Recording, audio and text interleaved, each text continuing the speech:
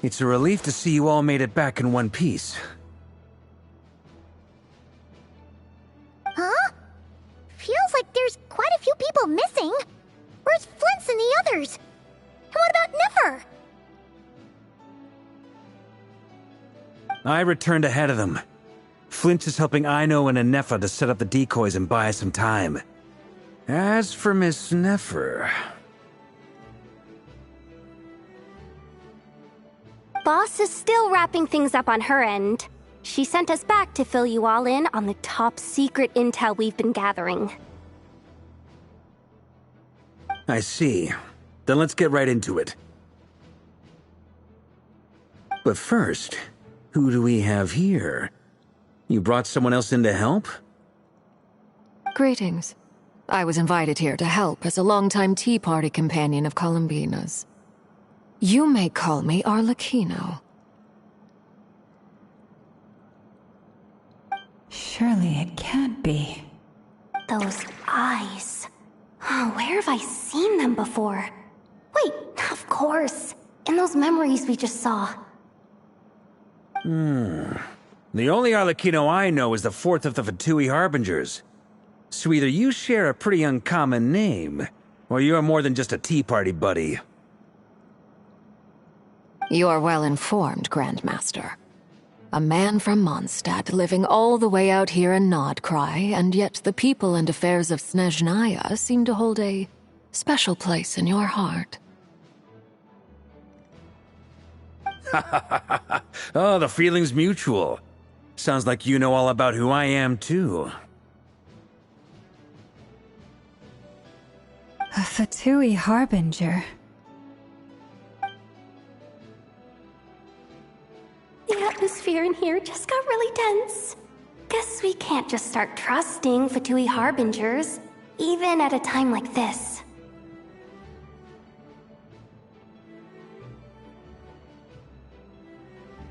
I must admit, though, I'm a little curious.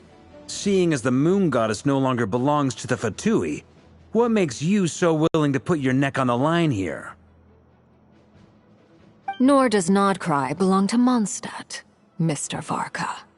Yet still, you're fighting for it all the same. Things don't always have to have a tangible payoff.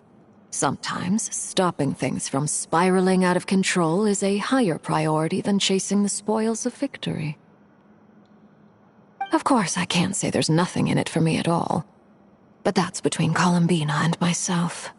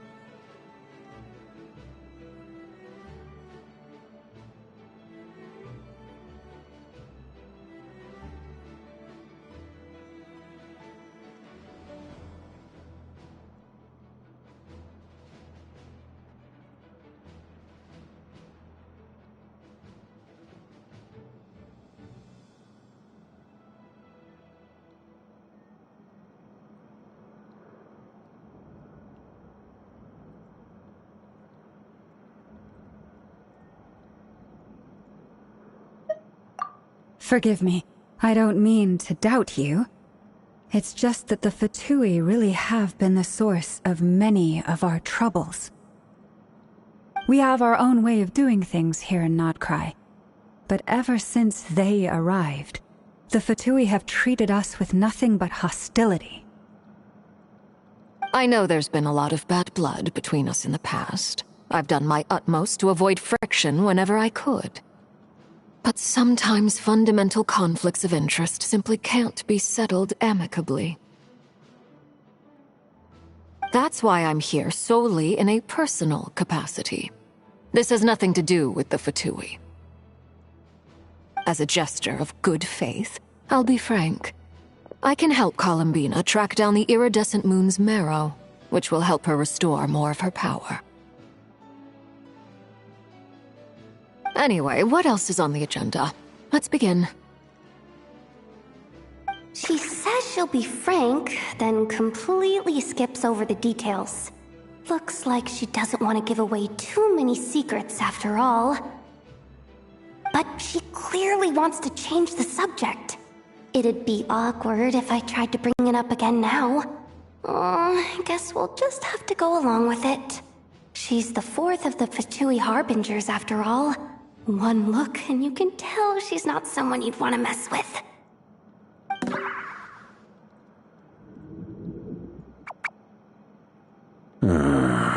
Well, since Miss Arlecchino sounds confident in her ability to handle that, we'll proceed to the next topic. Yehoda, time to share that top-secret intel.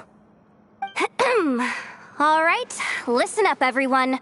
First, we now know that rrerin was originally a Conrian secret agent whose primary mission was to hunt down and assassinate the so-called Dregs of the Crimson Moon.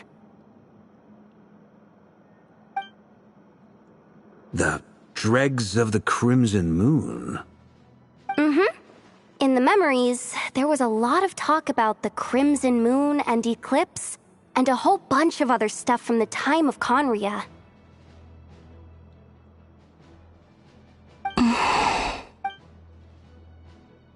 To my knowledge, those were the names of two different Conrian dynasties.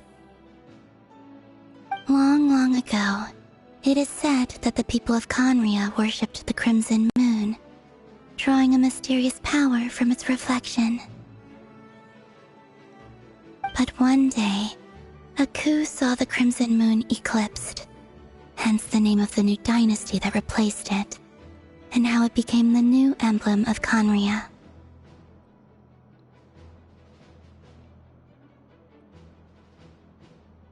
Still, long after the Crimson Moon dynasty had fallen, the last ruler of the Eclipse dynasty, the Vinster King, still coveted the secrets it left behind.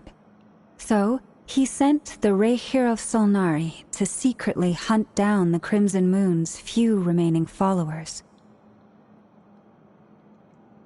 In those days, rrerin showed no signs of madness.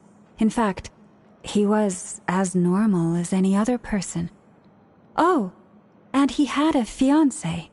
Or at least, what's the matter?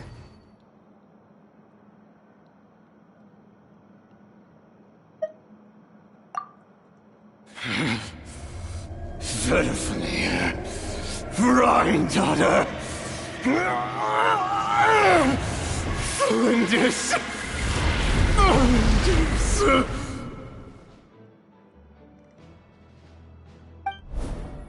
Interesting. Anything else? What about this would-be fiancé of his? Do we know anything about her? Well, she was a researcher at the Universitas Magistrorum, but it felt like she was hiding some kind of secret. Oh, and one more thing. For some reason, rrerin's fragment also contained some of Thelindis' memories, though only a very small portion. Well, no shortage of potential leads, I'll give you that. In any case, it sounds like we can conclude that while Thelindis was still around, rrerin appeared to be lucid and quite normal. The Lindis, it seems, must have been the one thing in this world that he couldn't let go of. Tell me, though, were these pure-blood Conorians we're talking about here? Why do you need to know that? Hold on. If she was a pure-blood Conorian... Oh yeah! Just like how it was with the captain!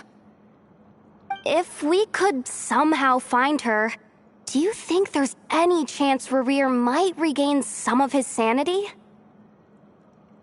It's possible, but it would take a miracle. We can't pin all our hopes on that.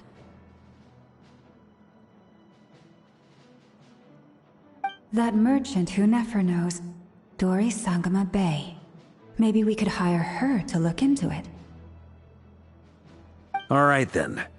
Let's keep working in our separate teams. Traveler, Paimon, Kutar, and Miss Arlecchino will go look for the iridescent moon's marrow. As for the others... On the way over here, I noticed that the wild hunt monsters had grown even more frenzied in their search for Kutar. At this rate, the people living here will be in grave danger too. So I'm thinking of gathering together some of our followers to go wipe them out. I'll head back to the curatorium and meet up with the boss. Feels good knowing we've all got something to be getting on with. Given that the Wild Hunt has been a lot more active lately, the Lightkeepers have likely begun their own operations too. If that is the case, someone will need to pass the news on to Flint's. I'll hold the fort for now, then discuss our next move with Flint's, Aino, and Anefa when they get back. All right then. Well, the clock's ticking. If that's everything, we'll be on our way. We'd better get moving too. We'll try to buy you as much time as we can. Relax. Just do your thing. I decided to call in some backup since things are getting so hairy. Our reinforcements should be here any minute now. Stay safe, everyone. Dismissed.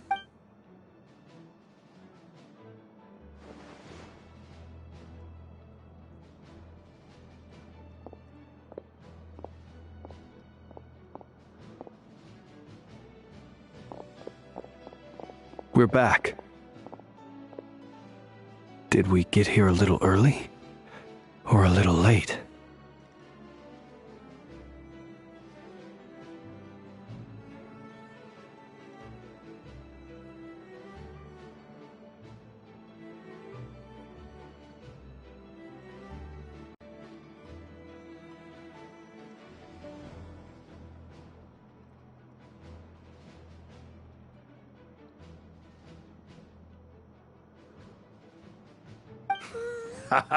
A tad late. The others have already set off.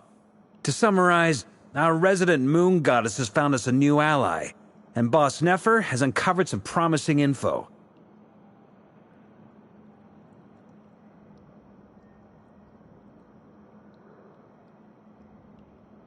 Everything going smoothly on your end?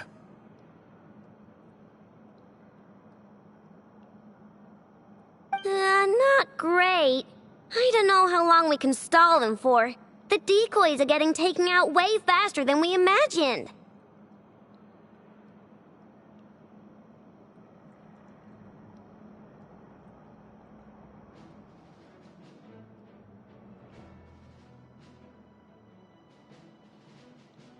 I'm gonna make some more later, but I need a timeout first. I'm so tired right now.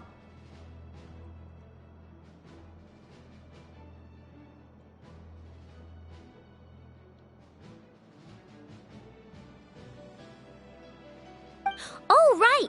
Inefa, could you fill in Uncle Varka on what we just discussed with Flint's? Sure. Uncle Varka, you previously told us about how when you went to investigate a source of the Wild Hunt in Amsvart near, you discovered that it was just a diversion.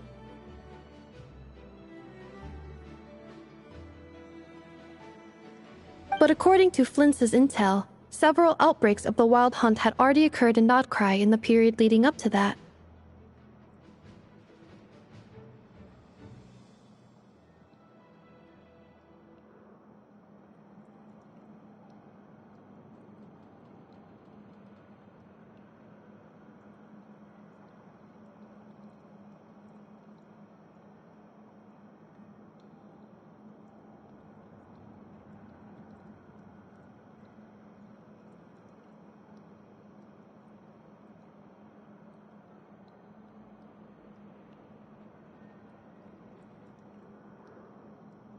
that was before rrerin had regained his body, when he was far from regaining his full strength. In other words, in theory at least, he still lacked the means to act in two places at once.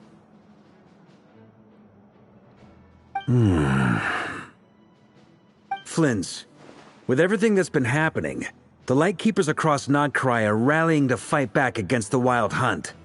They're gonna need your help. I know, I'm sure you're capable of coming up with something far more effective than decoys.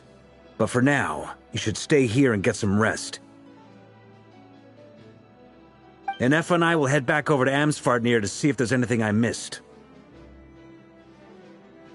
I told you Uncle Varka would say that, didn't I? A deal's a deal. Not a word about my snack intake for the next week. Database updated. Reliability of Aino's predictions increased.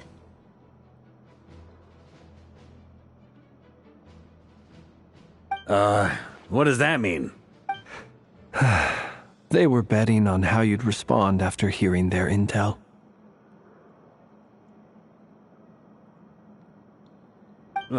It's the obvious choice, isn't it? That's hardly worth betting on.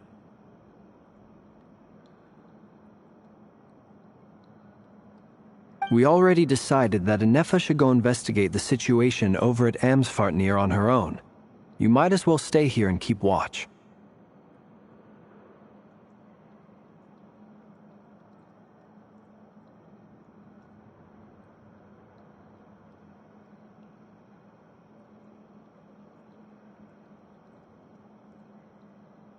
Someone needs to hang back and oversee our strategy meetings.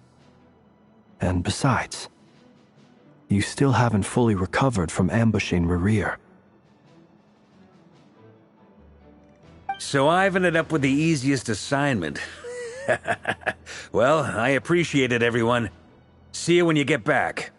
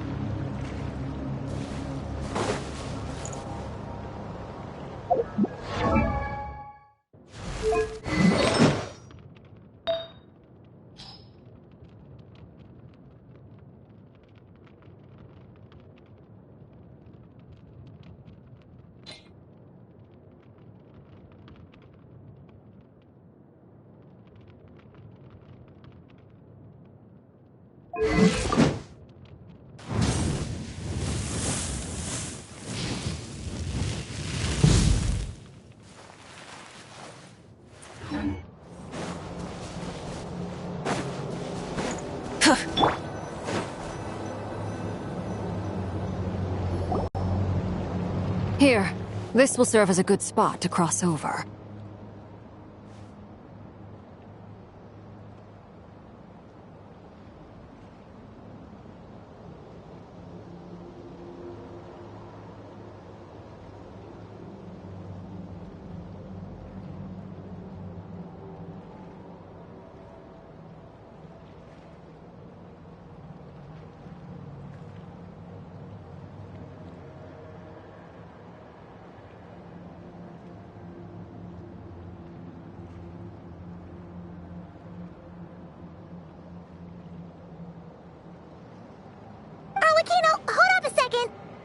since you brought us all this way, would you mind telling us what you've got planned? We still haven't got the slightest idea what's going on here. And if even Colombina doesn't know where the iridescent moon's marrow is, how do you?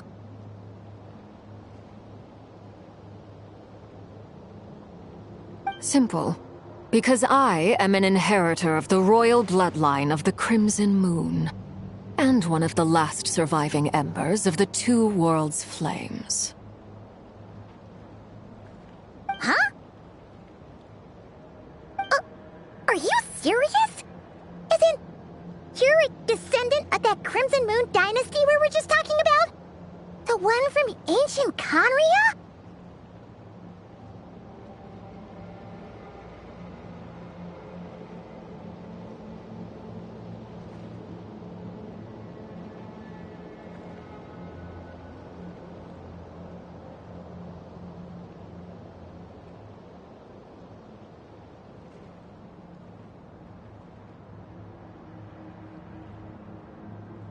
Your surprise is understandable. I was also taken aback when I first learned of it. But the more I thought about it, the more I realized the signs had been there all along.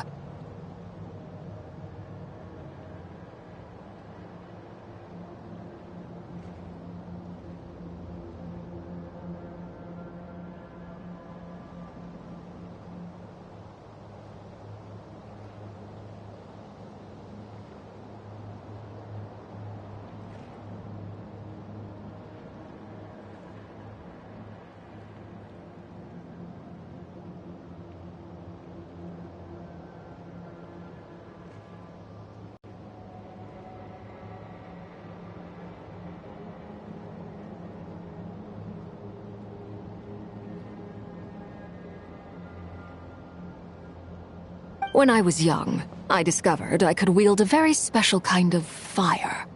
It coursed like blood through my veins and smoldered away inside my nerves. What's more, whenever I experienced strong bursts of emotion or drew too deeply on this power, it was like some kind of presence within the fire would begin to gnaw away at me, consuming me from the inside out.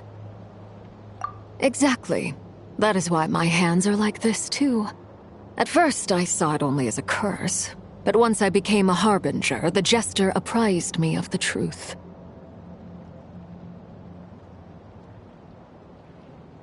Together with my own investigations, over the past few years, there are several things that I have gradually come to understand.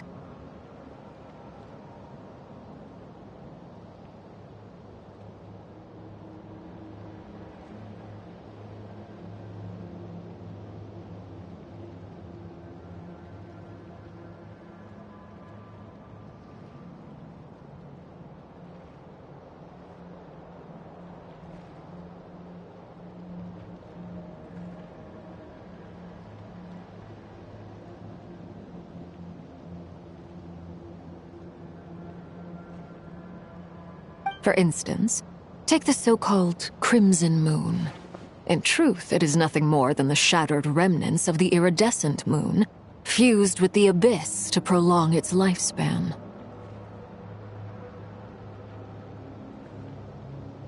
Since this blood flame was bestowed upon me by the Crimson Moon, it is a fusion of the iridescent moon's former power and the corruption of the abyss. You all understand the nature of the abyss well enough. I draw upon its power, and in return, it hungers for my soul. This strange blackness is the mark of corruption it has left behind.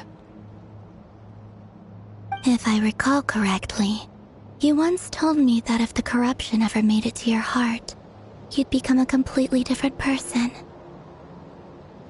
Yes. And that's the reason I'm always careful not to push my power too far. It's essentially a never-ending tug-of-war.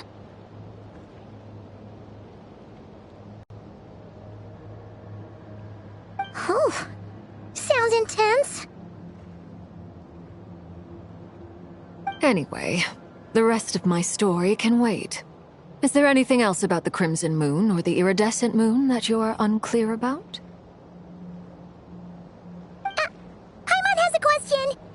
So, the Crimson Moon that the Karians used to worship was actually the Iridescent Moon, right? Which was one of the three Moon Sisters. Does that mean that the Karians were to the Crimson Moon as the Frost Moon Scions are to the Frost Moon? So much of that history has been lost. We have no way of knowing exactly what they were like. But I would suspect that the Conrians weren't as devout in their moon worship as it might appear. The iridescent moon's remains simply served as their link to the Abyss.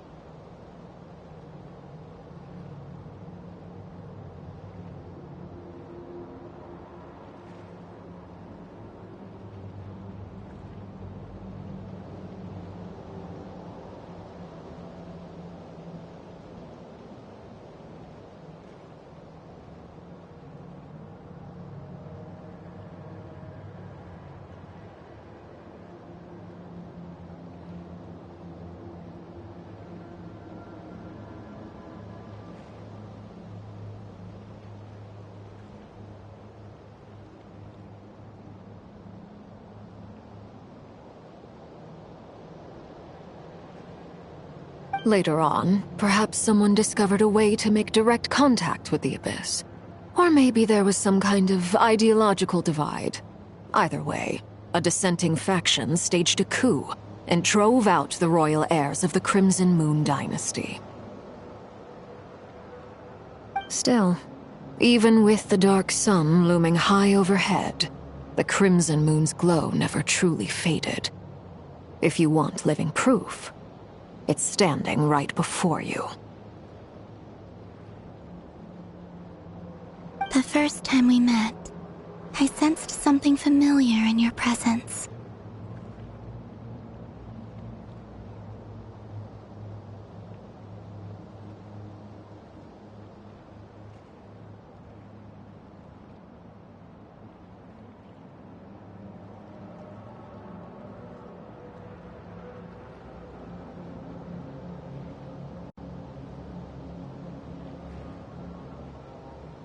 When I looked at you, I felt I could see that mysterious red moon in the corner of my eye.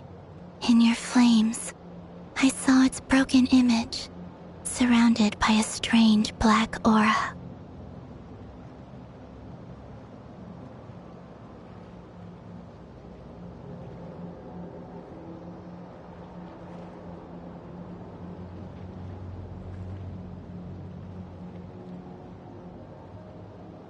Well, I appreciate that you kept it to yourself. Much about the Crimson Moon is still a mystery, and I'd prefer not to end up as the object of an insane research project. Anyway, time is against us here, so if there's any other questions, they'll have to wait. I just want to make sure I've got one thing straight. In her letters, Sandrone mentioned that since you are unable to contain the iridescent moon's marrow yourself, you intend to leave it in my custody, correct? That's right. For now, it's the only way I can pay you back for your help. The iridescent moon is already part of who you are, so with its marrow in your possession, you'll be even more powerful than before.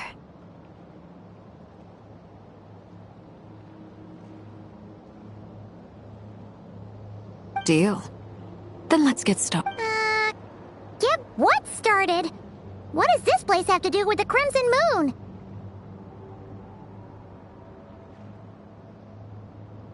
When I first became a Harbinger, the Jester gave me a book called Harry, also known as Leobranto Innamorato. You should be able to buy a copy next time you're in Fontaine. It's a love story set in the Crimson Moon era. But setting aside the tangled romances of its characters, it also records a few interesting details. In the Crimson Moon era, or so the story goes, there was an orphanage that received children from beyond the bounds of this world. and subjected them to a peculiar induction ceremony.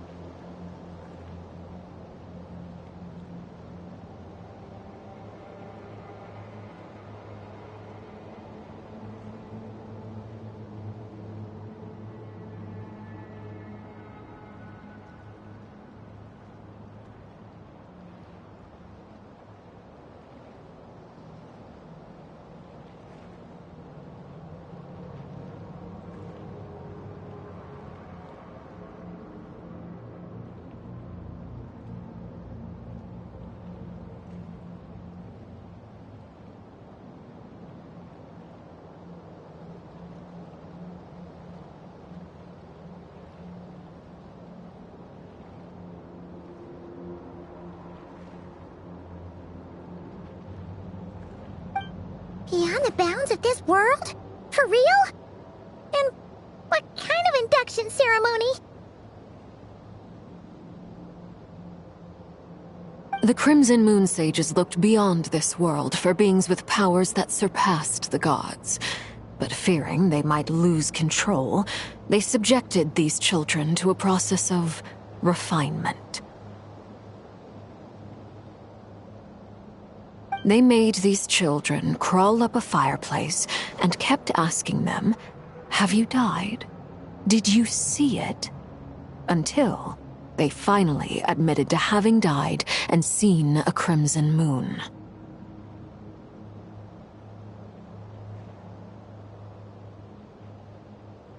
The adults embraced the children who passed the ritual, telling them, "Within the fireplace, you have traversed the flames between two worlds.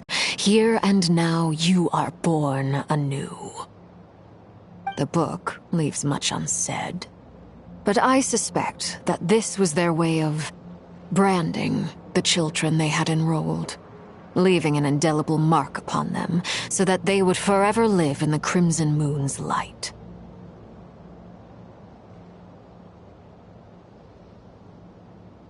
That explains why I can't sense the Crimson Moon's marrow in this world. It makes sense that it would be sealed in a special space that can only be accessed temporarily through some kind of ritual. But there's no fireplace here. Do you see a chimney anywhere? Oh, are we supposed to build it ourselves? Okay, fine. Paimon will go find some bricks. That won't be necessary. The fireplace is purely symbolic. The key to the ritual is crossing the flames between two worlds. In other words, the flames that burn within me. Those burned away by such flames leave behind a kind of ghostly afterimage in the world. In the days of Conria, people believed they could be used to bridge the gap between the two worlds of life and death.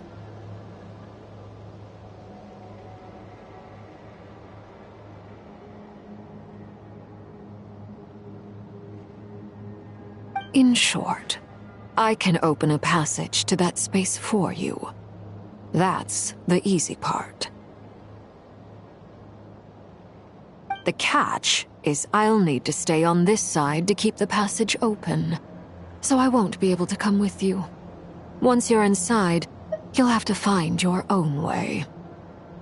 Very well. Then I'll open it up. Traveler, spare me a little more moonlight if you would. I may need it.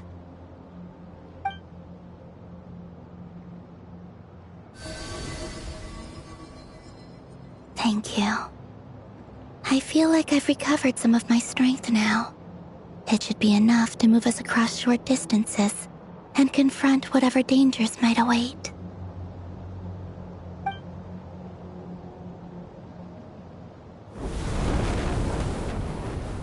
Mistress of the seven hues of ages past, great mother of the present, crimson-clad sovereign of the two realms, by fire severed, by fire renewed, I offer myself now and beseech your descent.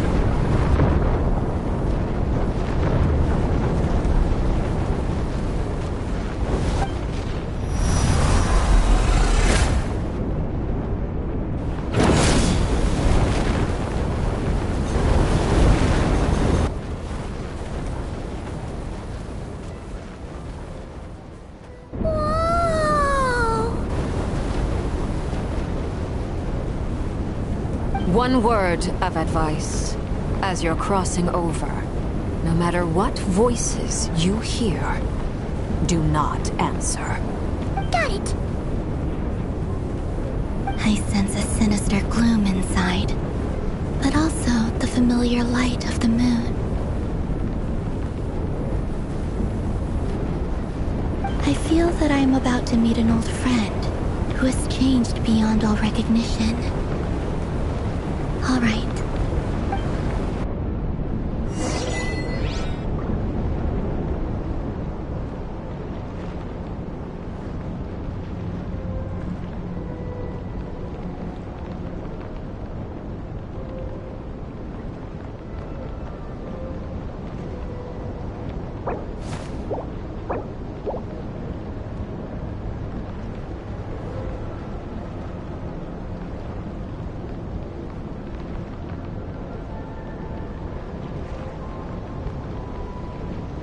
Here's to a life where the drinks keep flowing and the mora keeps rolling.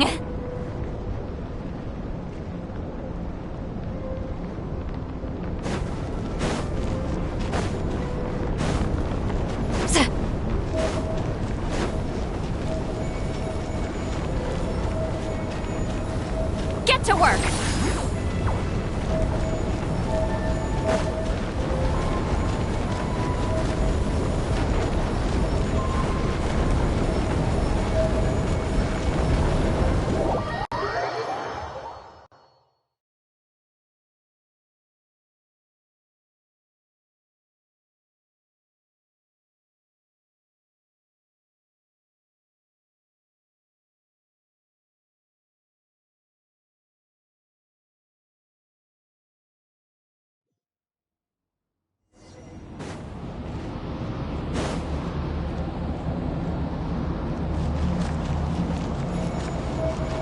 Show no mercy!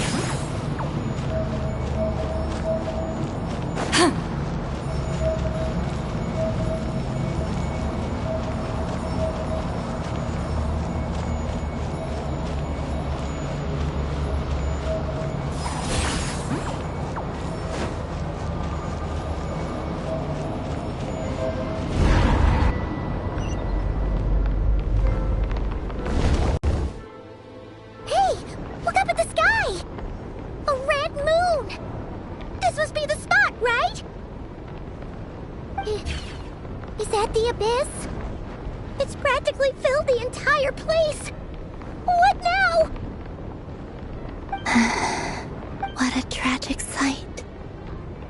Fragments of your broken body, seized by the abyss, and hung up aloft like mummified remains. Careful! There's something spooky about this place. Feels like something is lurking in the fog. Haimon's right behind you. Whatever you do, don't run up.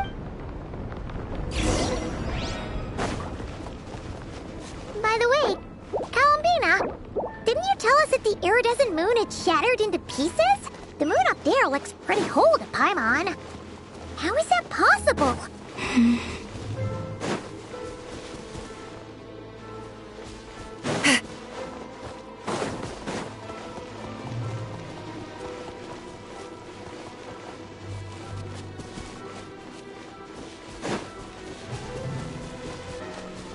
Get to work! You two! Time to end them! Burn it down!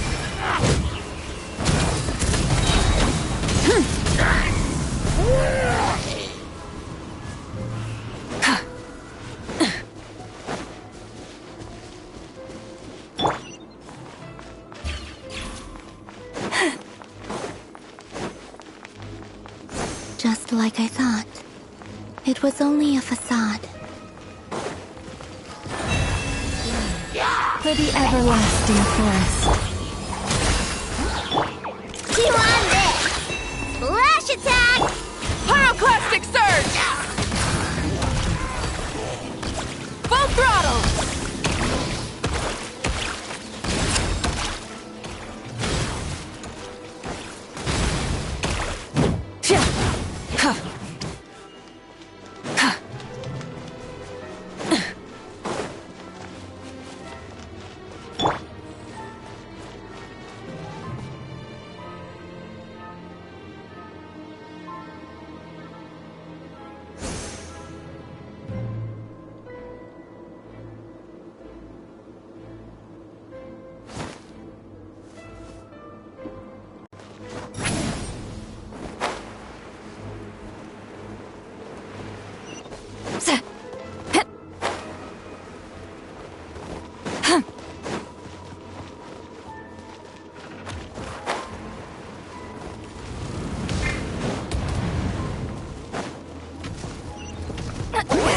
Suffer the wrath of Eatly!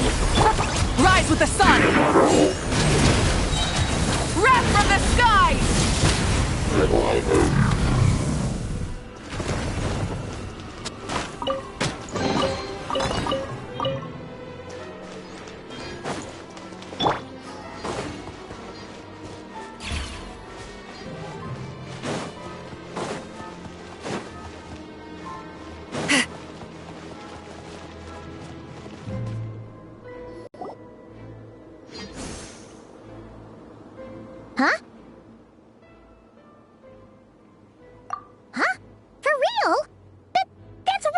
nearby. There's no way we'll be able to reach it. No. I'm not sensing anything up there. It's coming from under the mountain. Let's see. Ah! There's some kind of weird shadow over the water. Wait, see that? Looks like a mechanism of some sort. Let's check it out.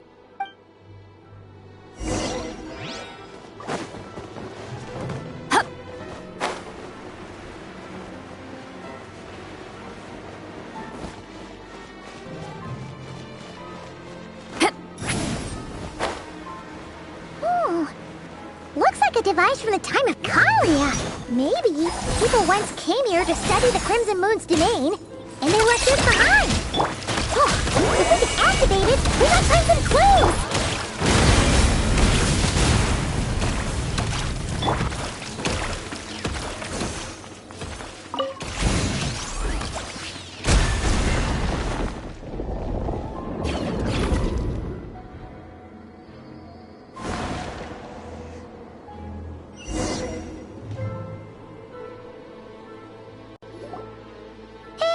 Look at that! Now that the mechanism's running, the shadow in the water looks different. Do you think these mechanisms might be the key to unlocking the secret? Let's try to find more of them! Felindis, we'll leave the rest of the research in your hands. We'll be heading back now. I hope this isn't ruining date night. Ugh. Mind your own business. Just leave me some snacks on the table. Felindis? Is that rrerir's girlfriend? How come we're hearing her? Oh yeah. So, do you think she was studying this strange space all along? The Abyss has made this space extremely unstable. Maybe that's why some of the things she said and did were preserved here, like echoes or after images. Whenever I see this view, it takes me back to a poem from my childhood. Waning moon, oh lifeless damsel, weeping on the mountain crest, mourning still in wistful tone, her fragile soul now laid to rest. For me, of all people, to be here investigating the mysteries of the Crimson Moon space, is it a coincidence or something more?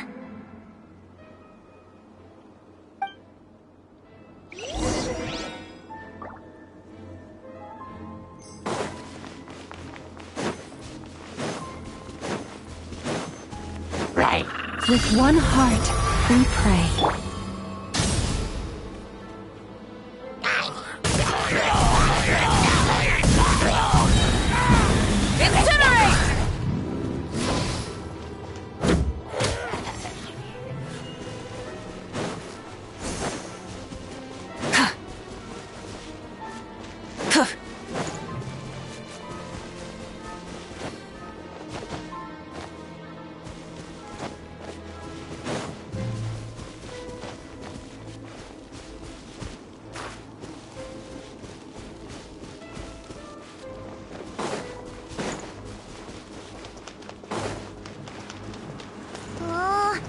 The Abyss has messed up this mechanism. We need to find a way to get it working again. Let's see if there are any other devices nearby. Light of the blazing sun! Incinerate!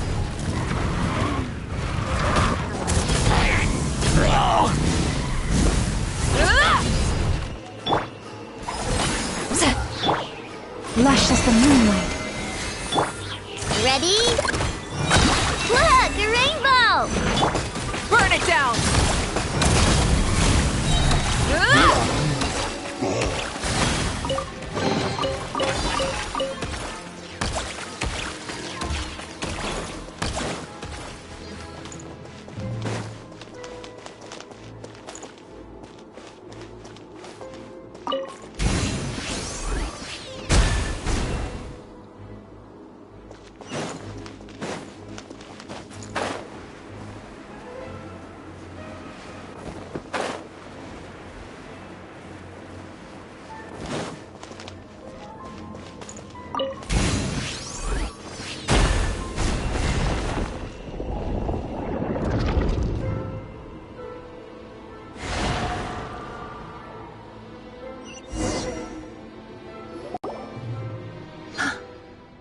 see.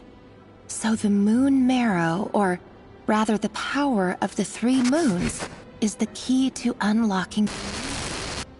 If it really does exist, then maybe this madness can finally be put to an end.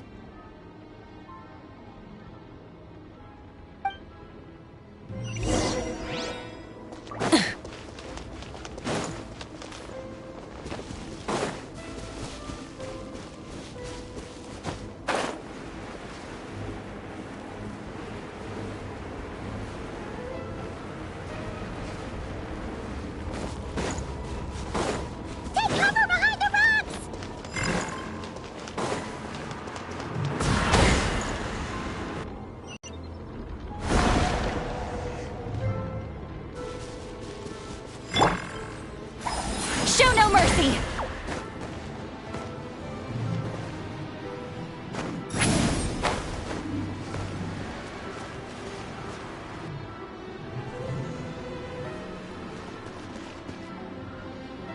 Fulfill our pact!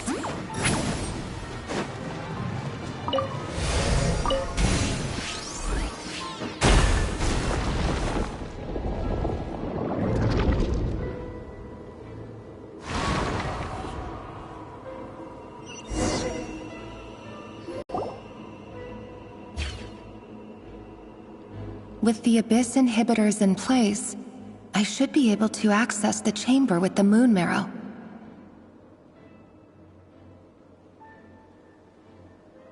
Oh, rrerin, with every step you take, you're drifting further from what you truly desire.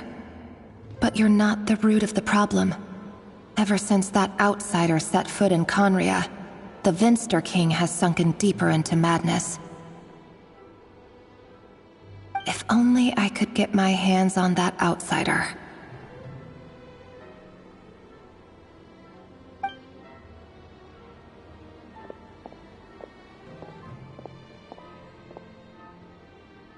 Hey look! The moon's reflection is back to normal! Elendis' voice mentioned a chamber with the moon marrow. Do you think maybe it's hidden in the moon's reflection? It must be, for within it, I sense the fragile aura of a dying soul. Then there's no time to lose! Let's go!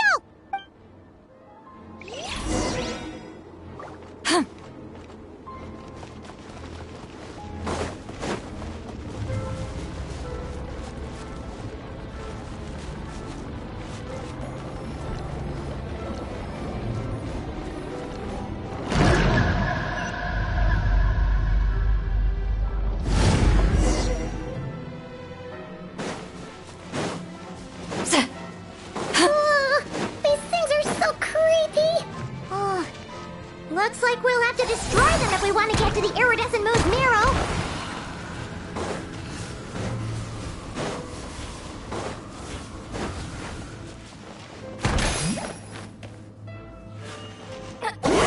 Suffer the wrath of Eastleigh!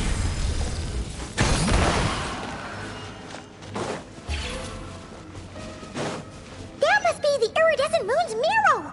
Oh, but we'll need to destroy these things before we can reach it!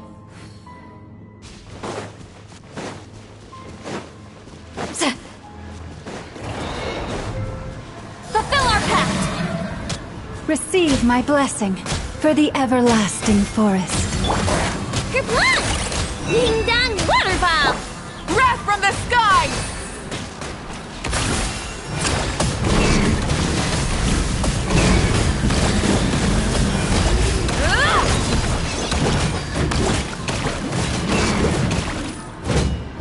Show no mercy!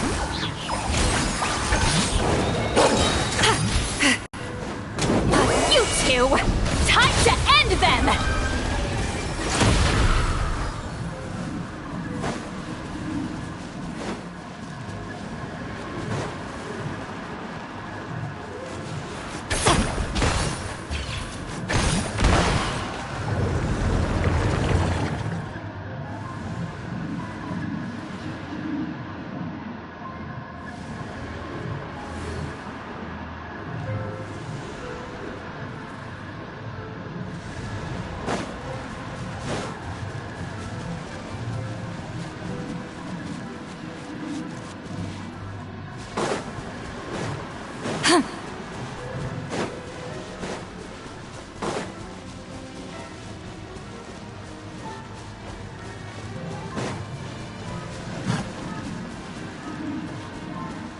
to work!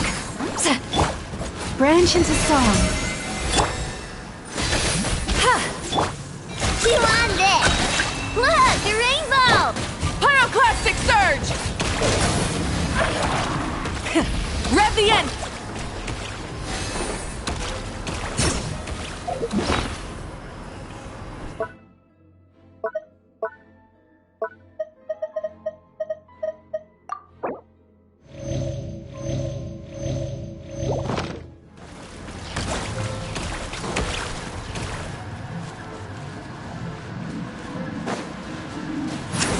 Show no mercy!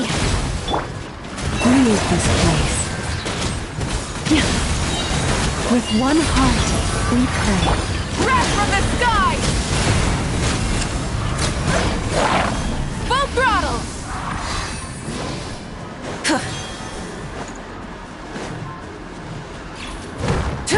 Hang in there! We're so close!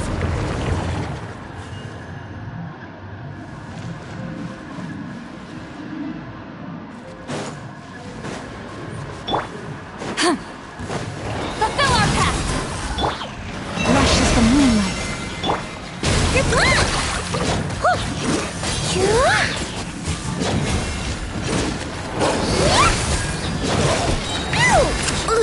I want a cream cupcake. Rise with the sun! Pyroclastic surge! Incinerate!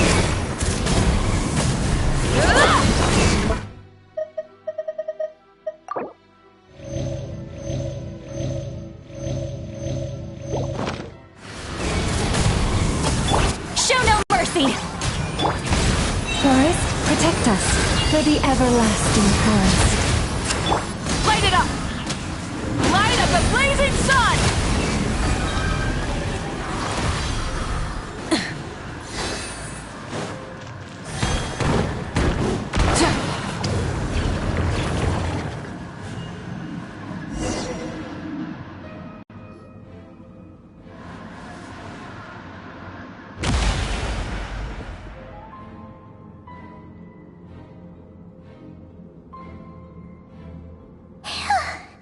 We finally did it!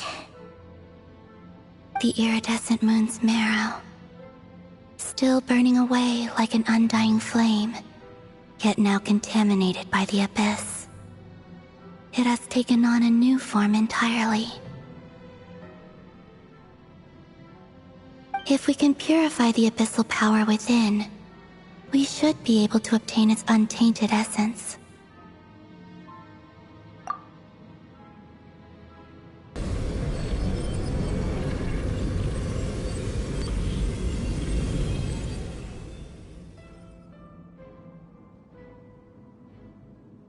It's so cold.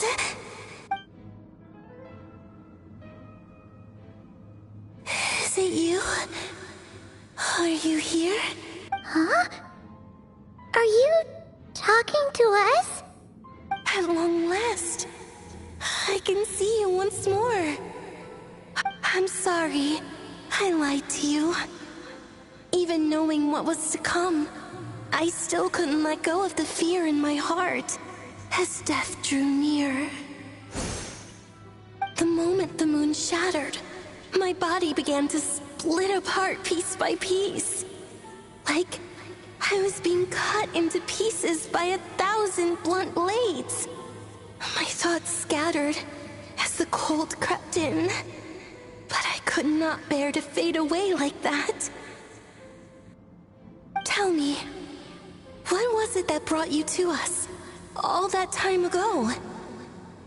If only I had possessed your courage, then I might have been spared this torment more painful than death. You look so puzzled. That's how I felt too when I first saw you. But trust me when I say that everything happens for a reason.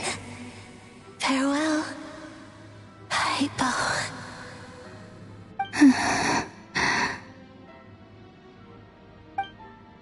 What was that moon? Oh.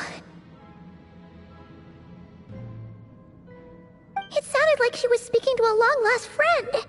But none of us have ever met her before, right? Perhaps.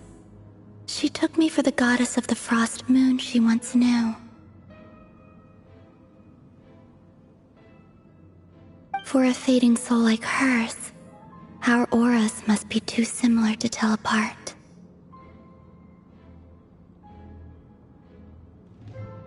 But anyway, we've got the iridescent moon's marrow now. That should help you regain your strength, right? Alright. Time to leave this place and meet back up with Arlecchino.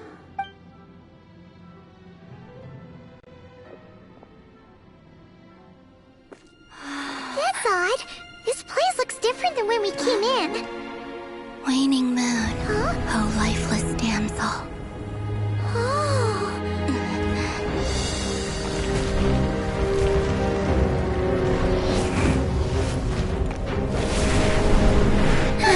Hurry! The place is collapsing! It wants to trap us here.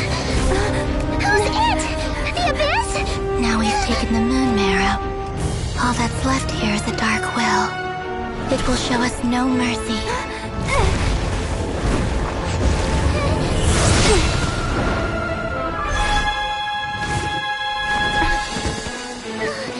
Give it back! The crimson moons! My marrow!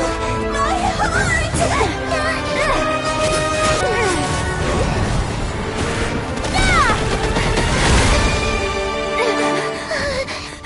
Finally! Huh? Oh no! The exit's blocked!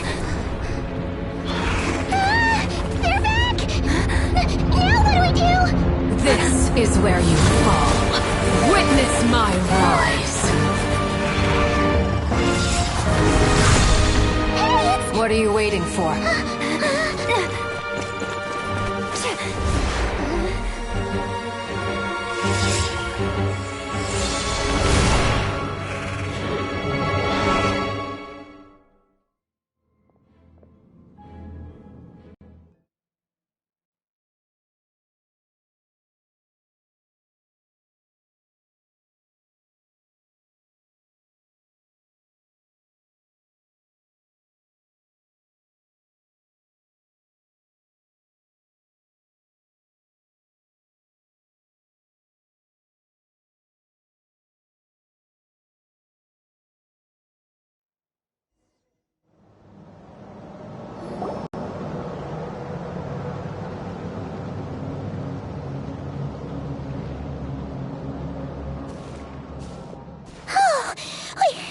We made it! Was that you, Arlecchino? Did you wait, your hands! They're... Oh, this? Don't worry. It's a small price to pay. The Abyss wanted to trap you inside, and I defied its will by bringing you out. No wonder it's a little angry.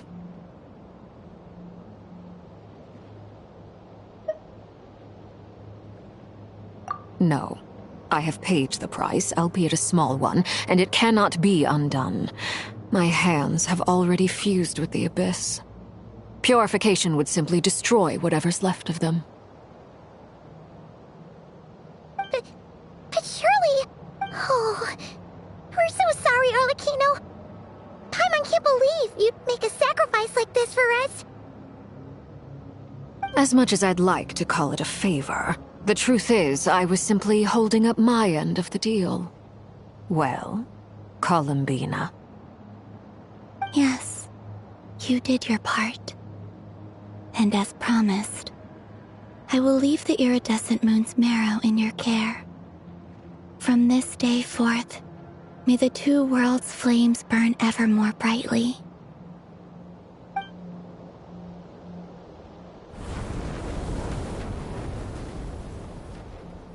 I'll take that as a blessing. Now, Colombina, give me your hand. Accept this moonlight I offer in return.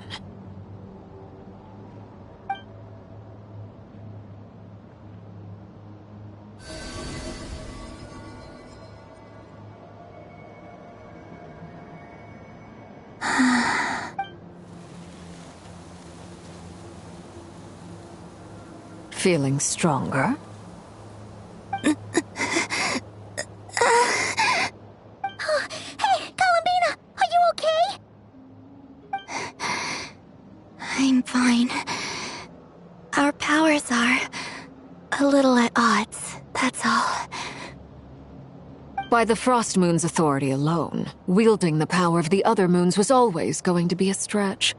Still, I think it's fair to say that your strength has returned, at least to the level it was at as Third Harbinger. It's still not enough. There's no way I can hope to challenge rrerin like this. Just one more ray of moonlight, if you would. It's okay. I can take it.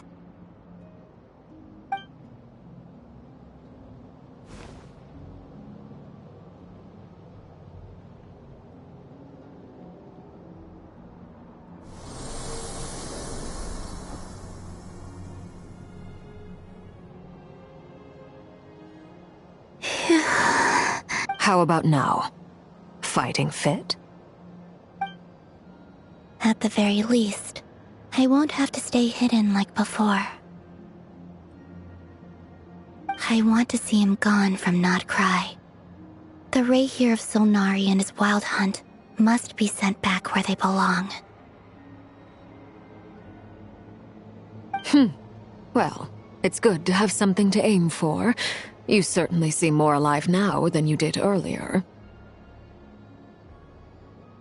When I first met you, you didn't strike me as a ray of moonlight.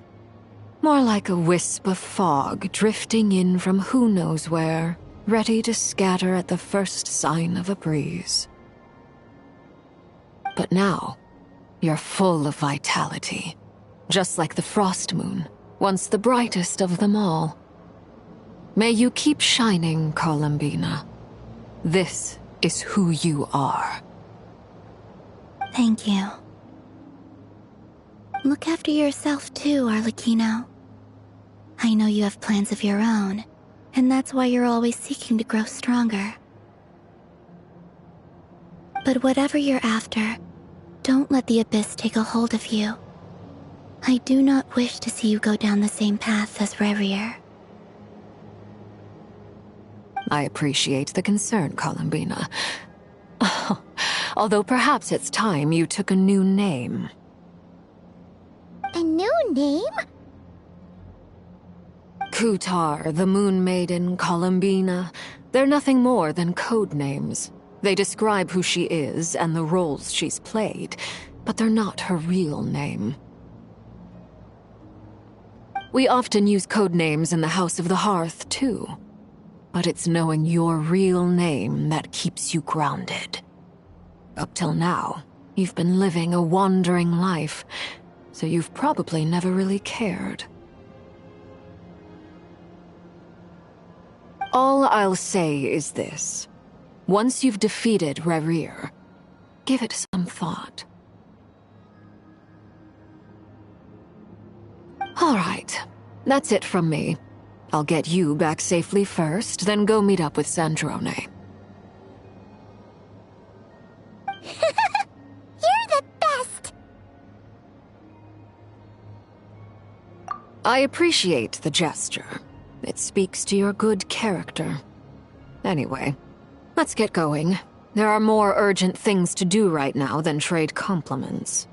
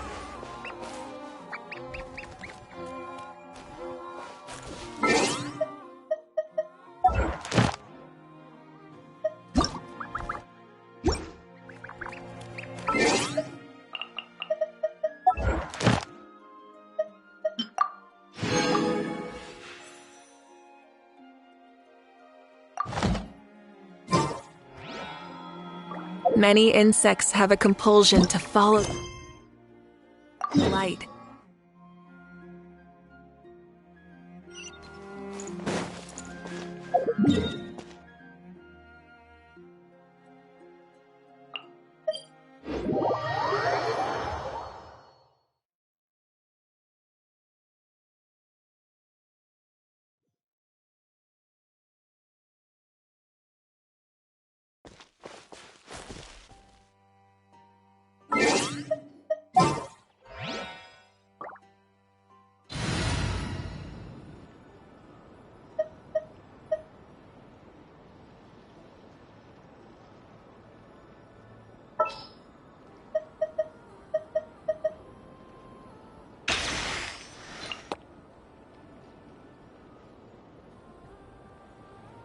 Is it time to go?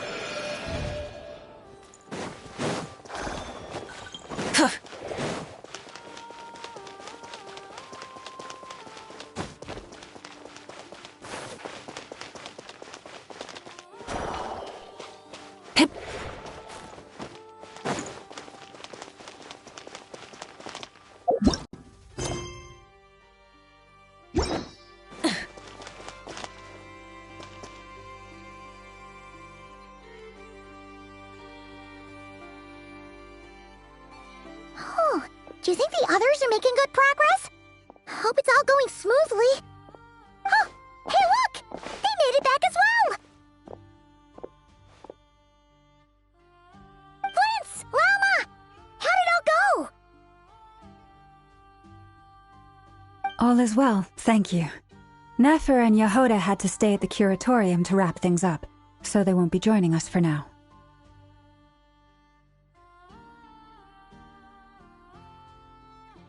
I ran into Miss Nefa and Miss Aino on the way back. Their work is still in progress, so I suspect they won't be back for a while either.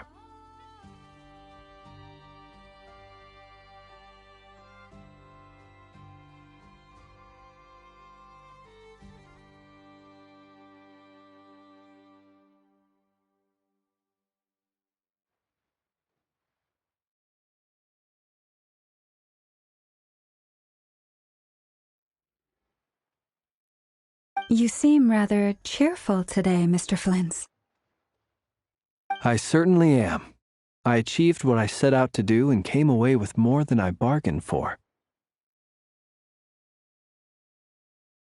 Fighting alone can get quite tedious, but I had the good fortune to run into a pair of brave young warriors. We meet again. How have you been? Albedo! What are you doing here? Thankfully, tracking you down turned out to be a lot simpler than we envisaged. These two courageously lent me a hand while I was fighting the wild hunt. When they told me they were Servarka's colleagues, it all made sense.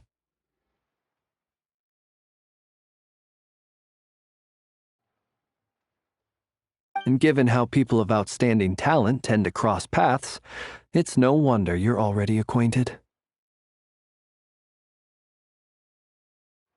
So, who's your travel buddy, Albedo?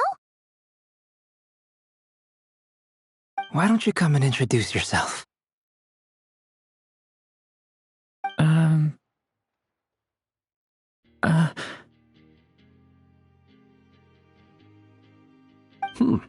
A gentleman of few words, I see. And a rather stern countenance. It's nice to meet you. Again. We've technically met before.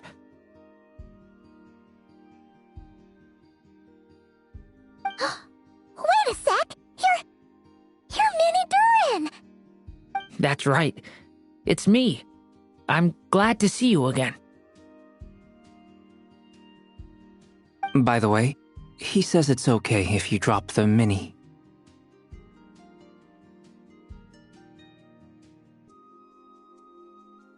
Yeah, I'm not as mini as I used to be. Interesting, isn't it? The first step towards blending into human society appears to be reflecting on whether one's name really reflects who they are.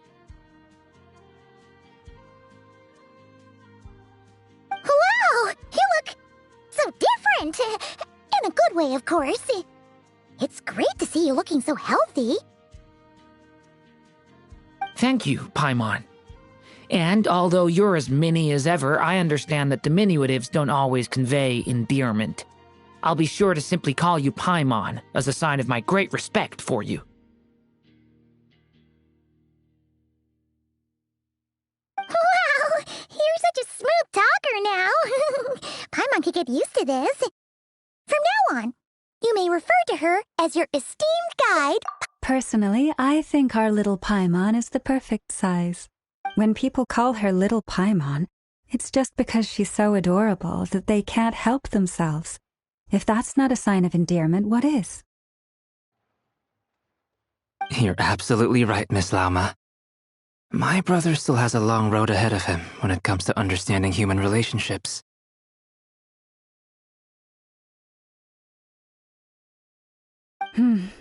Anyway, speaking of long journeys, didn't Colombina, leave with you? How come she isn't back yet?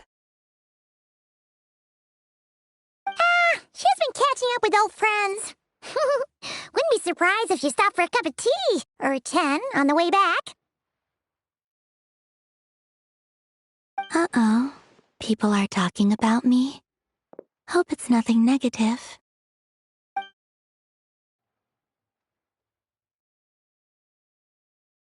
Judging from your expressions, I'm guessing it all went well? It's getting crowded here. I'll go grab some chairs. No need. This is a job for an alchemist. I'll whip some up momentarily. Thank you for your hospitality, ladies and gentlemen, but I was merely escorting my friends back. I'll be meeting Sandrone shortly, as we still have some things to discuss. It's been a pleasure, everyone. But this is where I'll say goodbye. We really appreciate your help. Oh, come on. Spare the formalities. I'm just glad I could help out some true friends. I understand. Well, bye. Oh, this place is hopping. It's probably a good thing one of us left. Otherwise, we might not fit all these people in. Are you saying we're about to run out of chairs? As a matter of fact, I am.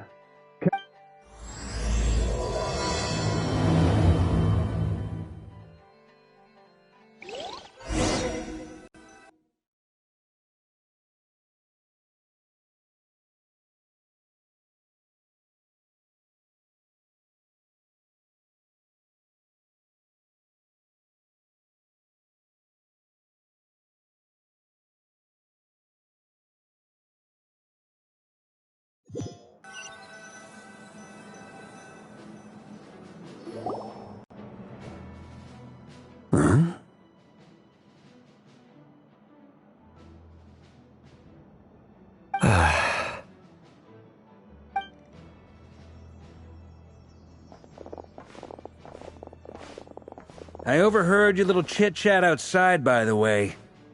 With Miss Colombina's colleague gone, we should be back to the original crew plus the other colleagues I brought in. Though, it looks like we have another new face. Someone else managed to rope in a colleague, too?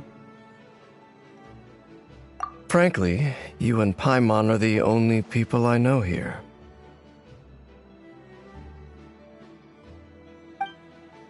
This here is Deansliff, colleague of Tibet's greatest guide, Paimon, and greatest adventurer, the Traveler.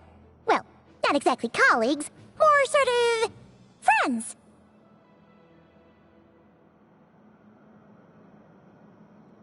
When someone else jumps in to do the announcing, you know you're speaking to someone important. Let's hear what he has to say. Note to self. Once Paimon knows your name, the rest of the world will soon follow. When he comes looking for us, it's usually something important. Paimon's guessing you've heard about the Wild Hunt, then.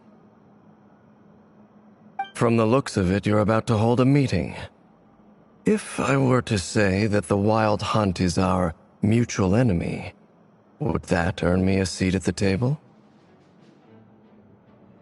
As the saying goes, the enemy of my enemy is my friend. Mr. Dainsliff, there's a seat with your name on it. Though, I can't promise the same for everyone else. Hey, Albedo, think you can rustle up a couple more chairs? After all this time apart, Grandmaster Varka's first order is to rustle up a couple more chairs. I've missed this. Is he being sarcastic?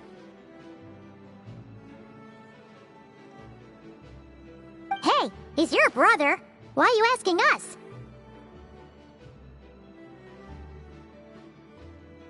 I've still got a lot to learn about the nuances of human conversation. Trying to decipher Albedo's way of speaking has been like jumping in at the deep end.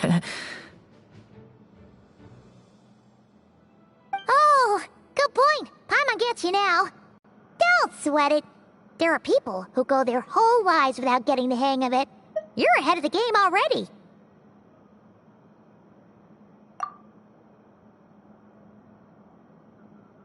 I wonder what's taking Nefer so long. Perhaps you should go and check in with her. If anyone can hurry her along, it's you. I just got back from the curatorium. Besides, aren't you curious to see what's taking her so long? Miss Nefer doesn't strike me as the type to share secrets. And since gathering intel is her specialty, I'm guessing she'd prefer to keep her methods confidential. Under such circumstances, would it not be tactless for me to impose? Oh, but it's fine for me to impose. What can I say? You have an unrivaled ability to garner people's affection, Miss Moonchanter. Besides, you have far more in common with her than I do. All right, then.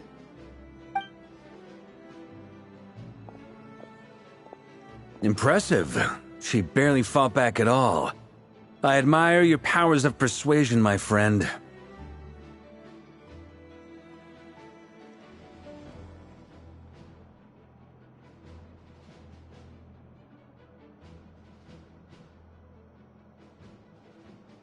As I'm sure Miss Lauma will realize soon enough, the trick in life is to always pitch in with other people's responsibilities so that you can be selective with your own.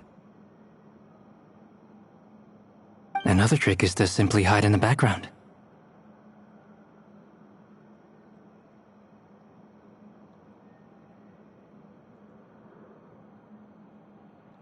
Spoken like a true sage. Anyway, looks like we've got some time to kill before the meeting. Let's take a little breather, folks. And feel free to chat amongst yourselves. We'll get down to business once the other two arrive.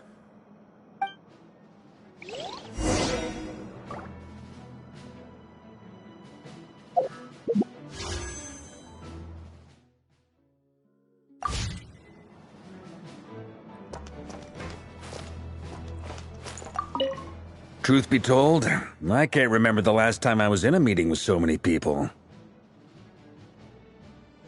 You're not alone there, my friend. The Lightkeepers also struggle to bring everyone together for a serious discussion.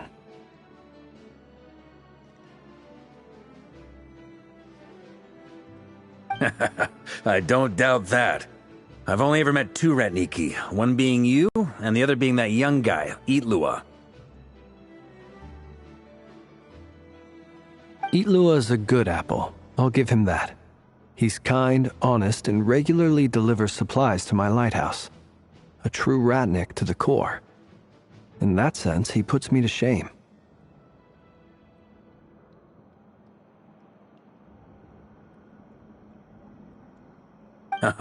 So you're what? A fake Ratnik? That's what it sounds like you're saying. But I get the feeling that's not quite what you meant.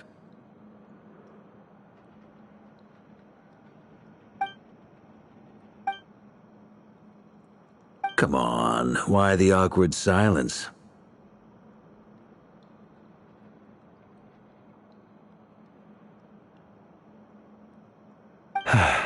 Sorry. I'm not even gonna bother trying to hide it. You've known all along, haven't you, my friend?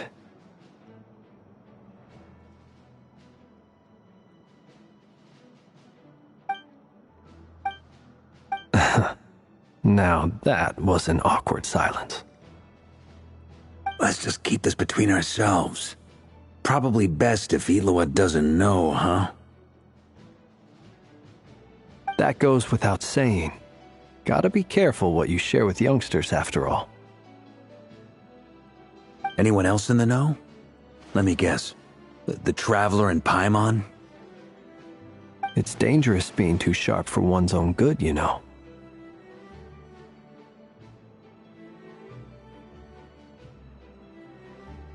Then, in the name of the Animo Archon Barbados himself, I swear your secret's safe with me.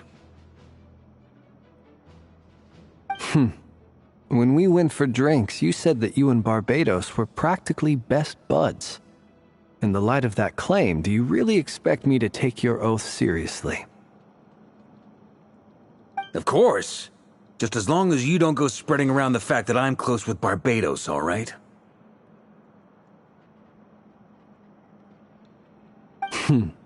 Fair enough, then. Nothing like a bit of mutual leverage to seal the bonds of friendship.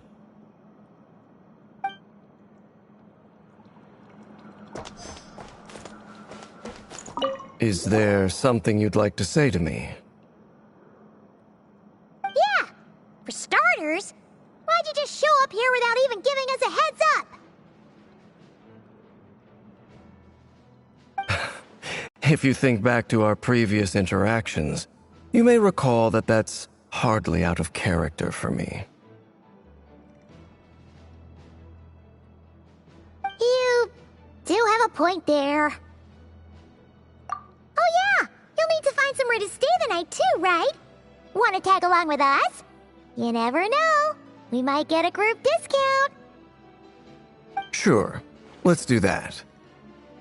Great! Paimon will handle it!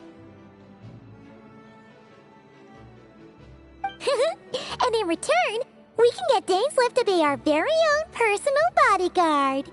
If that's what you had in mind, you should have said so sooner. I'd be happy to help.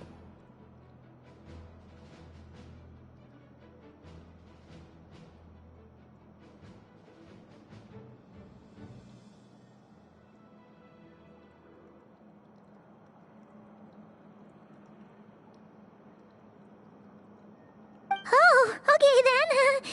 Paimon was only kidding, but good to know.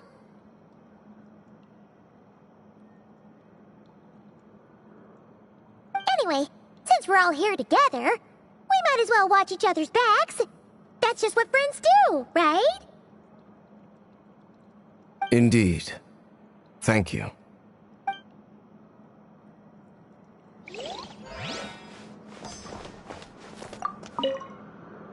You're both awfully quiet. Why don't I start us off with an icebreaker? Much obliged. Have either of you ever had your portrait painted? If not, I'd be glad to help. That sounds like a lovely idea. You know how to paint, then?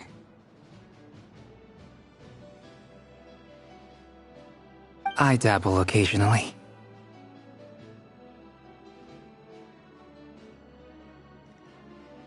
He's an excellent painter.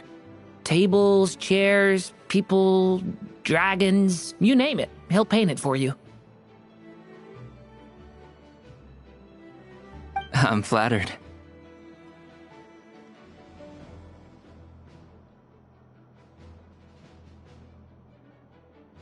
If I ever get the chance, I'd like to give it a try myself. I'll bear that in mind. Anyway, how about you, rrerin? What sort of portrait would you prefer? Oh, I'd be fine with anything. Whatever style feels best to you. Very well. Then I'll play it by ear. You can replicate any style I want? I can try. If you show me a sample, I'll do my best to match it.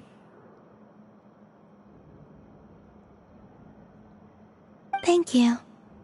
In that case, I'll dig up some reference material for you.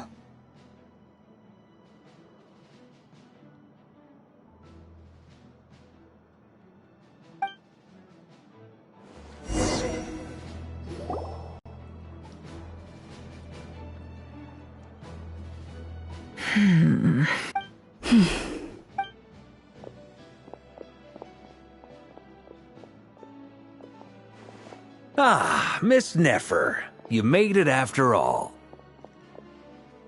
But what about Yehoda? I'm here to give you an update on how things are going on our end. Once this is over, I'll be heading straight back to continue my work. I left Yehoda back at the curatorium to watch over things while I'm gone. Huh. So much for just this once. Shh! Not so loud! We're on a roll here! What if she remembers and suddenly decides to back out?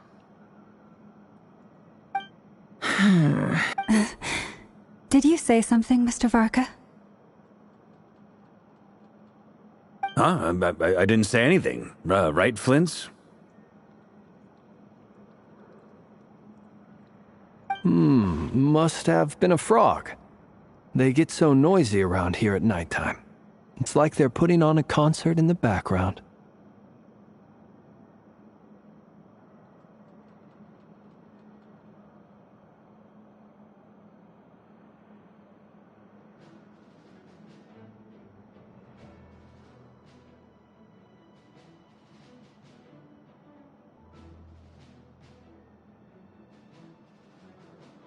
Anyway, before we begin, there's a few introductions to make.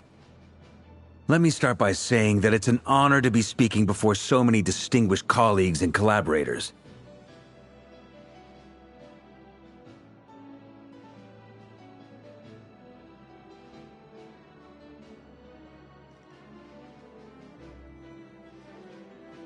First up, we have Miss Lauma. As Moon Chanter, she's the leader of the Frost Moon Scions, a local religious community in Nodcry. Then there's Miss Nefer, boss of the Curatorium of Secrets, and intel gatherer extraordinaire. Nefer is leading the investigation into rrerir's background, assisted by Yehoda and Lauma. From the little I've heard, they're making some great progress.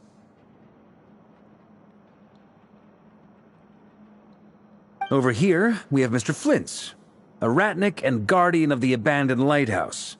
In our last operation, he courageously distracted the wild hunt to buy time for the rest of us. For those of you who've never met, this is Mr. Albedo, a renowned alchemist and captain of the Knights of Favonius investigation team. By his side is a new face for us all, myself included, Mr. rrerin, who has come to lend his aid. Next up, we have the Moon Maiden and former Fatui Harbinger, Miss Colombina. Then we have the Traveler, who's earned more titles than I could possibly hope to list out, so I'll spare you the rundown. And Paimon, the ultimate travel companion and quite possibly the best guide in all of Tevat. Wow! That's a lot of people! Great turnout!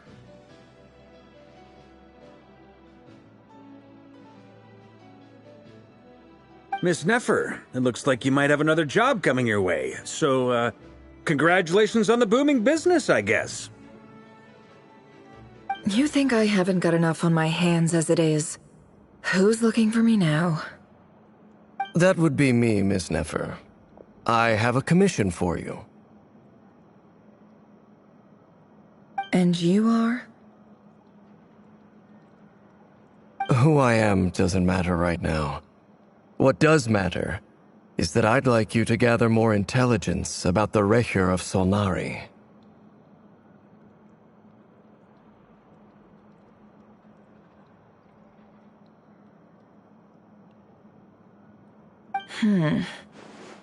Well, it's not as if we never take on anonymous commissions.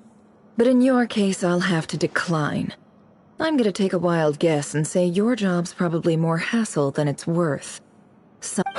It's my eyes, isn't it? Conrian, I assume. And what's with the mask? Are you trying to hide your identity?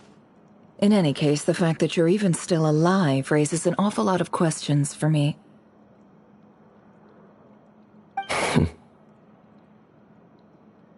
My name is Dainsleif, and yes, I am from Conria. As I'm sure you're aware, the rrerin of Solnari's real name is Rrerin. He was once an acquaintance of mine. Really? Then you must have been quite an influential figure yourself.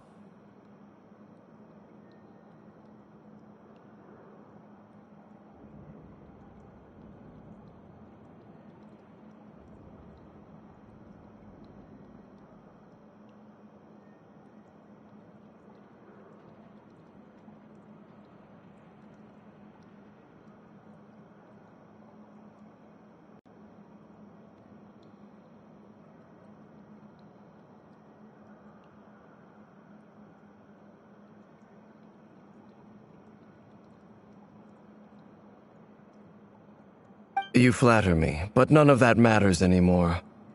My point was simply to clarify why I have asked Miss Nefer to investigate Rrerir's background.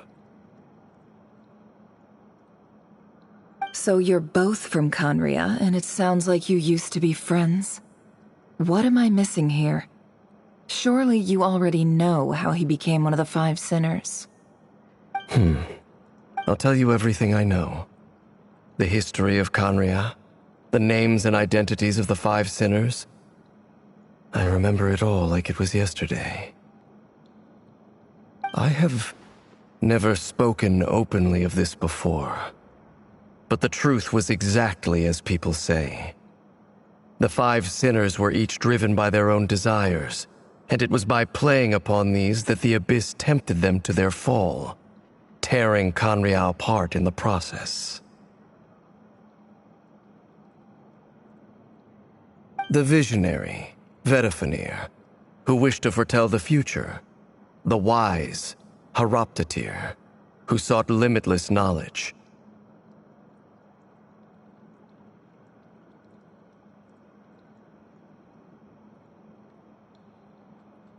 Gold, Rheindaughter, who desired to create life. The foul, Surtologi, who pursued supreme strength. And last, but not least, rrerin of Solnari, Rrerir, Ravager of the Moon.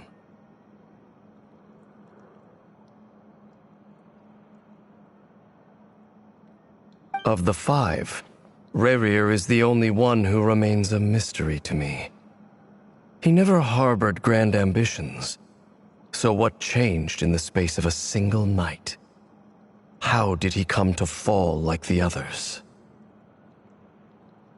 In other words, you're saying that his change came as a shock to you, and you have no idea what actually happened? That's right. You mentioned how the Abyss tempted them, which led to their fall. But what did that look like in practice? And what other context can you give me about the events of that time? The more Strangely, now that it comes to it, I hardly know where to begin. the fateful night took place during the era of the Eclipse Dynasty. One day, my elder brother, the visionary, Vedifenir, was summoned to the palace by the Vinster King, only for the king to gouge out his eyes and cast him into the dungeons. When I came to hear of this, my fury knew no bounds.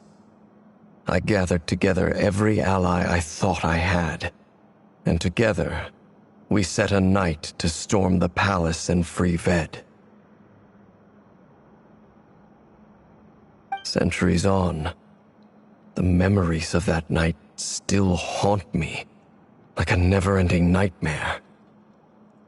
We broke through the palace gates, just like we had planned, each striking towards our separate targets. But then, I was betrayed. Even Vedifenir, the very person I had come to rescue, abandoned me and partook of the Abyss's power. So, it's personal after all. Then tell me, Mr. Dainsleif, what price are you willing to pay? You, of all people, must know that nothing comes for free. I cannot say what price would be worthy of such a commission. But know this: Rrerin was not always a madman. Believe it or not, there was a time when he was just an ordinary man, working for the Conrian Intelligence Service. Uncovering the truth of Rrerir's past is the only way to unravel this mystery. But before you decide if you will accept my commission, I will tell you more about him. Enough, I hope, to help you plan your next move. Sounds pretty good to me. Feels like we just flagged down a random passerby, only to discover he's actually a master strategist who has a score to settle with our enemy.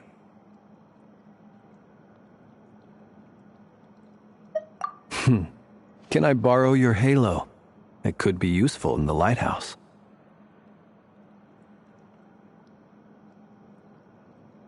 Hey, enough with the wisecracks! Besides, isn't that lamp of yours bright enough already? Relax. It was meant to be a compliment. If that was a little over the top for your liking, I'll make sure to tone it down next time. I'll give your proposal some serious thought, Mr. Dainsleif. Let's speak in private once the meeting is over. Before that, there's a few things I'd like to share.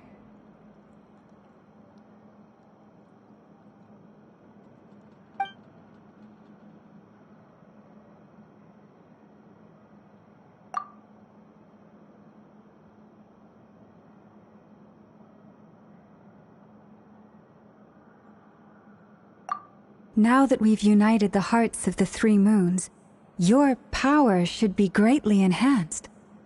But it seems like that hasn't happened yet? I believe it will take a little longer. You've done so much for me, so I want to be completely honest with you all. Even though I'm doing a lot better now, the truth is, my recovery will likely be an ongoing process. From the moment I was born, my power has been slowly ebbing away. And that is because Tevat has never accepted me. Even with the moons united as one, it seems my rejection cannot be undone. So far, I have yet to find a solution. It may turn out to be a problem that will plague me until the day I finally leave this place behind. Even so, I will do everything in my power to help you drive out the rrerin of Solnari. As Arlecchino put it, this is not about chasing the spoils of victory. It's just a gesture of heartfelt gratitude. Kutar.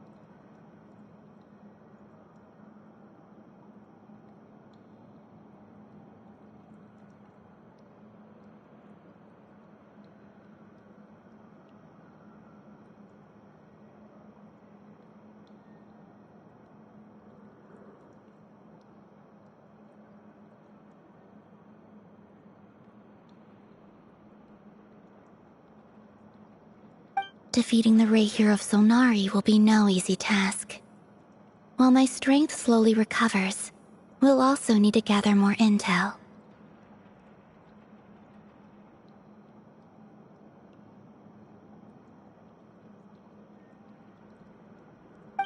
Naturally. We should take all the help we can get if we hope to defeat him. We've considered several viable plans now, but our choice hinges on the answers to a few key questions.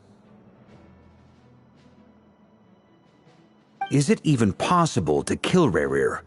What experiences shaped the person or monster he became? And what's he really after?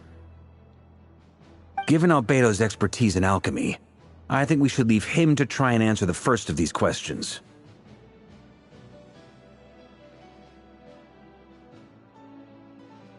Understood. As for the other two, I'm afraid we'll have to count on you again, Miss Nefer. Believe me when I say it's not my wish to burden you. But right now, relying on your skills is our only option.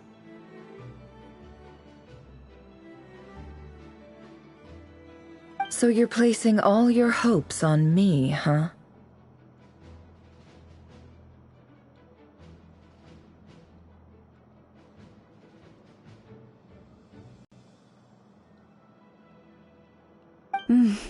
We can't thank you enough for agreeing to help us.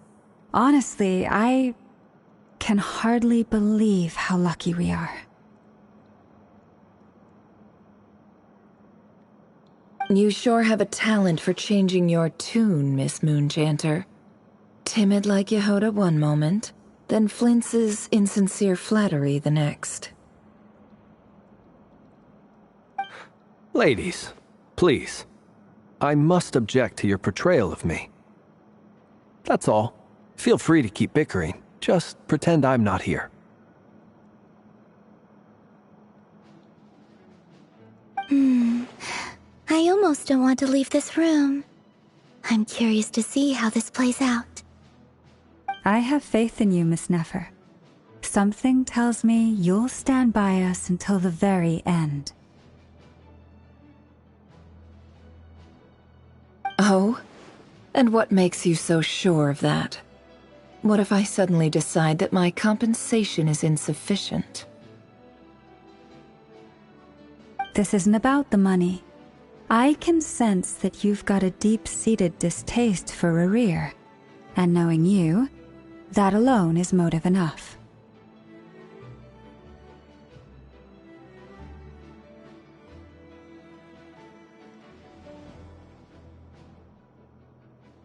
Look at them getting along so well. Like two peas in a pod.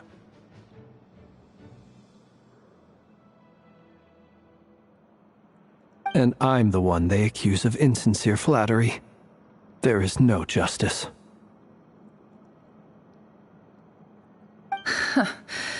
Miss Lauma, you have to understand something. Unlike you, I don't actually enjoy having everyone's hopes on my shoulders. Is that right? Well, maybe the fact that I'm willing to put my hopes in other people says more about me than you. But the fact is, I also trust you. And that's because I know that you're someone we can count on.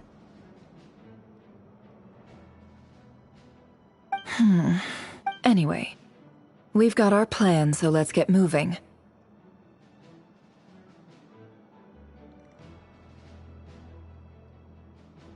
Mr. Dainsleif, let's talk. And Traveler, once we're finished, if you've nothing else planned, I'd like you to come with me.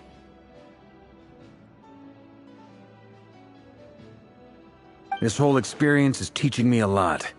For instance, I now know that when other issues come up in the future, I'll have far more luck getting Lauma to convince Miss Nefer than trying to do it myself.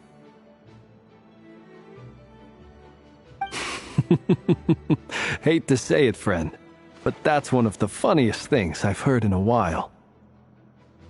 Why? You think I've got it wrong?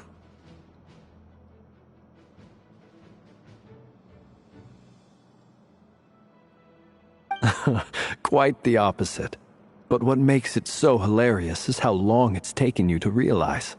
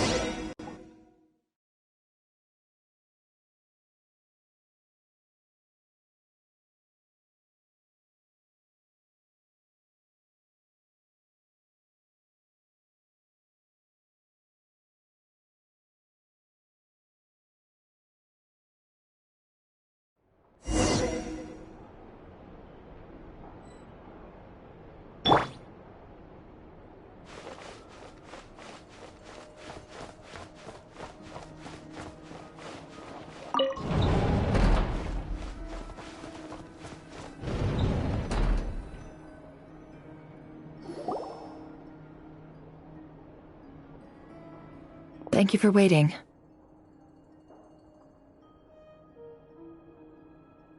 It's okay. We actually used the time to help Dainsleif get a room at the hotel. That's very considerate of you. Now, I trust you share my curiosity about rrerir's past, and you seem fairly familiar with Mr. Dainsleif already. We spoke at some length after the meeting. He was the one who suggested I should invite you to join this operation. He feels confident that these secrets will be safe with you. Dane has a lot of faith in us, that's for sure.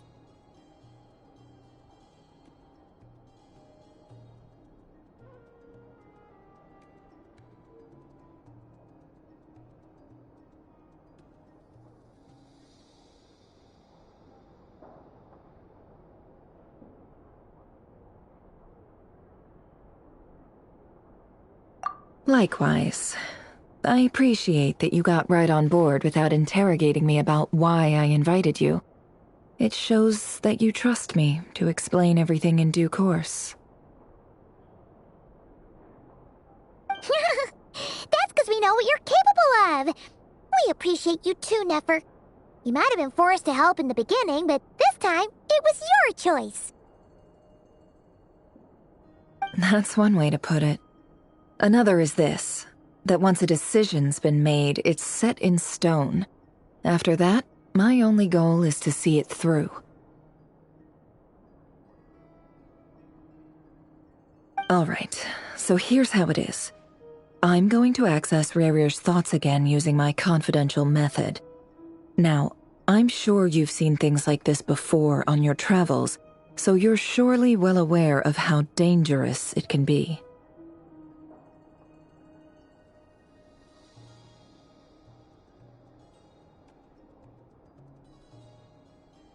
The reason I've gathered you all here is to ensure my safety during the proceedings. I plan for us to enter the fragment of his consciousness together, and once inside, I will focus on searching for information.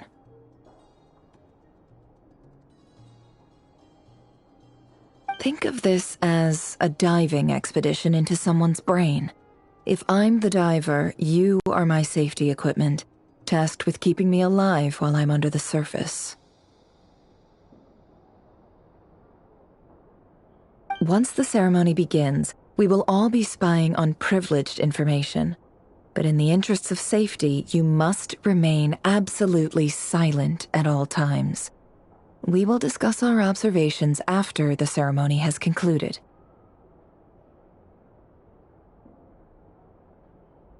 Lastly, any individuals of a weaker constitution are advised not to partake in the ceremony. In any case, Paimon has her own job to do, which requires staying in the room but not joining the ceremony.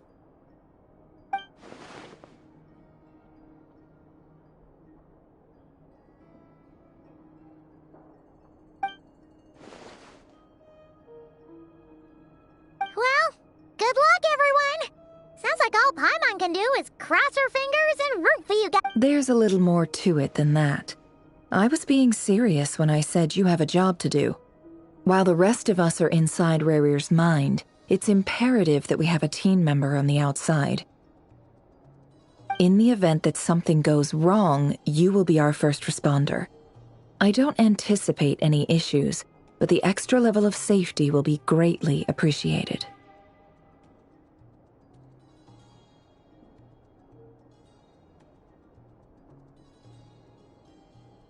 I second that.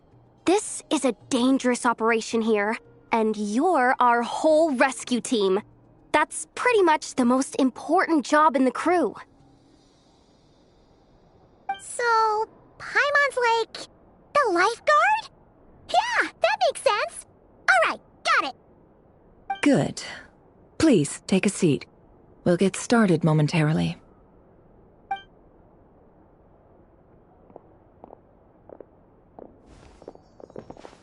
So, did Mr. Dainsliff tell you anything else?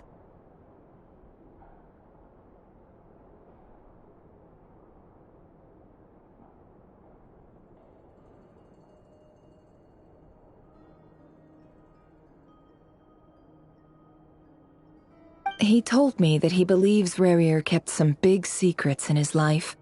He's not sure that they were the cause of his eventual downfall, but he's asked me to uncover what those secrets were all the same.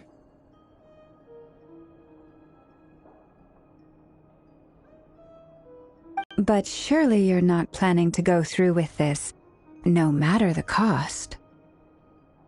If you think that, you'd be overestimating me. I'm a businesswoman, not a mercenary. But I do have my own professional reasons for taking this job. You think I'd turn down the opportunity to get a first-hand glimpse into Conrian history? No chance. Well, as long as you don't let morbid curiosity get in the way of safety concerns, we're good. We'll do whatever we can to help you. You're such a killjoy.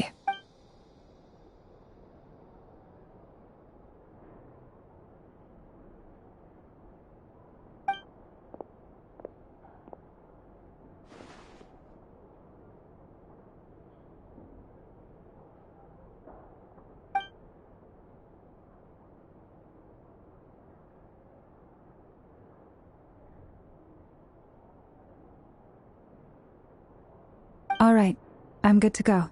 All set over here, too. Promise, Paimon, you'll be extra careful. All right. Let your whole body relax. Close your eyes.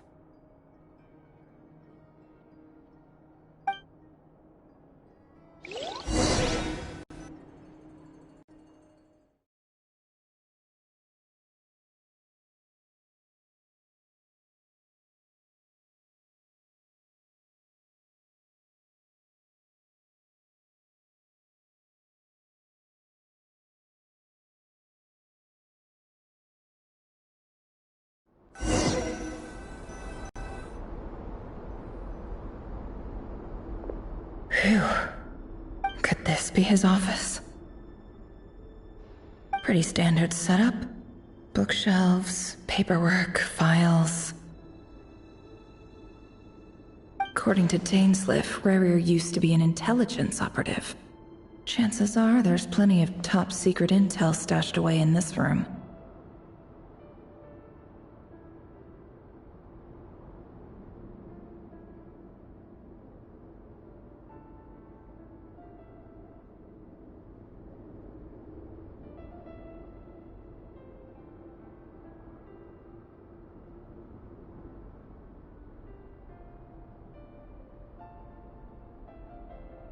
Is this where you keep your secrets, rrerir? Can't say I'm not looking forward to this.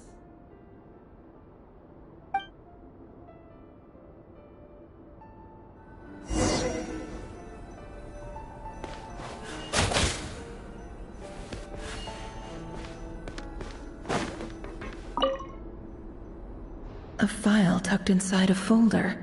The title reads, Dear Breakfast Shop Owner. It's a list of names. But at this stage, I have no idea who any of them even are.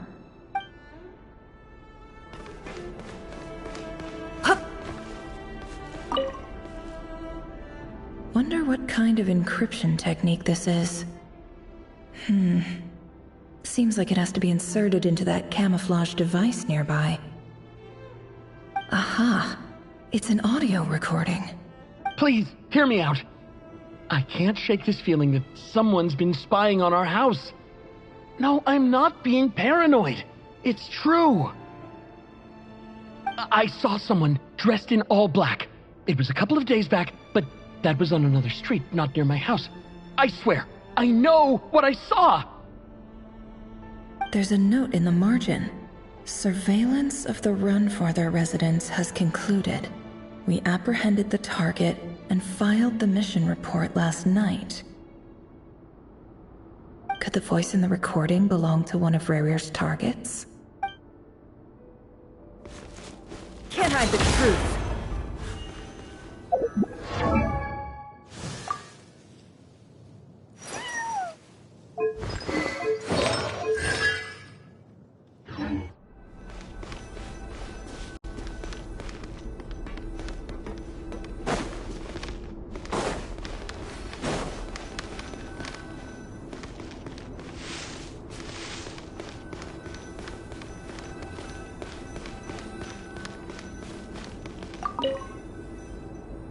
A box containing a ring inlaid with a precious gem.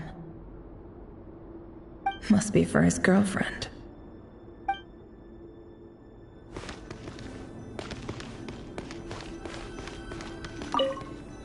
He looks even gloomier than last time.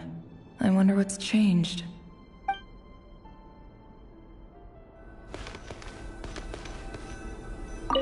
He looks even gloomier.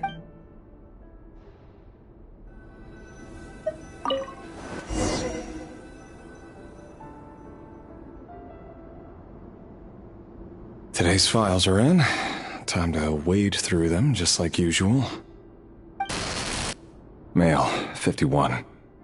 Occupation, cook. Confirmed Crimson Moon descendant. Has maintained frequent contact with other descendants over the past year. Poses a threat to the dynasty. Neutralized.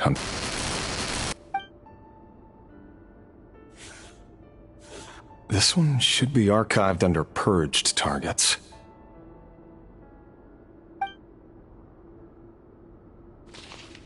Female, 23. Occupation, office clerk. Confirmed Crimson Moon descendant. Has maintained frequent contact with other descendants over the past year. Poses a threat to the dynasty. Neutralized. Another one for purged targets.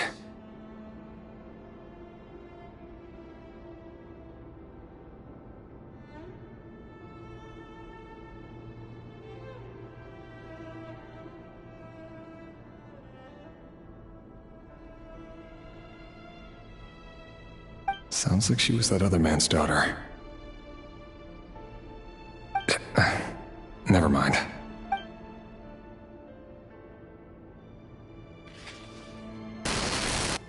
Male, 40. Occupation, teacher. Confirmed Crimson Moon descendant. Has been observed making contact with other descendants during the past year. Poses a threat to the dynasty. Neutralized on...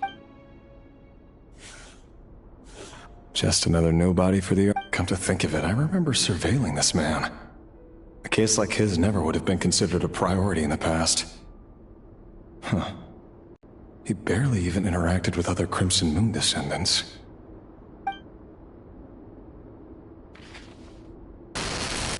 Female, 16. Occupation, none. Orphan and confirmed Crimson Moon descendant. Has been observed making contact with other descendants during the past year. Poses a threat to the dynasty. Neutralized on... Filed. I have no recollection of this girl. None whatsoever. She doesn't seem to be anyone important, but then again, how many of them really are?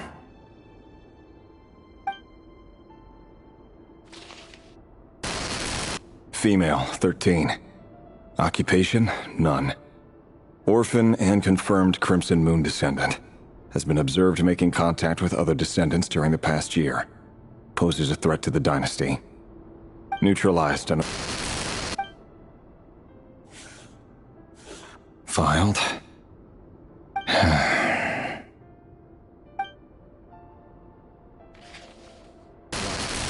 Male, 11. Occupation, none. Orphan and confirmed Crimson Moon descendant. Has not been observed making any contact with other descendants during the past year. Poses a threat to the dynasty. Neutralized and...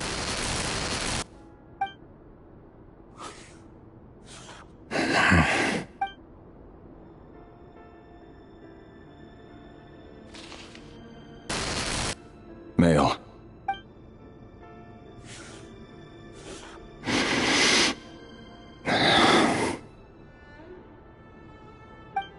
It's funny, isn't it? Your job is becoming both harder and easier at the same time, depending on how you look at it.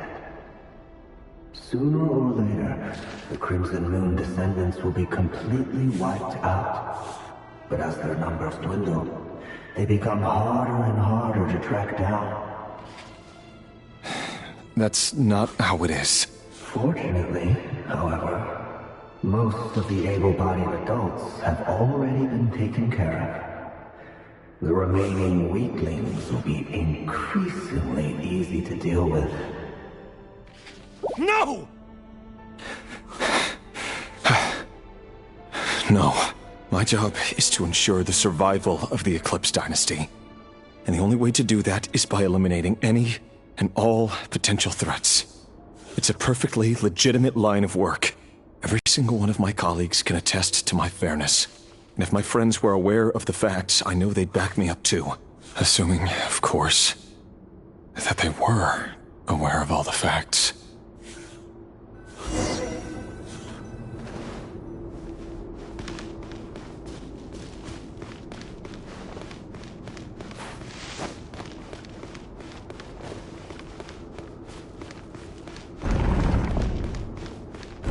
It all adds up.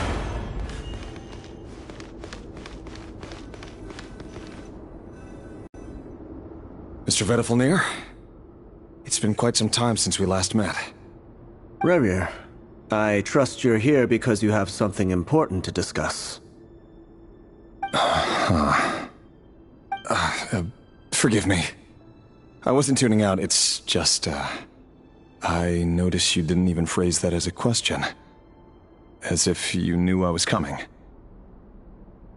Tell me, does someone in your position ever feel the need to ask questions at all?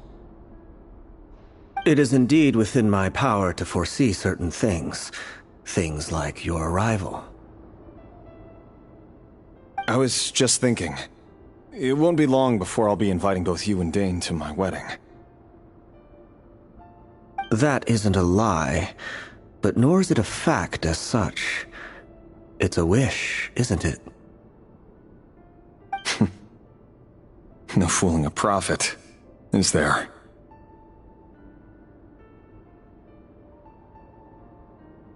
Ever since that day we met for drinks, I knew it was only a matter of time before you came looking for me.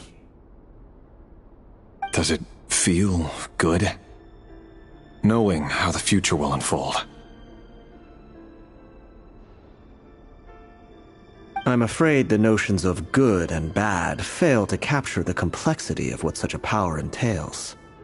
Once you've seen what will come to pass, it can be all too easy to succumb to fear and melancholy.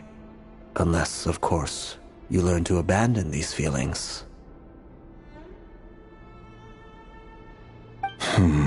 You fear my silence, and long to hear the words I left unspoken that day. That's right. You must have noticed my reluctance to broach the subject. And the reason is simple. Because the truth could never have lived up to your hopes. For both our sakes, such words are better left unsaid. The burden of prophecy was never meant for your shoulders. So who exactly do you deem worthy to hear your prophecies? None but our exalted king? Or rather, our king as he once was. You're closer to His Majesty than I am. You must know better than anyone how much he's changed. You say that as though it is to my benefit. Yet precisely because of that, I dare not speak rashly. A king can turn out to be the most virtuous of rulers, or a tyrant more terrible than the most vicious of dragons. You are so wise and far-sighted, yet still you would have me live in fear of the unknown? You make a fair point.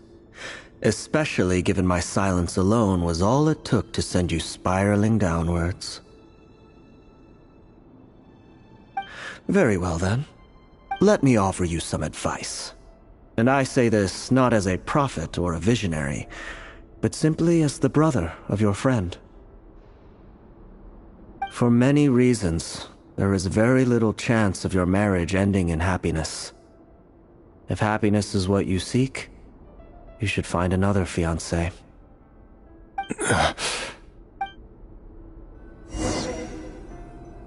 Hold on.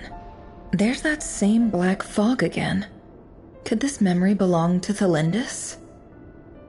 Guess I'd better tread carefully.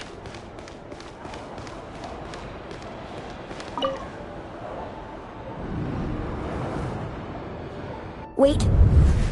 Hear me out. This time we finally got a clear look at his face and learned his true identity. His name is rrerin, and he claims to be one of the king's guards. What did you say? A cruel irony, isn't it? The man you're set to marry leads a double life as a brutal executioner. Why are you telling me all of this now? Simple. I want you to kill him. You are the only person he would never suspect. No, absolutely not. I would never dream of doing such a despicable thing.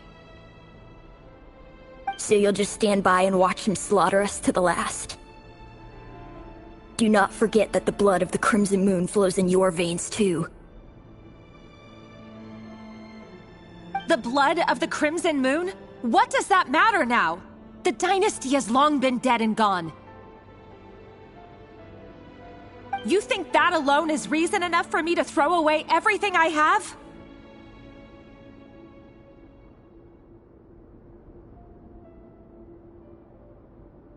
Why wouldn't it be? You two were once a child of the Crimson Moon, just like me. Don't tell me you've never felt so much as a flicker of fury for the way we were trampled into the dust.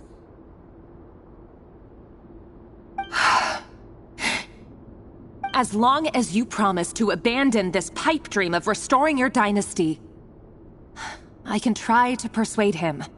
Or have him persuade the Vinster King.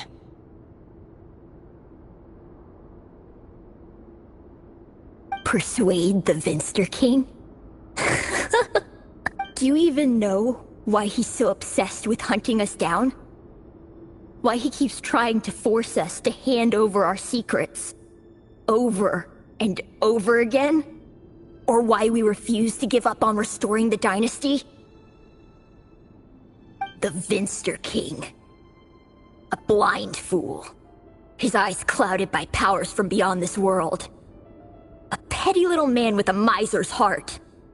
And he dares to sit upon the throne? Mark my words. Sooner or later, Conria will fall. And it will be his doing.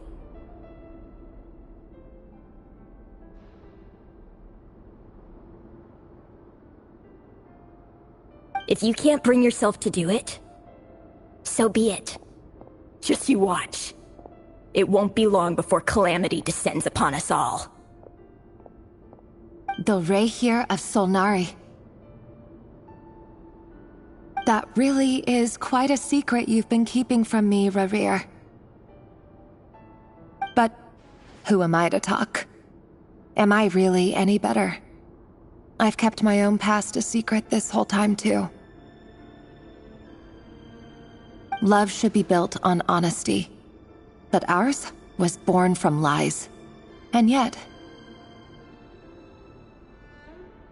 is it really so wrong to hide things that would only make life harder? If we don't cover up the parts that no one else should see, how can we go on pretending to be normal? Vedifulnir must have known all this, and that's why he made his prophecy. In the end, nothing stays hidden forever. But I won't just sit by and watch this disaster unfold. I'll do everything in my power to protect what I cannot afford to lose. No matter who I have to face.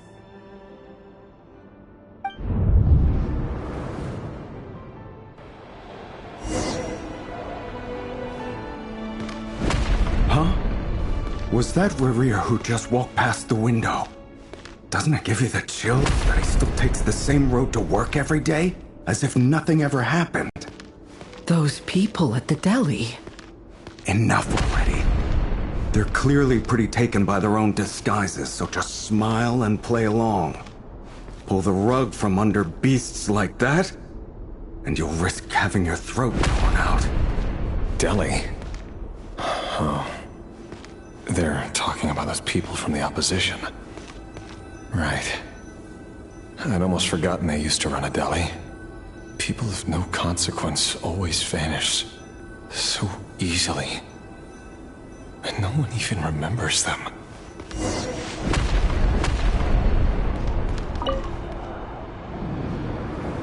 But surely you can see he's not the man he pretends to be!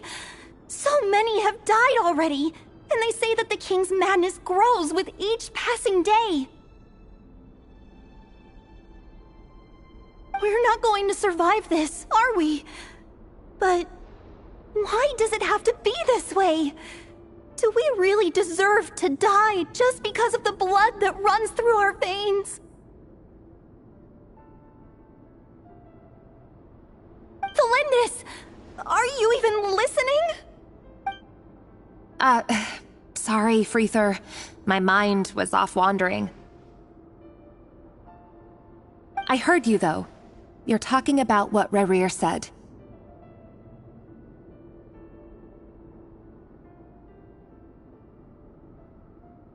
He's just following the king's orders. He's a secret agent, and it's his job to hunt down rebels and dissidents. By the time you first met him, he'd already taken lives. Maybe he was using you from the very beginning.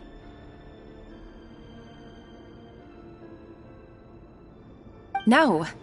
rrerin has no idea I have anything to do with the Crimson Moon. My family are only distant relatives of the main lineage, and besides, my eyes are perfectly ordinary.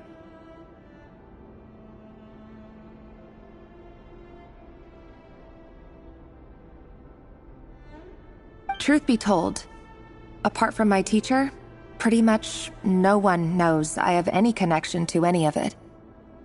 It's been a long time since my family severed ties. But as Orlog said, who could possibly talk sense into that raving lunatic of a king? No one! I'll work something out. Trust me, I'm with you all. But for now, you need to keep yourselves hidden. Don't let anyone find you, anyone at all. Don't forget that rrerin is an Eclipse operative. You need to be extra careful when he's around. And when I am too. For now, don't come looking for me. And if anything happens to me, just act like we've never met. If even you can't escape this, what hope do the rest of us have? But after all this time together, surely he wouldn't lay a hand on you.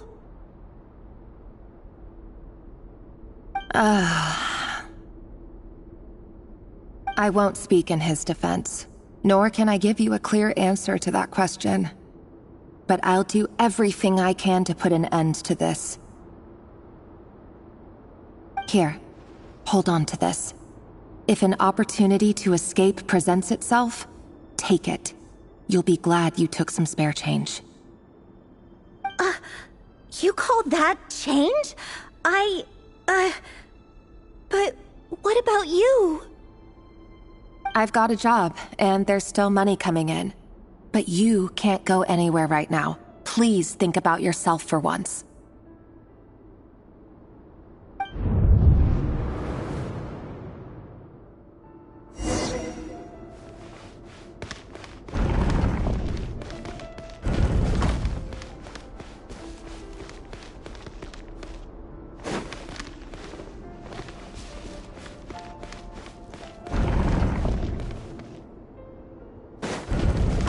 Another day, another round of assassination training. Training ground is just beyond this hidden passageway. When you kill a person, doesn't it bother you when you end up covered in their blood? Why would it? Aren't we all just walking blood bags? But not everyone is accustomed to hunting down others like prey. You've been a hunter for so long now, you seem to have forgotten that most people don't just go around killing one another. Leave me alone.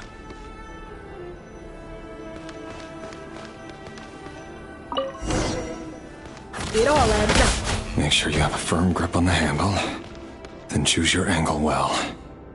Keep your movements light and brisk, and the prey won't sense a thing. I doubt that. I'll bet no one ever died a quiet death at your hands. I work clean. No traces.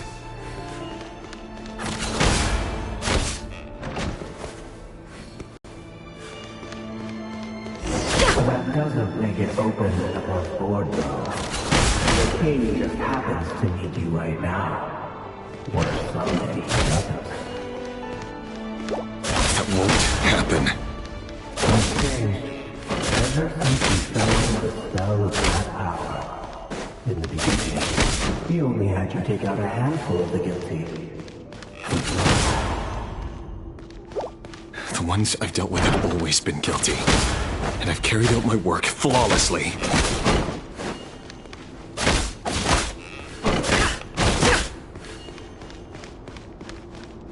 Can't hide the truth.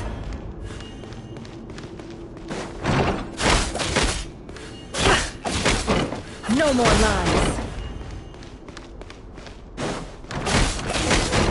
You know why I it was because you didn't someone else. Enough!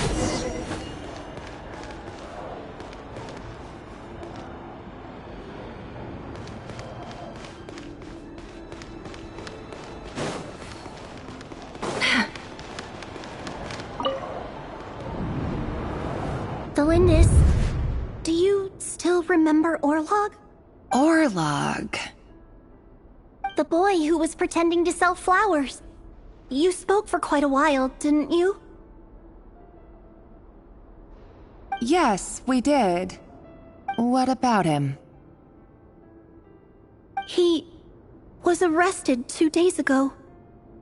Chances are he's already dead.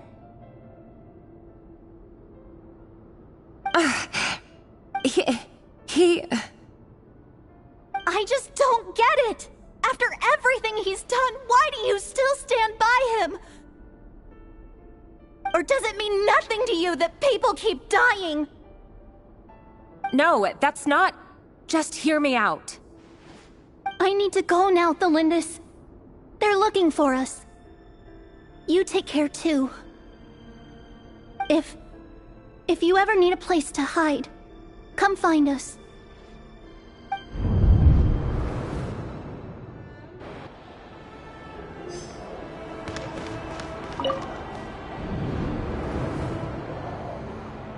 Author Thelindis.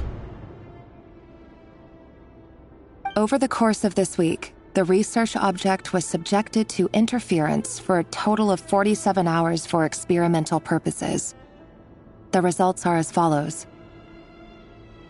All subjects of observation that were sent inside have now...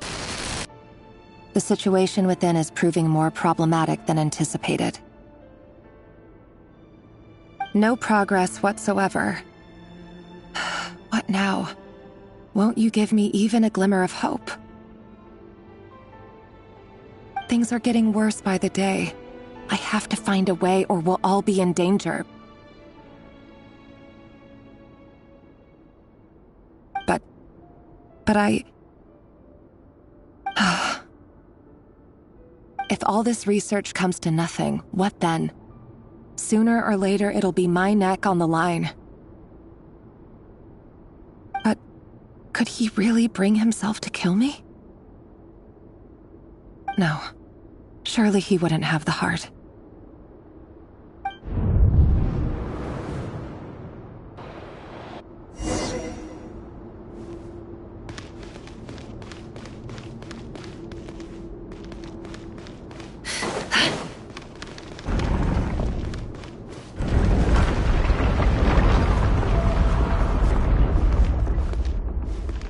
Why won't you just let us go? We don't even know each other. All we want is to live ordinary, peaceful lives. You want... to live?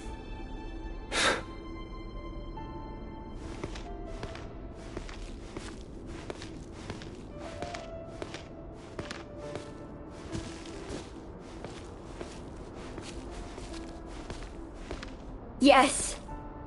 I just want to go on living. Is that really such an unforgivable crime?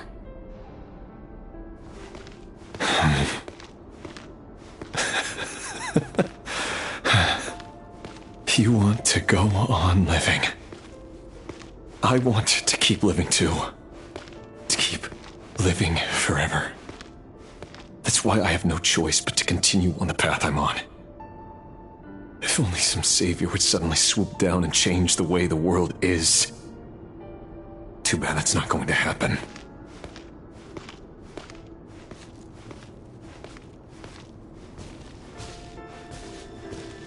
Imagine that. If there really were such a person, you and I wouldn't be standing here like this, would we?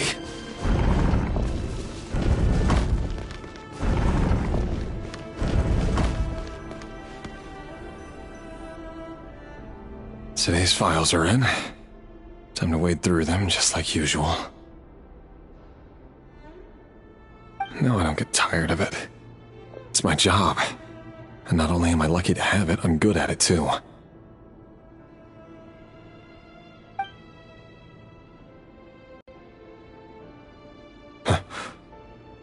Wait. Thelindis?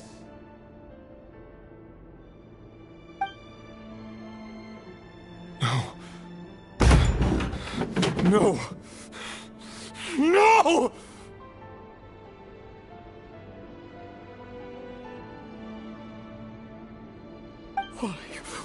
Why? But you bear no mark of the Crimson Moon! How could you possibly have anything to do with them? It cannot be!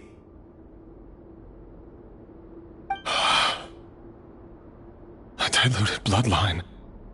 Carefully concealed. I see it now. You've been living in the shadows just like me.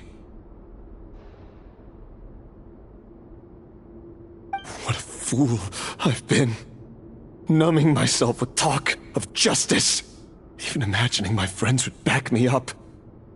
But in the end,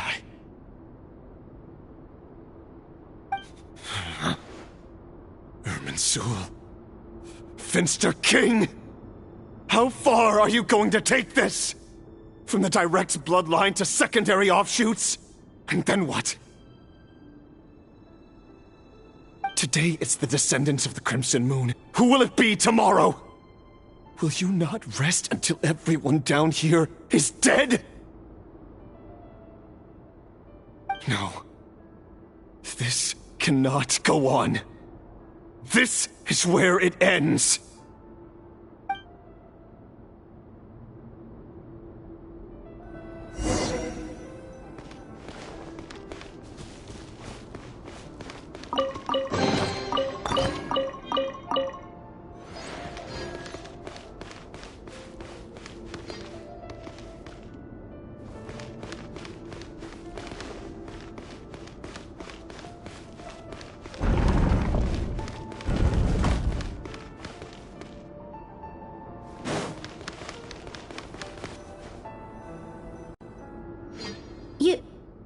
You're really letting me go? I am. As long as you can guarantee that no one will find you. Don't worry, I'll be extra careful. No one will know I was here. But... what about you? If you let me go, you won't be able to complete your mission, will you? Good point. In that case, maybe you should stay. No, please! I just want to see the outside world again. To... Go on living? Yes. I know you're a man of your word. So please, just let me go. If I let you leave, what will become of me? Just kidding. Go, now. But remember, don't let anyone know you were caught. We'll be seeing each other again very soon if you do.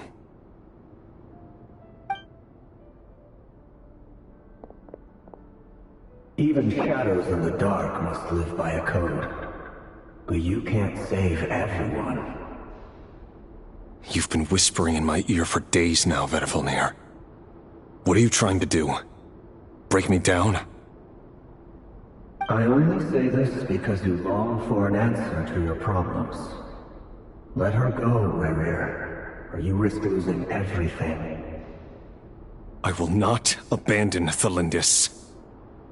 Then you'll need a little more vigilance and a lot more power. The world is changing, rrerin. Keep your eyes peeled for your moment of opportunity. That voice used to be so unclear, but now I know exactly whose it is. It's Vedifalnir. He won't tell me how to actually resolve any of this, but he keeps trying to manipulate me like a puppet. What's his game here? Tell me then, what will this moment of opportunity look like? And no answer. He's like a ghost. Always disturbing me when I'm on edge, but never answering when I need him most. So, the Eclipse dynasty was purging, well, massacring the descendants of the Crimson Moon. And it seems like it was all connected to the Vinster King's research. The King's obsession with abyssal power left the future of Khaenri'ah hanging in the balance. No wonder every aspect of rrerir's life was so unstable. And it looks like this Thelindis, rrerir's would-be fiancé, herself belonged to a sub-branch of the Crimson Moon dynasty's descendants. It almost defies belief that a couple like them could hide the truth from each other for so long. If the Vinster King hadn't intervened in such a drastic way, they might have gone on deceiving each other for the rest of their lives.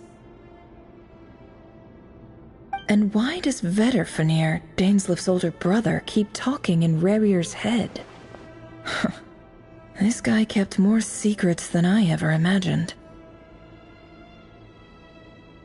The human mind is like a vast desert of shifting sands. When you follow the flow of someone's memories, you only ever see the parts they're willing to let surface. Time for something a bit more. We've been inside rrerir's mind this whole time, building up a picture of his psyche. There's already enough clues on the board to start reading between the lines and mapping out the rest. Now, we can finally begin to put the pieces together. Sure, it'll only be a reconstruction, part simulation, part reasoning, but it's usually pretty accurate. Once we've built up a cognitive profile, we just need to cross-check the logic behind his actions. And then we'll be able to take a sneak peek at whatever it is that rrerin has really been hiding.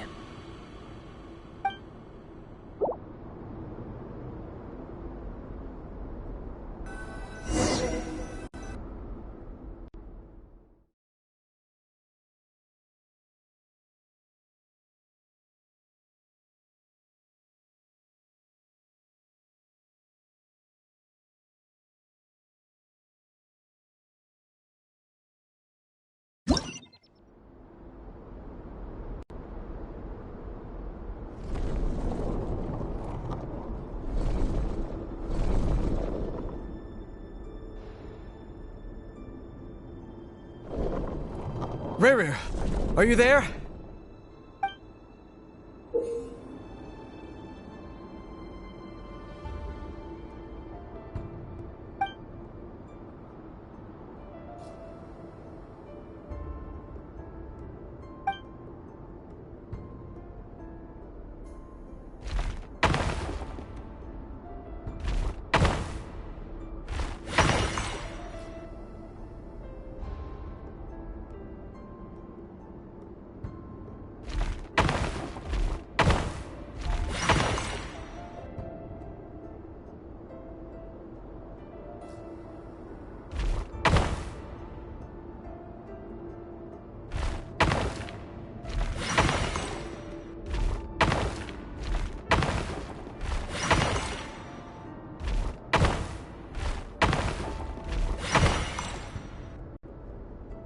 Hey, rrerin!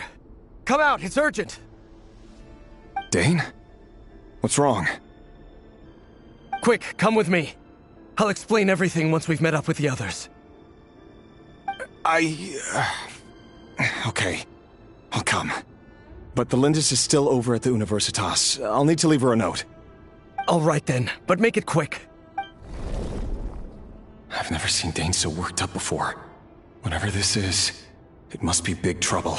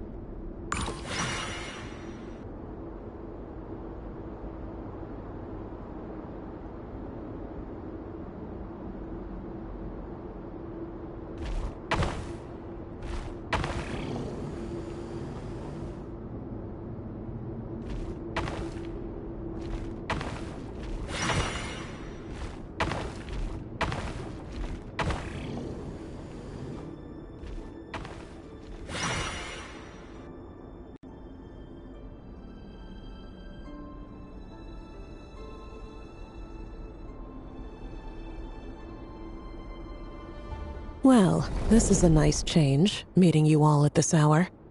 When men and women of ambition can speak face to face in broad daylight, I say that's a big step forward for our dear Conria. Don't be ridiculous. We do not fear the day. Why would we seek refuge in the night? You might ask your blade that same question. I'm told it prefers the cover of darkness. The word on the street is that Sertologi only strikes when he has an unfair advantage. But that is patently false. I see you're missing an arm and a leg. Surely only a fair fight could explain that. If this is your way of offering me replacement limbs, believe me, I'll take them. Oh, we can certainly discuss that. With bioalchemy, anything is possible. Assuming I have your full support in my research. Lunatic.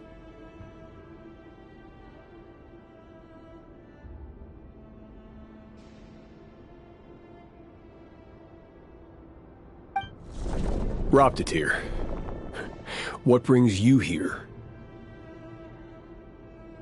Why, Dainsleif, of course.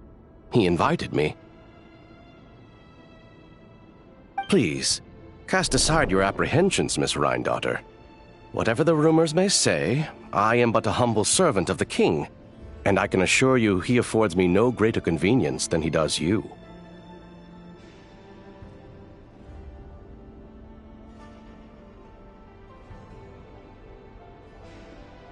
Well, the Universitas Magistrorum won't stop fawning over you, so at least some of the rumors must be true. You're clearly doing well for yourself, so drop the humble servant act. It endears you to no one. You're president of the Universitas Magistrorum, the chief royal mage known as the Wise by royal appointment, and by far the most favored among the 4 pillars of Conria. Vice President Veit doesn't even try to hide his envy when he sees you. My success is the product of hard work and good luck. It's as simple as that. Were the king not such an extremist, I hardly think I would have received a senior post at my age.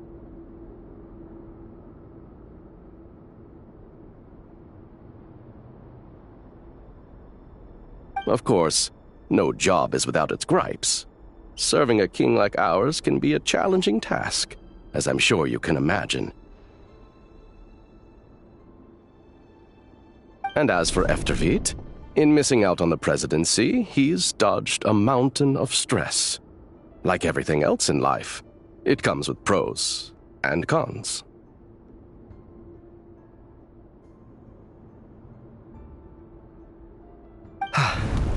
You're all here. I apologize for the short notice, but it was an emergency.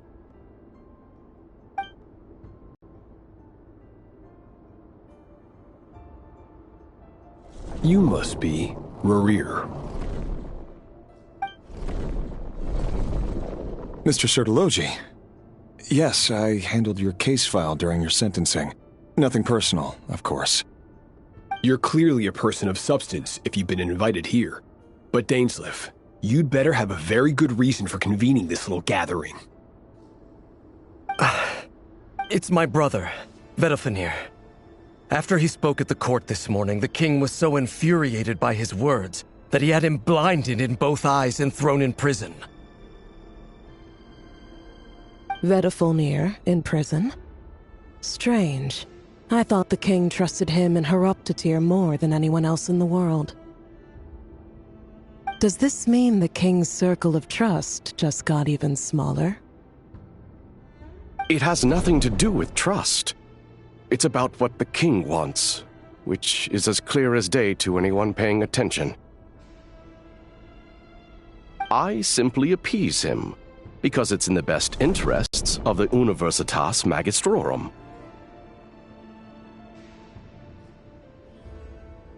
And also because you're slimy. Vedofenir, perhaps less so. But still, a visionless visionary? It rather inclines me to think that qualifications are not what get you ahead in Conria.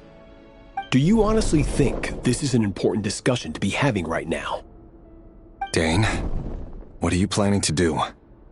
Rescue Vedofenir, I assume. Correct. It will mean storming the palace by force. Tonight. I need all of you on my side. That's far too dangerous. And don't forget, Dainsleif, You're captain of the Royal Guard. You swore an oath to the throne. You've been planning this for a while, haven't you? I have no desire to commit treason. But whatever critique the king may have of Vedifenir, disfiguring your most loyal subject for putting the best interests of his court and nation first, this is not the conduct of a wise ruler. My blade will force the king to see the error of his ways. So, Vedifenir's prophecy enraged the king. I'm sure it wasn't what he wanted to hear, but if he won't take counsel even from the visionary, that the extent of his majesty's madness is now all too clear. The question is, how does a man like me get out of this situation unscathed? You have noble ambitions, Dane, but I'm afraid they don't do much for a guy like me. I'm not interested in saving the world. All I want is a letter of pardon. A letter of pardon? For whom? Thelindis? The chances of the Venster King issuing a pardon for anyone connected to the Crimson Moon seem vanishingly slim.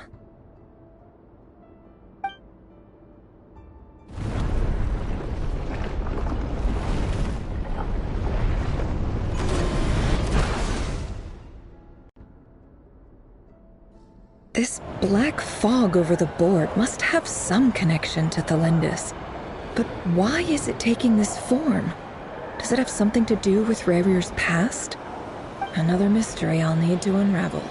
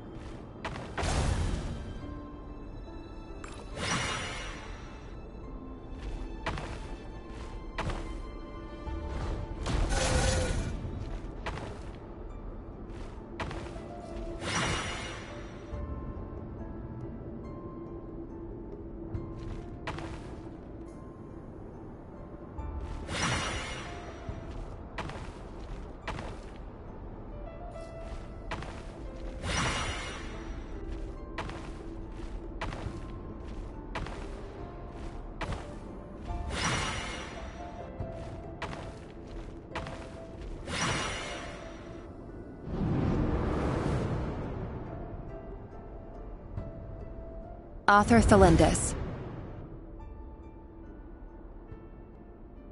Over the course of this week, the research object was subjected to interference for a total of 60 hours for experimental purposes. The results are as follows. Research dating back to the Crimson Moon Dynasty has established 2 points regarding moon marrow. Firstly, its origins have something to do with a god's power. Secondly, it serves as a portal to an as-yet indeterminate location. Moon marrow can thus be defined as a spatial gateway. However, there are a number of hurdles to overcome before we can answer the question of where it leads to. To start with, opening the gateway requires a specific power source, which the relevant literature indicates. An enormous amount of power is then required to keep the gate open. Currently, the total power output of our instruments remains in the single digits. To make matters worse, I am now the only staff member remaining in the Moon Marrow lab. The Universitas Magistrorum recently decided to move most of its personnel into abyssal energy research, which has stymied all Crimson Moon-related projects. This is not a wise move. I have always maintained that placing all our hopes in a single source of power is risky, especially one as poorly understood as this. As well as making ourselves overly reliant on a single resource, we are neglecting other promising technologies. I apologize if this comes across as disrespectful, but as a Moon Marrow researcher, I desperately want to see the world beyond the gateway. If we really made it there one day, what would we find? And how would we go about taming the unknown? My imagination is endlessly fueled by questions such as these.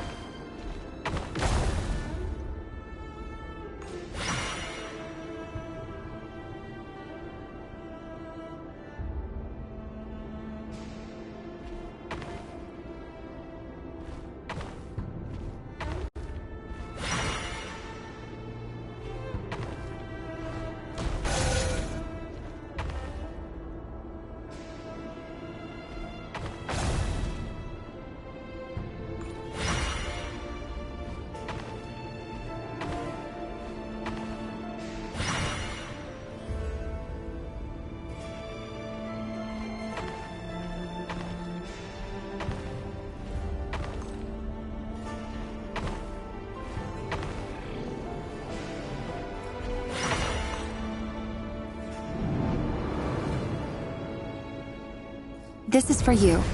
I heard you're gonna leave the city with your parents. Belindis, did you hear about what happened? I've heard nothing. Rrerin got back very late last Friday, and he was acting a little unusual, but he slept pretty well, so I'm guessing whatever he did was a good deed. You never saw him, and I don't know what he did. And this conversation never happened. You understand? What if he finds out that you pried into his secrets? Don't be silly. I don't know what secrets he does or doesn't have. All I know is he's just a normal guy who happens to run some errands for the king. Are you scared of him? I don't know. The Rrerin I know doesn't match the person you all describe. Logically, I should be scared of him. And yet, I don't want to lose him. But enough about that. You should get going, and be careful with the package I gave you.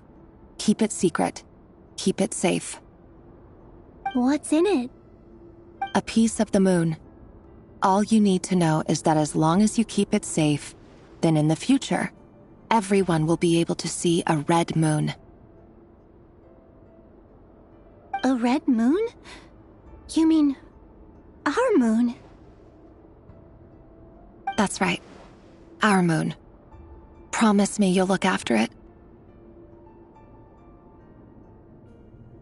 I promise, Tholindis.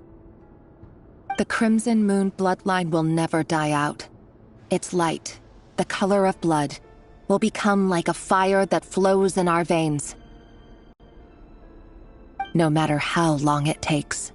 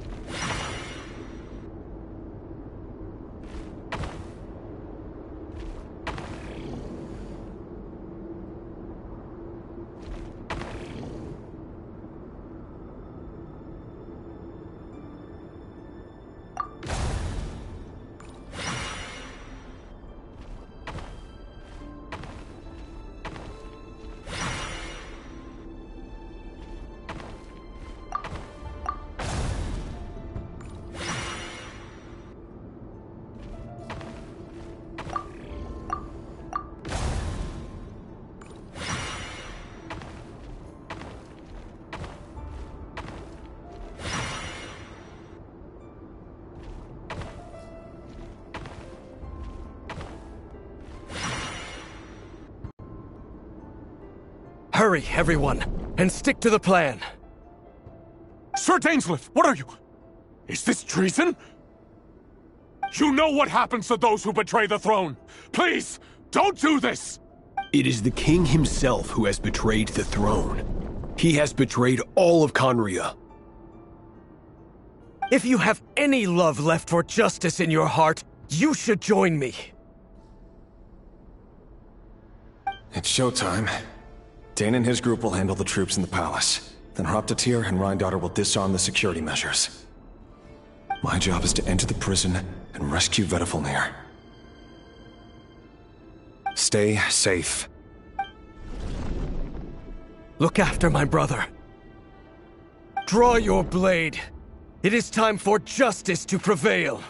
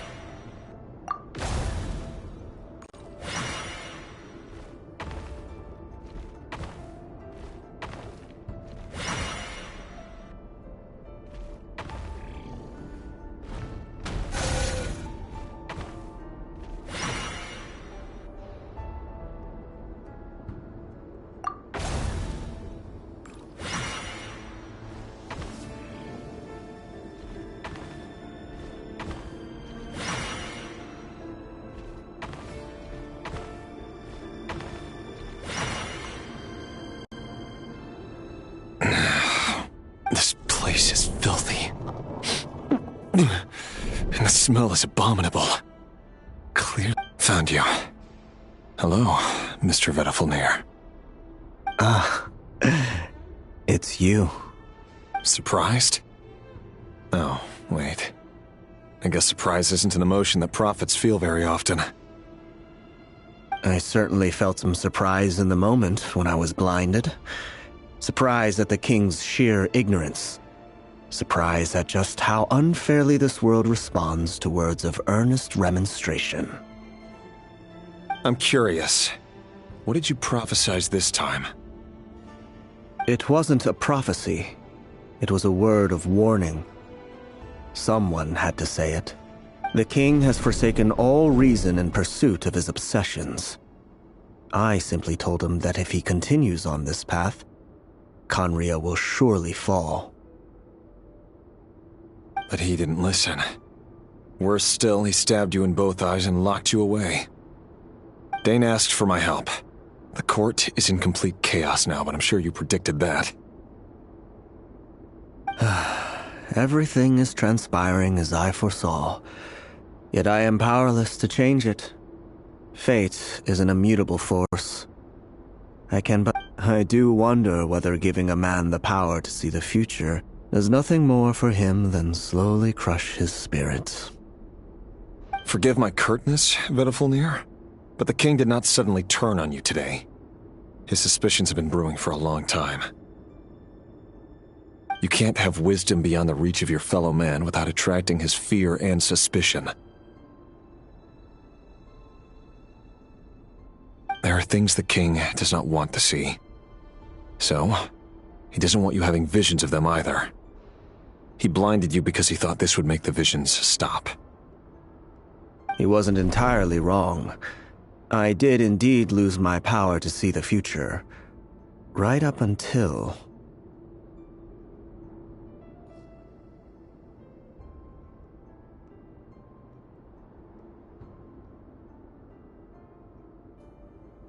Until what? Just now. I believe I saw something new. Well, tonight could go a lot of different ways. 5 of us banded together to storm the palace, also we could rescue you. This will go down as the most tumultuous day in Khaenri'ah history. I sense hatred in you, but also hope. A desperate hope that with the tyrant deposed, that will be the end of the story. But this is not the end.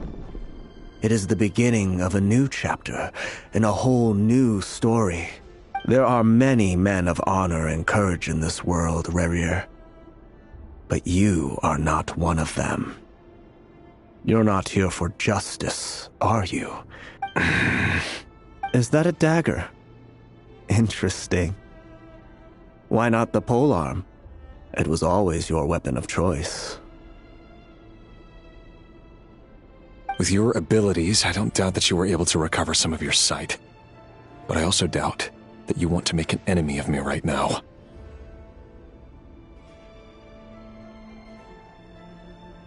Of course not. We're on the same side, aren't we? We could be. But I need you to be honest with me, Vedafilnir. At this point, you're my only hope for the future. You mean your future? With your beloved, Felindis? Yes. And I know there are bigger things at stake here. A dynasty, a nation, maybe the entire world. But forgive me, I care first and foremost about myself. I can't abandon the one I love to save myself. I just can't do it. But you see a broader picture of the future than I. You see the solutions to the biggest problems of our age.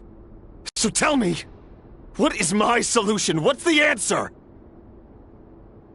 In matters of fate, answers are either right or wrong. What will be and what will not. Maybe you are willing to pay a certain price in the pursuit of happiness, but unfortunately, fate does not negotiate. That is the cruelest thing about fate. It is unmoved by your sacrifices. That can't be true. I know it's your voice that I keep hearing in my head, urging me to see how the world is changing, to seek more power, so I can protect the things I love. You show me disaster, but you won't show me how to avoid it? Why? Why are you doing all this? My voice. In your head.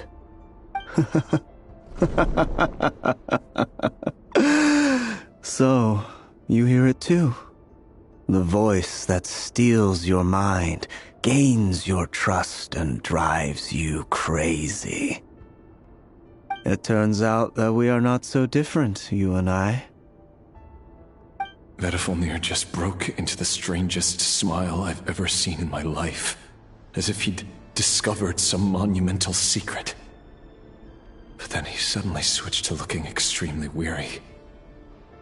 Very well then. My advice to you is as follows. You must persevere. Whatever trials and tribulations you may face, be steadfast in the belief that they are your path to the future. For as long as you live, your story with Thelindis shall not come to an end. That is the only chance you have of fighting back against fate. It is up to you whether you believe my words. Regardless, that is all I will say on the matter. I have no right to intervene any further. I will hold you to your word. Thank you for setting me free. In return, I will tell you one more thing that you cannot afford to ignore. Just then, a strange wave of energy rippled through the city. We had no idea what it could mean. If I were you, I would head to the Universitas Magistrorum. The Universitas? Oh no! I'm sure we'll be seeing each other again very soon, rrerin. Whatever Vedifalnir said, I didn't catch it. I didn't even help him out of the prison. There was no time to lose.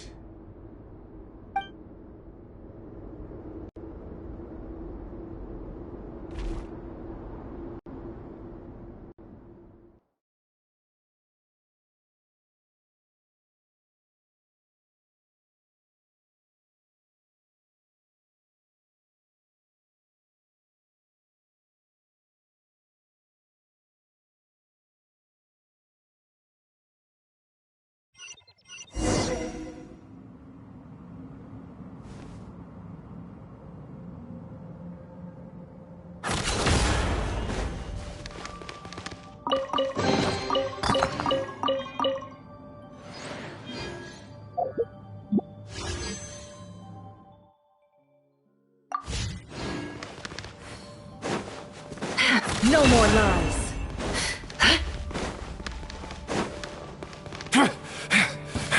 Monsters? Is this Rreindaughter's doing? Or the Universitas Magistrorum? Out of my way! Not you two!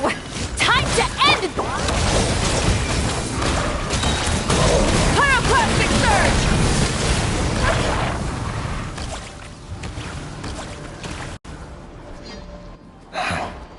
The Universitas. That reminds me of a rumor I once heard. Allegedly, the king installed secret mechanisms in the palace and around the city. No one knows where they are or what kind of power they hold. But if they were ever going to activate, it would probably be on a night like tonight. Help! Help! Hold on! Don't let them anywhere near you! Save me! I can't! Ah! That sounded like an explosion. So, the rumor is true? The king really went through with it? What other means does the king have at his disposal? They must run. And given it's a major center of abyss research, anyone over at the Universitas will be in grave danger.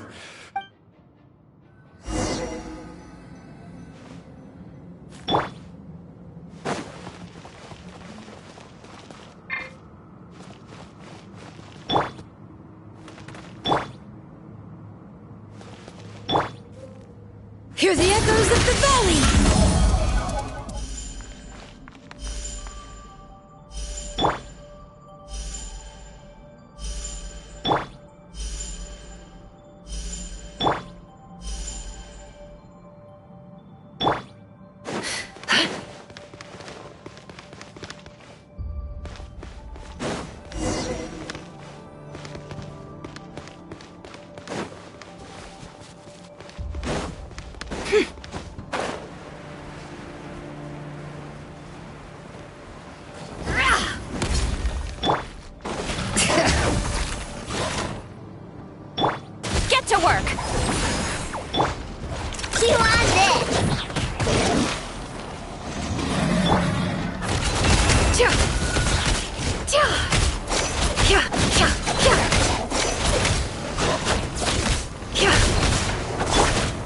Rise with the sun! Wrath from the skies!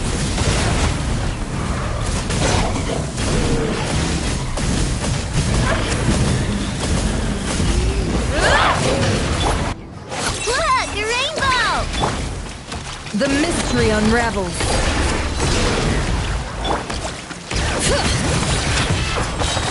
Let engraved names echo! Suffer the wrath of Eastly! Pyroclastic surge! Rev the engines!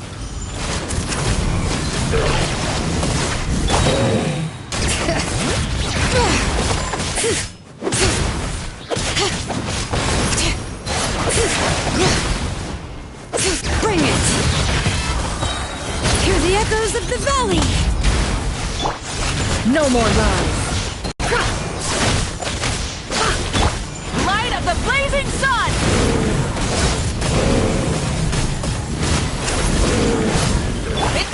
East Laline! East Papa!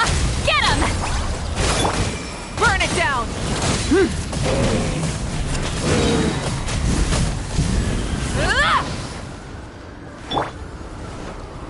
Show no mercy! Let engraved names echo!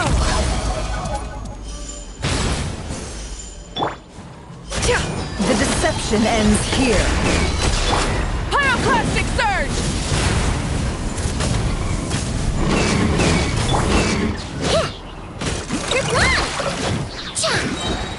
Flash attack! Light it up!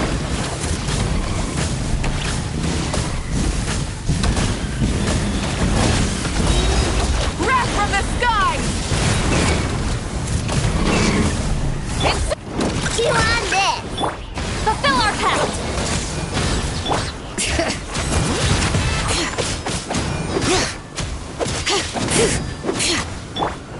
You two! Time to end them! Show no mercy! Light of the blazing sun!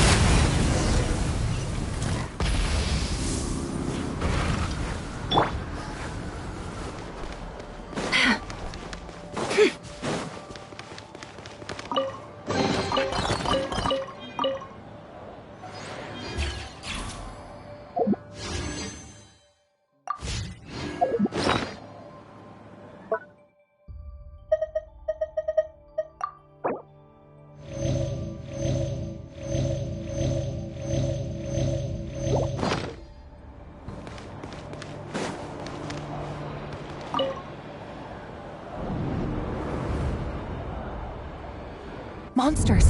At the Universitas Magistrorum? Why? Oh no! They're coming! It's no use. The table won't hold out much longer. The weapons. Where are the weapons? Of course. All the lab equipment was upgraded after the inspection last week, but the new weapons haven't been allocated yet.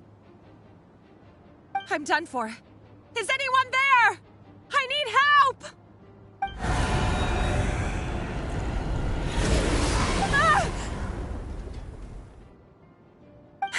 Stay back! Please stay back! Please!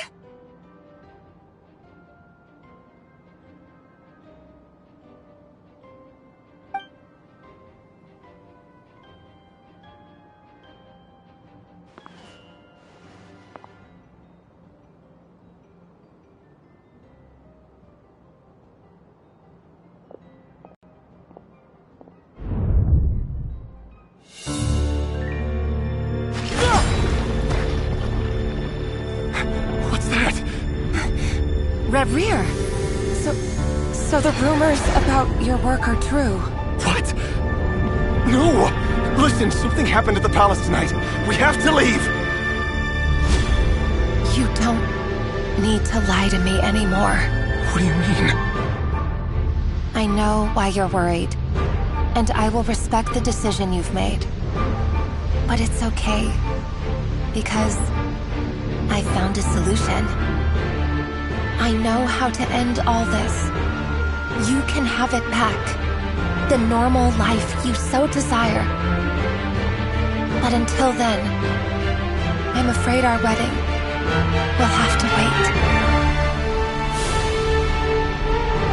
Celindus? No, don't do it! Celindus! Celindus!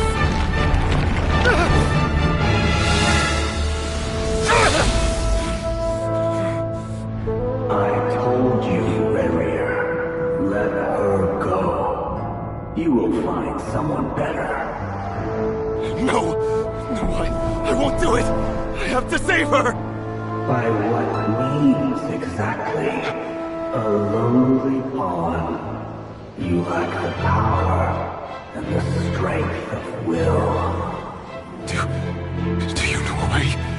Tell me! Come to the palace. Join us.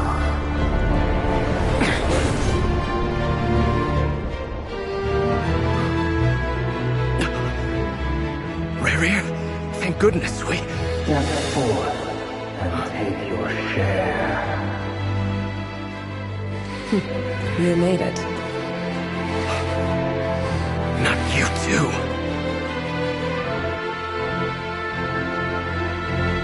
Hatred or grief, despair or desire. We all have our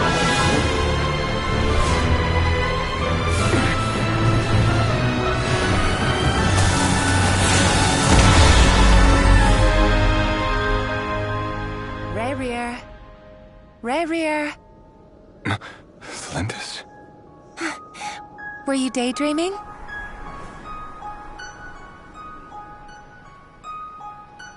You still remember, rrerin? That question you asked me a couple of weeks ago? Oh. You mean the proposal? Yeah. I'm wondering, where do you think would be a good place to discuss it?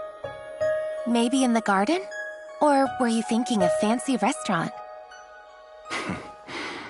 It's your choice.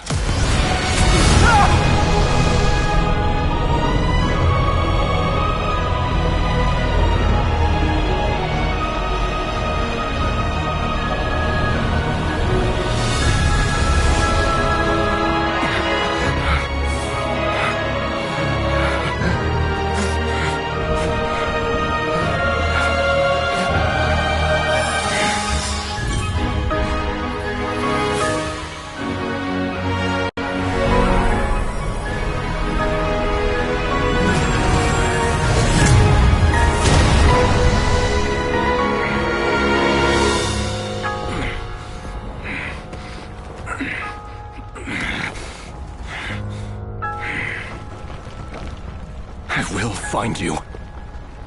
And then, you can give me your answer.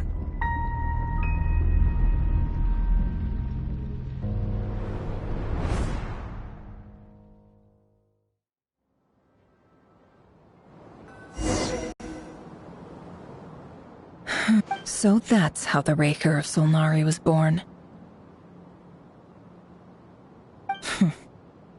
A monster created by circumstance is a monster all the same. Viewing other people's thoughts for too long can get uncomfortable. Right now, I'm feeling a strong sense of loathing. In a nutshell, the story of Conria is what happens when the truth falls by the wayside. Everyone tells little white lies, and before long, you have a huge pack of lies that destroys everything. Phew. Time to get back. His past is filled with sorrow. but the tale of any fallen civilization is one of endless tragedy. Cruel as it may be, that was Conria's fate.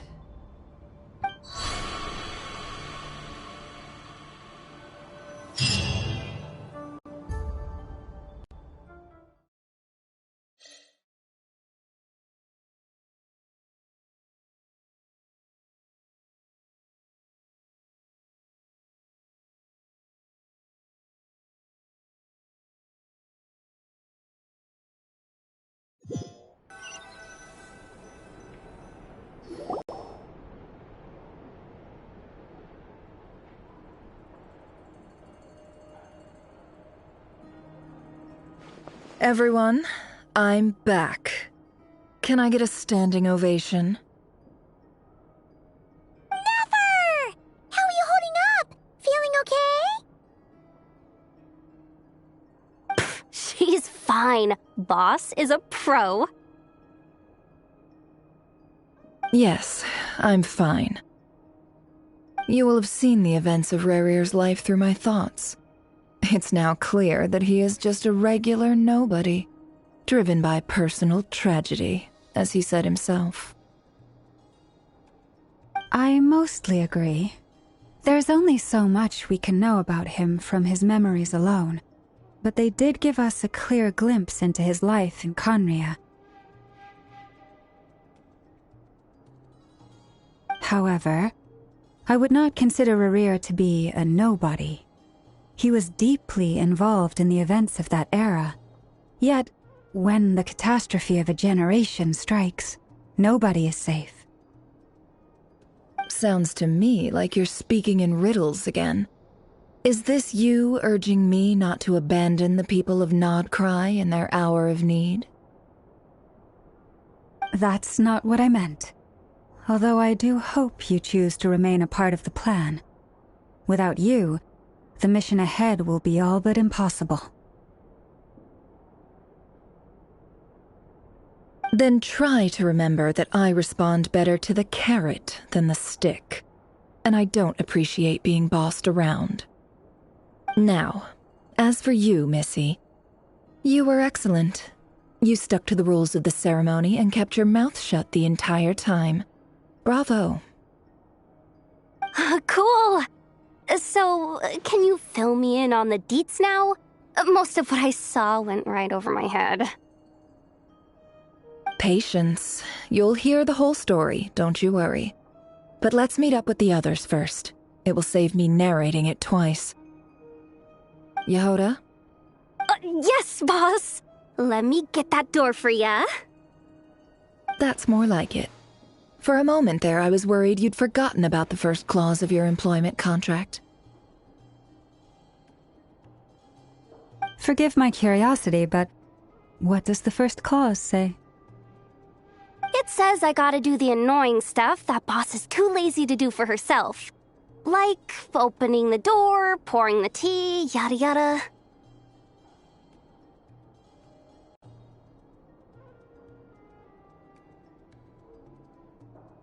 Is that right?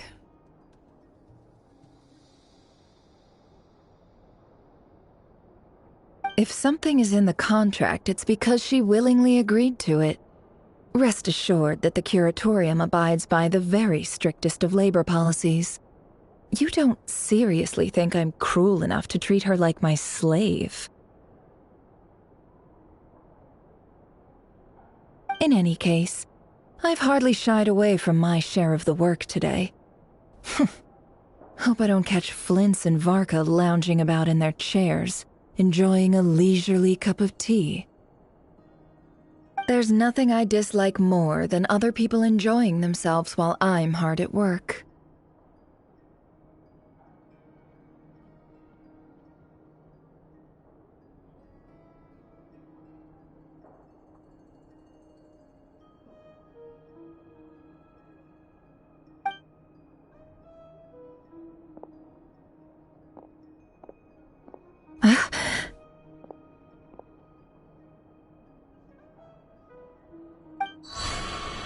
Oh no.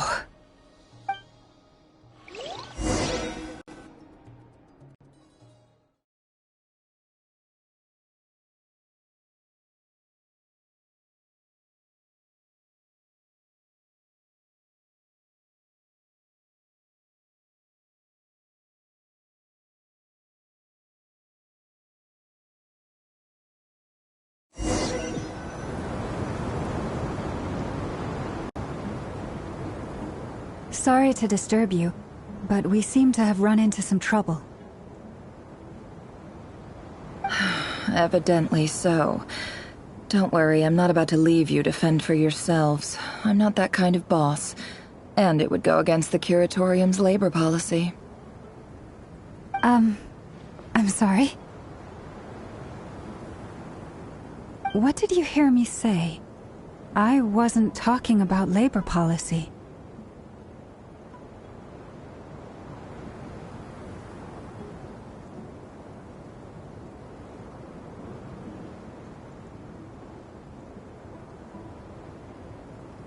Wait. How long have I been standing here?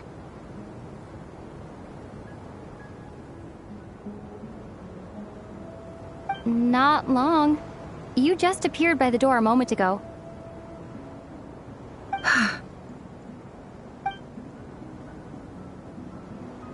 Boss, what's wrong? You look like you've seen a ghost. We've been tricked. We never left at all. Somehow I hallucinated that whole scene back inside the office.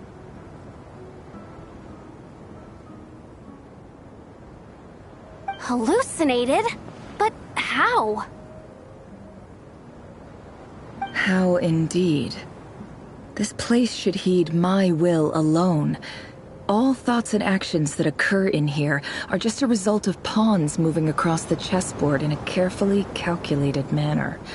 And nobody has access to this chess set but me. So you control everything in here? More or less. But yes, it's a special technique of mine.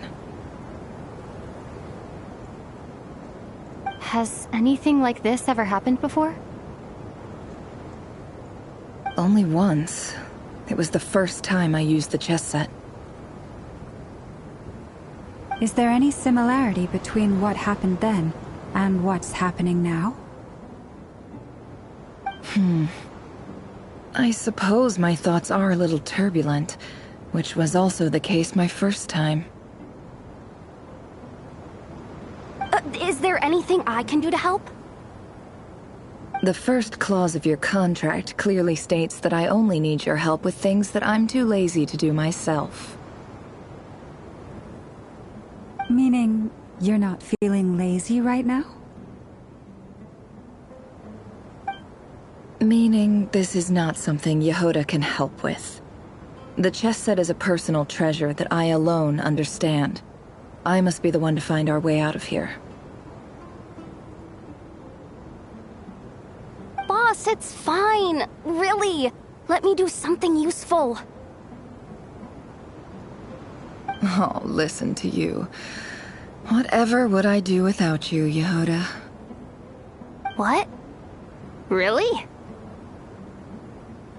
Yes, really. Where would I ever find another employee as obedient and servile as you? God forbid anything ever happens to you. Oh, okay. Well, anyway, I was thinking of fetching some water. There's gotta be a source around here somewhere. I suggest everyone finds someplace comfortable to take a rest. We gotta conserve our energy. Even though all this chess malarkey doesn't exist in a physical sense, mentally speaking, it's all real. And so is our tiredness and fatigue.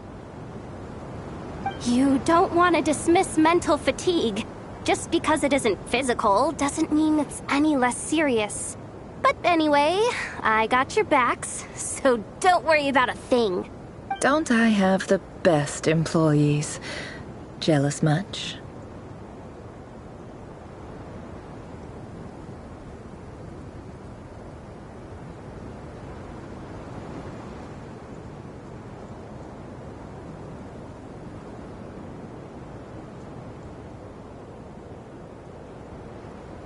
If we can find a suitable time, I'd love to borrow Yehoda for a day to help out at the Frost Moon Scions.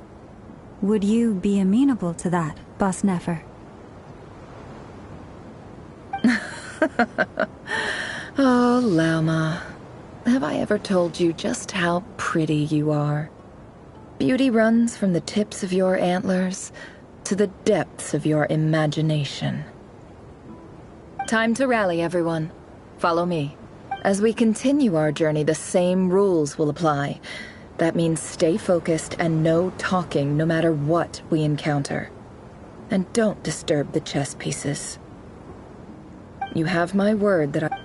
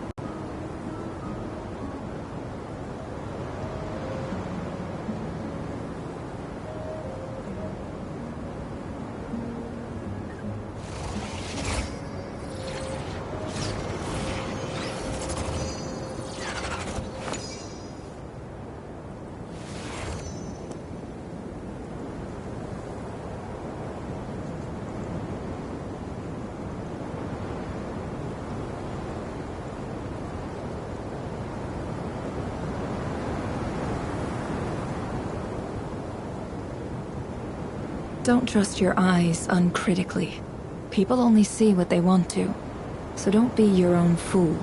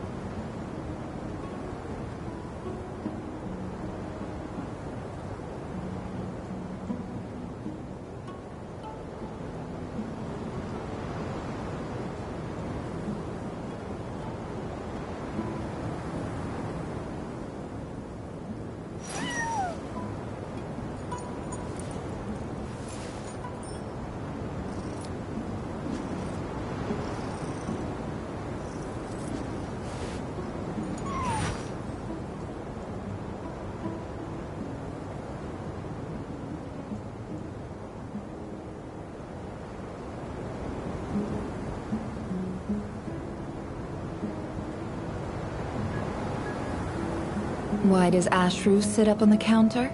To welcome our clients, of course. A kitty's gotta earn his kibble somehow.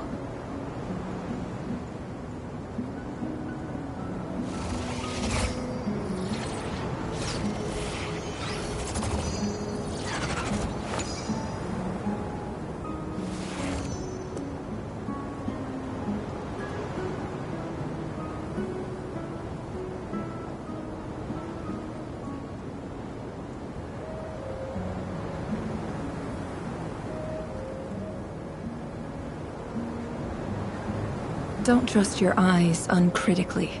People only see what they want to, so don't be your own fool.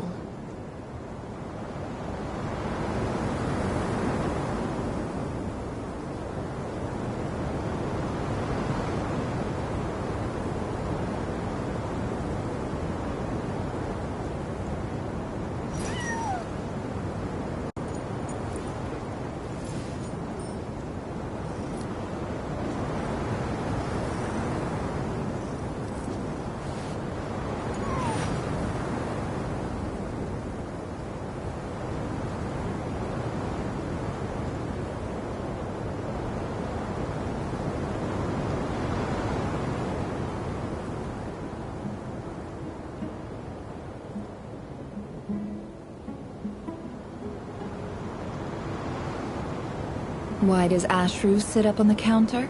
To welcome our clients, of course. A kitty's gotta earn his kibble somehow.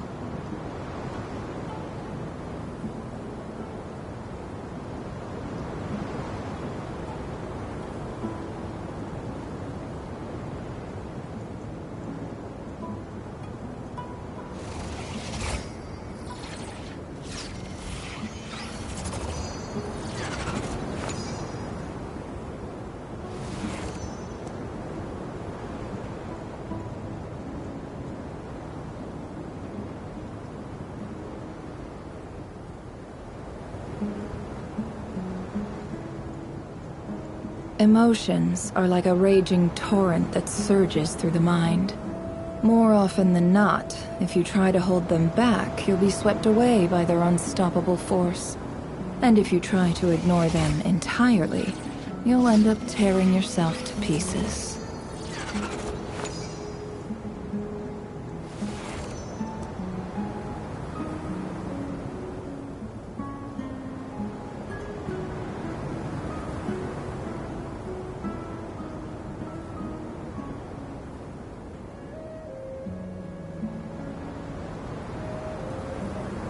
Why does Ashru sit up on the counter?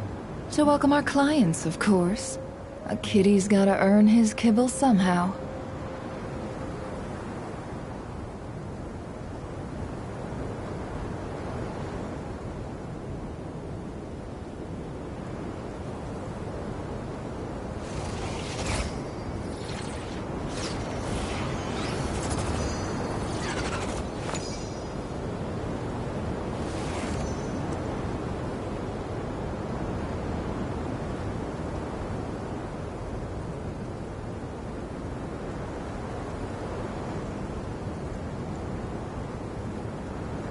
Emotions are like a raging torrent that surges through the mind. More often than not, if you try to hold them back, you'll be swept away by their unstoppable force. And if you try to ignore them entirely, you'll end up tearing yourself to pieces.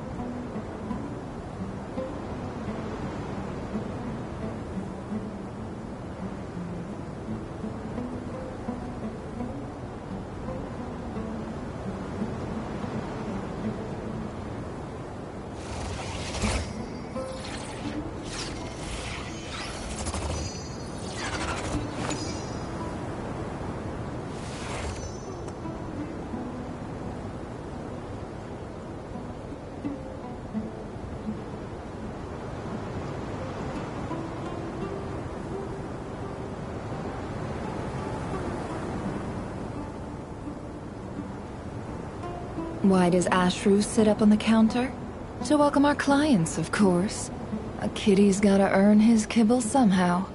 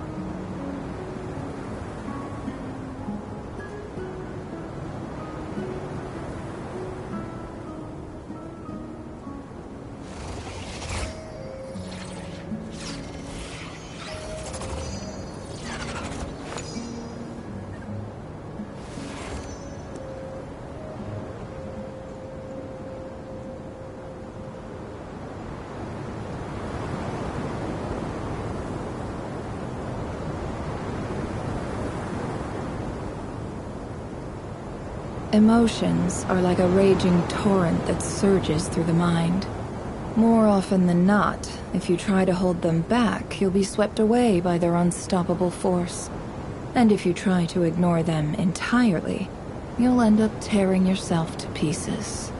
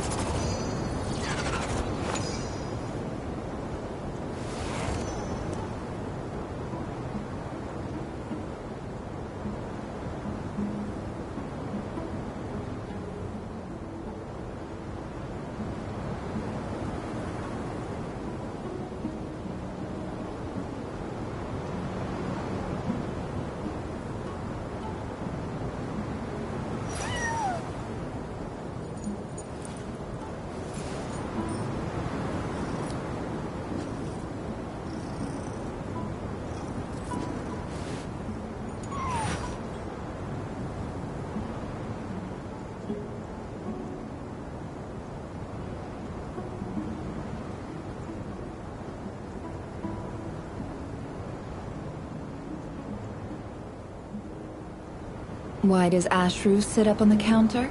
To welcome our clients, of course. A kitty's gotta earn his kibble somehow.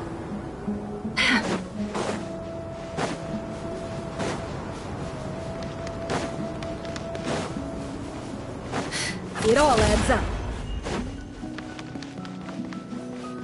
This place looks familiar.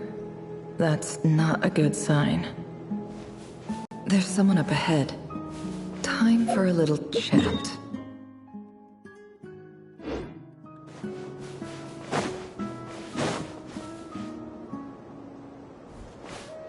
I wasn't expecting visitors at this hour. Wait, is that?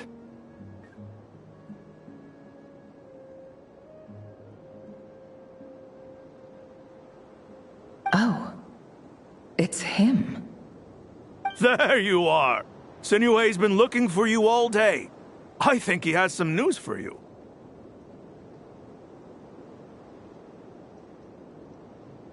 Oh yeah? What were you doing just now, Uncle Retinue? Hiding away some more loose change? I know I saw some Mora. What do you mean, loose change? Oh, come on, I'm too old for this. Just pretend you saw nothing.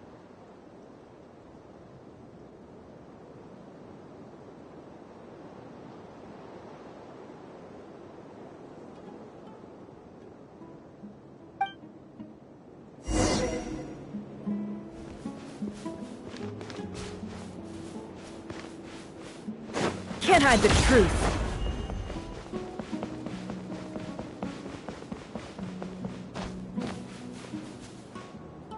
Hey, kid. Mind telling me what Sinuhe's been up to recently? I'm trying to get in his good books and I need a way in. Get in his good books? Why? What do you want with my dad, Uncle Apepi?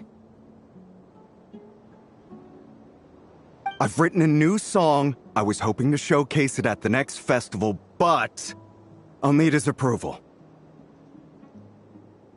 A new song, huh? I'd love to stay and listen, but unfortunately, Uncle Retinue says my dad's looking for me. Well, there's plenty of time and I'm not going anywhere. See that pile of stones? I'll be sitting there warming up my vocal cords. Come find me when you're done.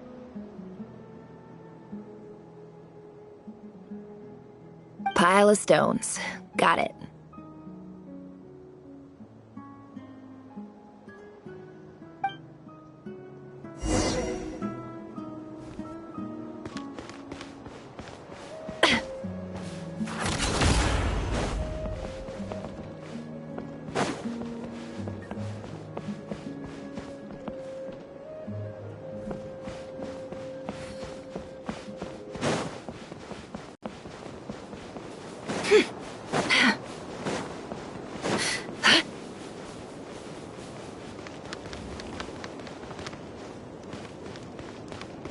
It all adds up.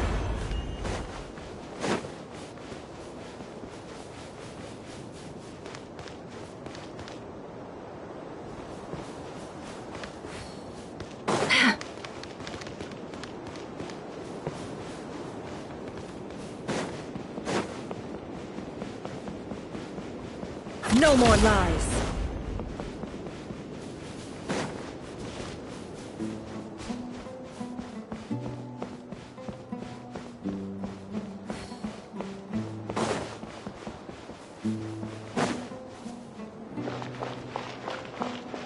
Hi, Dad. Uncle Retinue said you were looking for me. Ah, there's my little princess. If you'd gotten back just a little sooner, you could have shared the spoils of war with me. Spoils of war? Who were you fighting against, Dad? It was just a figure of speech. The aftermath of a sandstorm is no time to be waging war. I was talking about our war against thirst. I went out to fix our water supply problem, and now I'm back. Which means... We have a well again! That's right. I found a new one and brought back as much water as I could carry. It should last us for a good while. If it wasn't for these blasted sandstorms, our wells wouldn't be caving in. You wouldn't be spending all your time out searching for new water sources.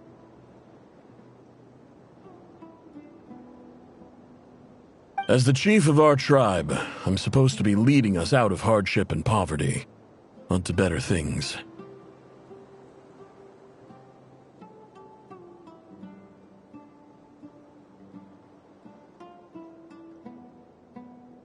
You know how prosperous our ancestors were. I've told you all the stories. And look at us now, squeezed into these hovels. No one would choose this, if it wasn't for the endless wars over the years. But things are looking up. I started working with some folks from the academia a few months back. They gave me some contacts in return for my assistance in the desert. So you're the academia's helper now?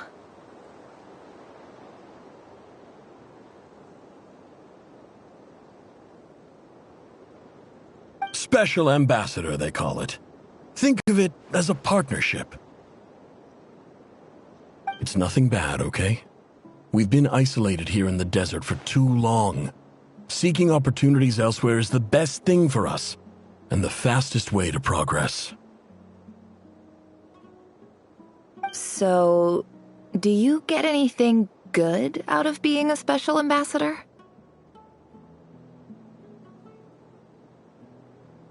Of course. My luck's improving all the time. One day, I swear I'm gonna lead us out of this place. We'll find somewhere new. Somewhere better.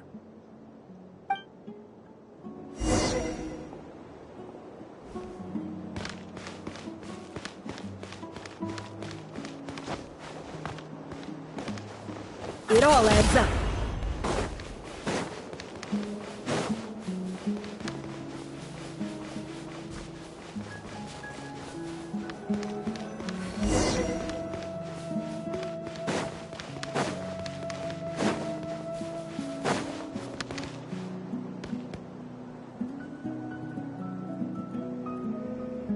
That's our well, and you know it.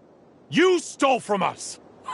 Well, you've gone from chief to thief, and now you have to face the consequences. Did you really think you could take our water without permission and get away with it? You're either brave, stupid, or both.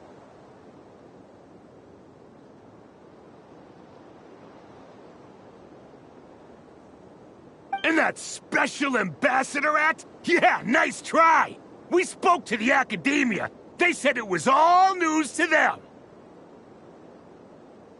You're a liar and a cheat!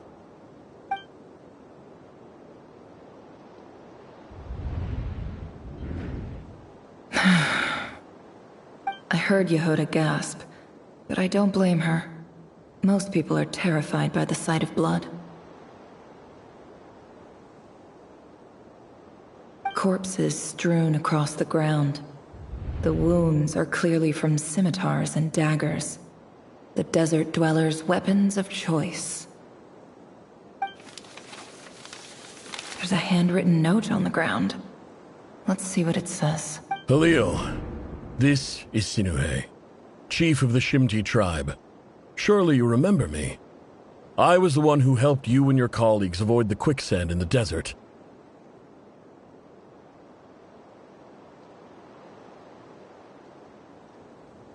This is my second time writing to you.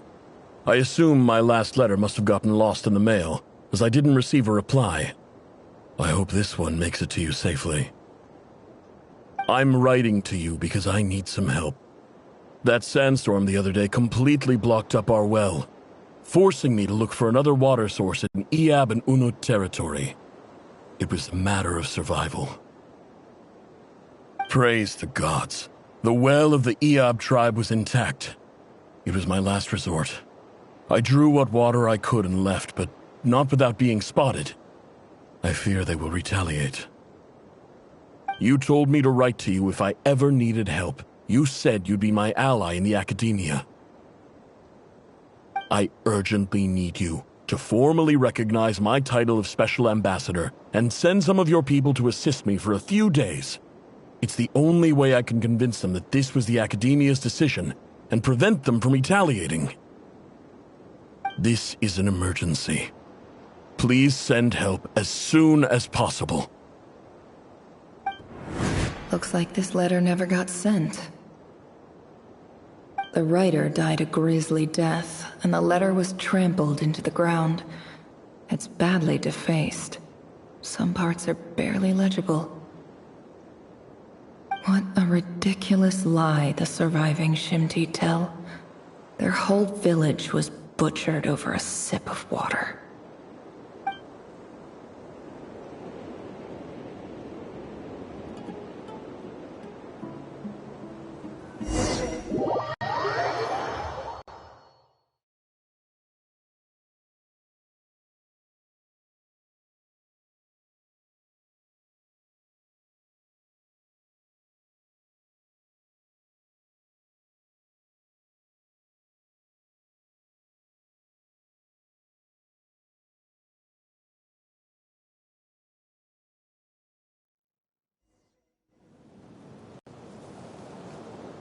Ah, officer. Welcome. Welcome to our humble village. I thought you would at least have the courtesy to provide some respectable libations. This is the finest wine our village has to offer. I promise.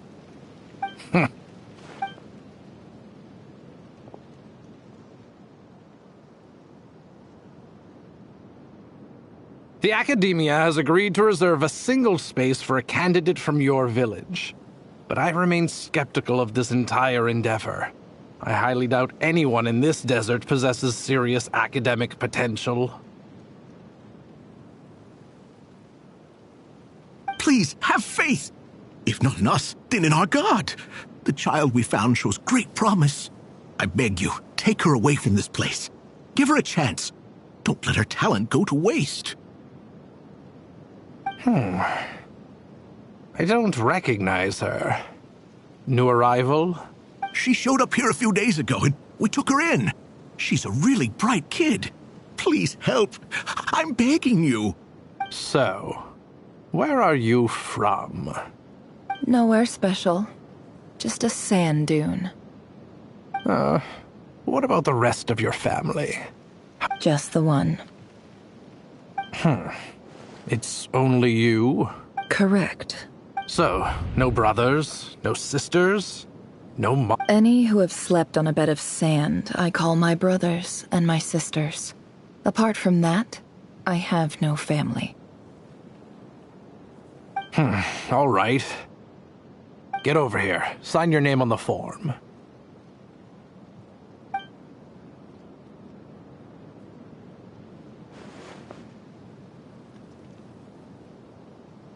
Never? You're rather fair-skinned for a desert dweller.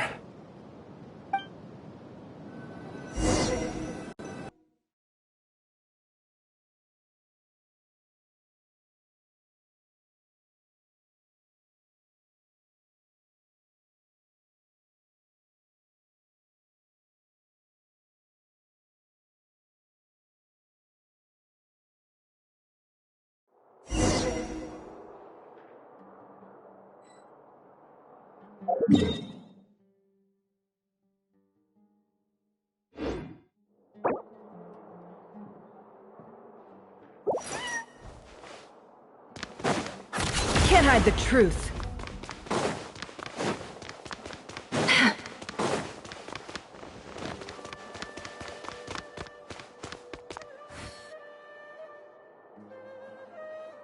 Nefer, this term's assignments have been issued already. Please read through the materials thoroughly, conduct your own additional research, and then write an essay on the topic. Yes, Professor, I'm aware.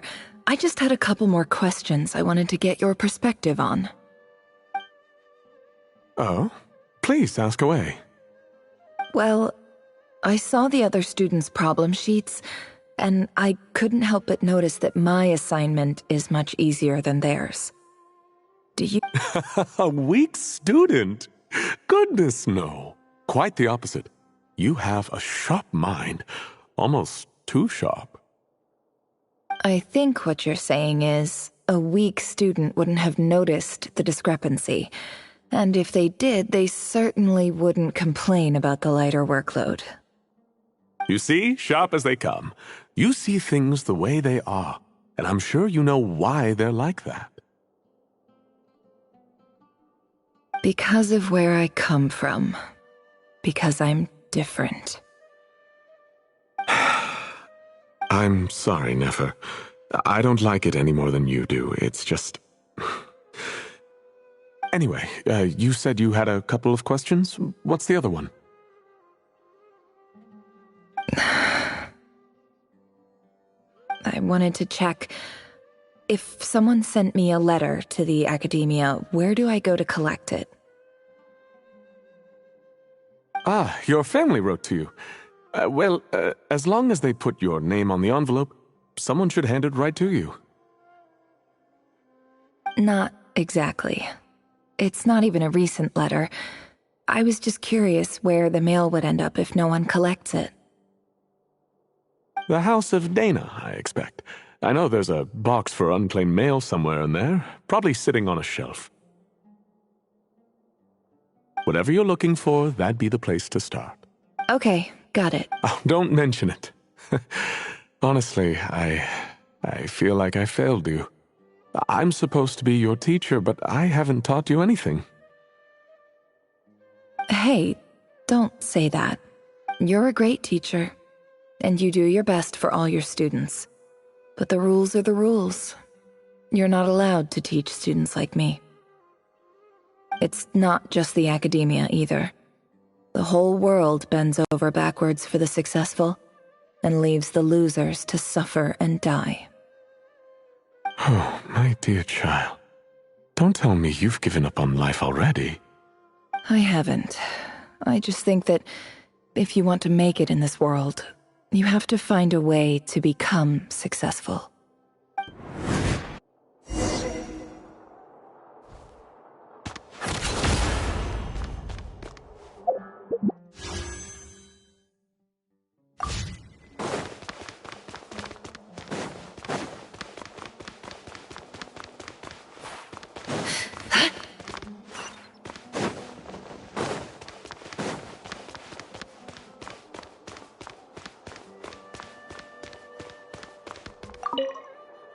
This must be it. A big cardboard box full of unclaimed mail. And probably some letters that ended up here by mistake, too. Let's take a look.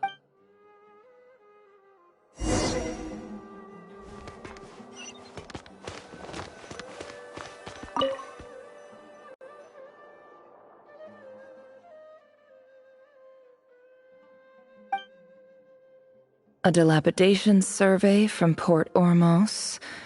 Looks like it's from a Core of 30 representative. This one was never even opened. I guess the recipient didn't care what the Core of 30 had to say. Who was it addressed to? I don't recognize the name, but it must have been a Kasharawar professor.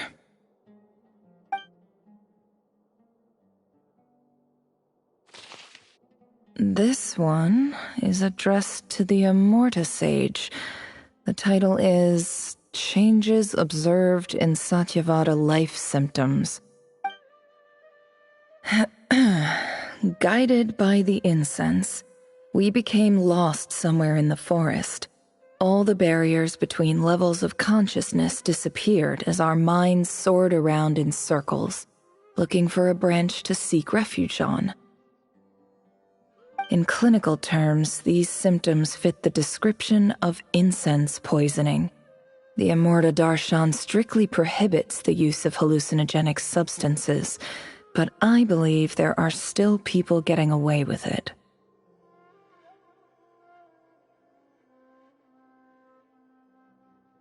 For example, my neighbor who always breaks out into song and dance after using incense.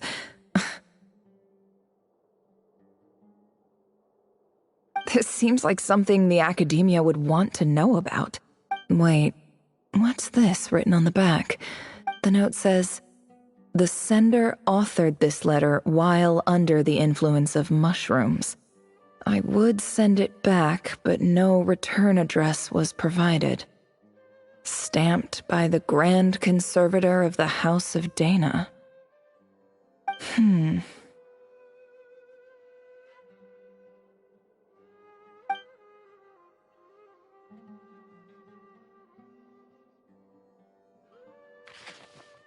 This next one is addressed to a few words of protest regarding recent changes in Sumeru's educational policy. In recent years, the academia has taken on a small number of students from the desert region, as per the policy to this effect. However, it appears to me that these students have not, in fact, been provided with educational opportunities that are, in any meaningful sense, equal to those enjoyed by their peers. As well as receiving dumbed-down assignments and perfunctory tutoring, they do not even have full access to the Akasha system. Education is the fundamental purpose of this institution, which should go without saying in a nation whose founding virtues are knowledge and wisdom. I ask you, is the lip service we pay to the policy of education for desert students? As Grand Sage, policy decisions are your prerogative, but do not forget your roots. You and I were once students too, as was everyone else in this institution. I do hope you will give some serious attention to this matter. I encourage you to discuss issues like this with myself and others, and listen to some alternative opinions.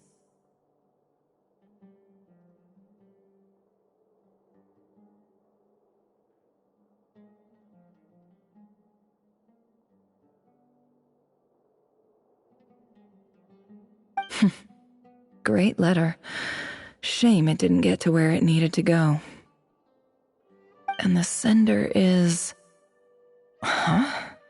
Sage Cyrus of Spantamad.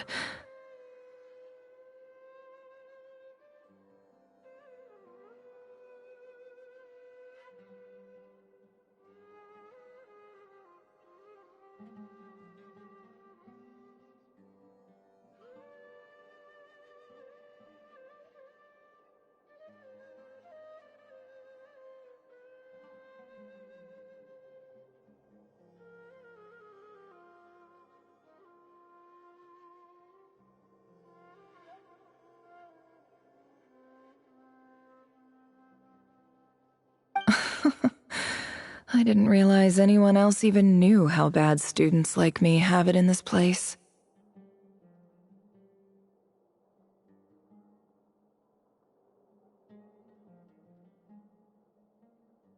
So this is where letters from the Sage of Spantamad end up? Nice one, Grand Sage. Really enlightened leadership. Whatever. This isn't what I came here for. I'm not exactly holding out hope that a letter sent from the desert would even make it here. But if it did, where else would it end up if not in this box? I can't believe how much discarded mail there is. Must have been years since someone last went through it all. And this is just one box. The whole house of Dana is boxes on shelves. I don't believe for 1 second that any human being has sat down and read through all the documents in this place.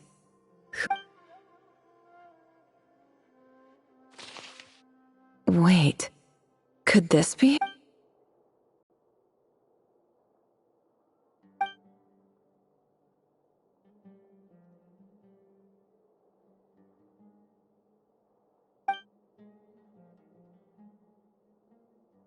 Greetings, Halil. My name is Sinuhe, chief of the Shimti tribe. I was the one who came to you and your colleague's aid when you ran into trouble in the Great Red Sand. I don't know how well you remember it now, but I brought you to safety and gave you some water and other supplies. You seemed very pleased and told me your name.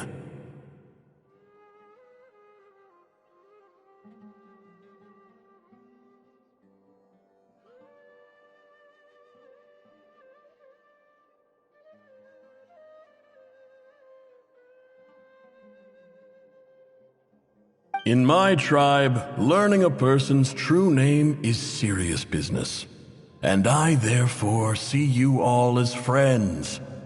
You were kind enough to leave your contact details, so we could stay in touch. The Shimti tribe lives a harsh, nomadic existence in the desert. You were sympathetic towards my plight, promising to make me a special ambassador of the academia and help us find a way to make a better living. This brings me to my reason for writing. Our tribe has fallen on particularly hard times, and I would like to ask for your assistance. There was a terrible sandstorm a few days ago, which blocked up the well in our land. To ensure my people's survival, I had no choice but to venture into Iyab and Unut territory in search of an alternate water source. The Iyab and Unut are descended from the Thamudians, while we trace our ancestry to Tulatala.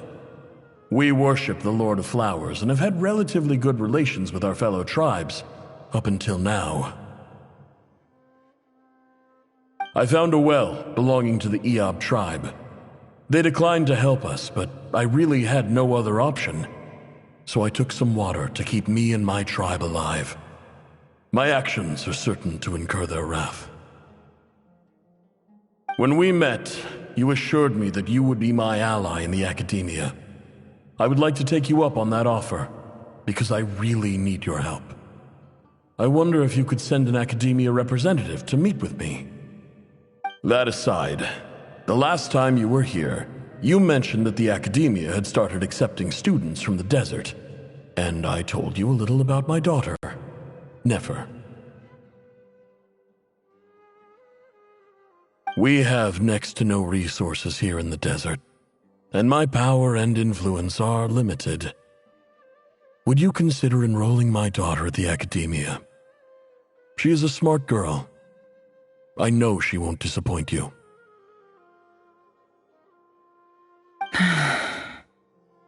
From the outset, the academia never took you seriously. Those things they promised were just empty words. I doubt they even remember the name Sinuhe. And you were so emphatic that your luck had finally changed for the better. You swore you'd lead us to a better place one day. You spoke with such conviction, like you were the most powerful chief in the whole desert. You liar. You lied about everything. You promised the world and delivered on none of it.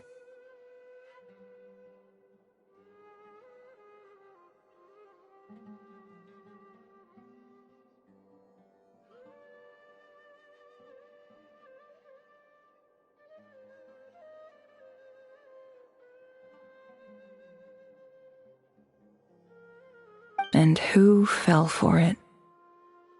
Just me, by the looks of it. Despite your best efforts. Which makes you a pathetic liar. You weren't even any good at it. I think I'll take over from here. Let me show you how it's done.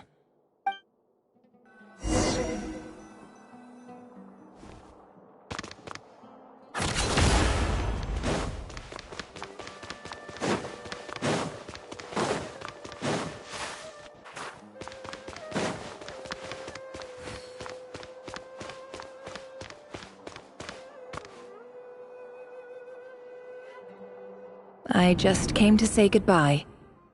Thanks for everything you've done for me in my time here. Nefer? You packed your bags. Where are you going?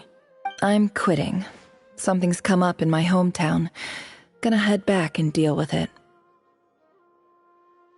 Huh? But this was a hard-won opportunity for you. You know that better than I do. It was, but it doesn't matter. I have more important things to deal with, and they can't wait. Oh, and I didn't want to overfill my bags, so I left some incense on your desk. What's wrong? I thought you liked incense.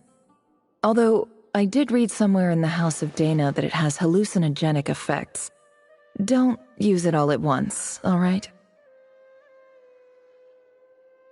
Isn't this the stuff you brought from your hometown? You're just letting me have it? But you said it's a rare and valuable commodity.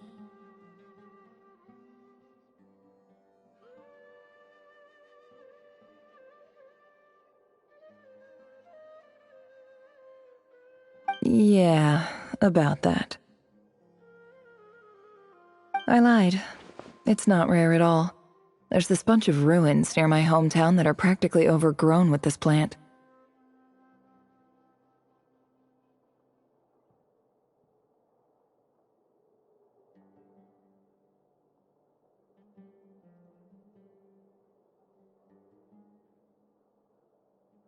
It's not worth much. Keep it, it's fine. But Nefer...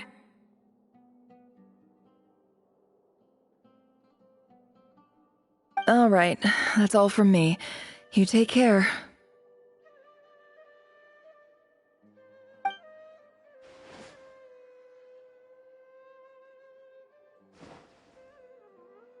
Don't forget me, okay? I mean, we're more than just classmates, right? We're friends. Yeah, I'll remember you. I lied again. That incense is worth a fortune, and it's a rare find even in those ruins.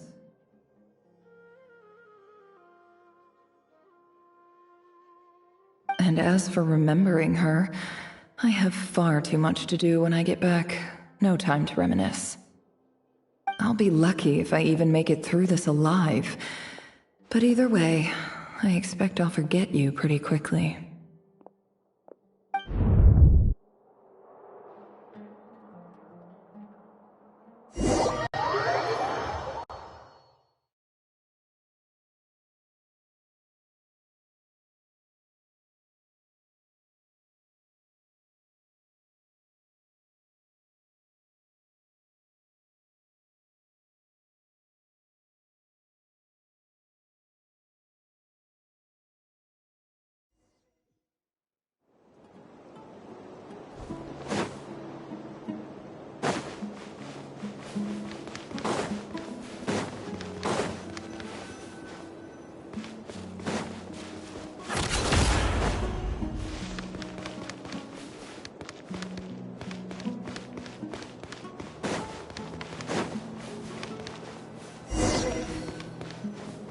No more lies.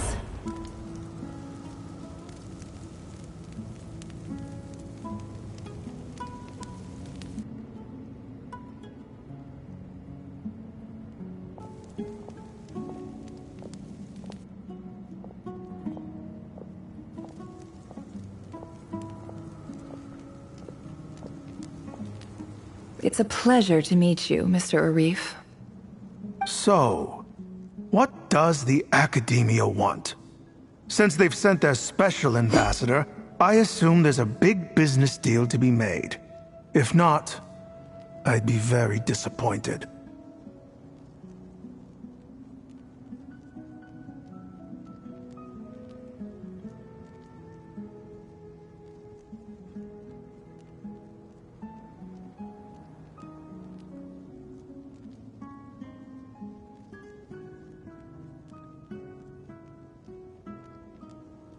Please, sir, lower your blade. You're lucky I'm the one they sent. Not all special ambassadors share my admiration for the Iab people. The ever-shifting balance of power in the desert reduced the once great civilizations of this region to rubble and sand. But the story of the Iab has a very different trajectory. Others grew weak, but you grew strong, beginning in obscurity and moving to prosperity. You're the— Huh. So, you do know who you're dealing with? This well is the perfect symbol of your strength, is it not? It used to belong to the Unut, but it looks like you have control over it now.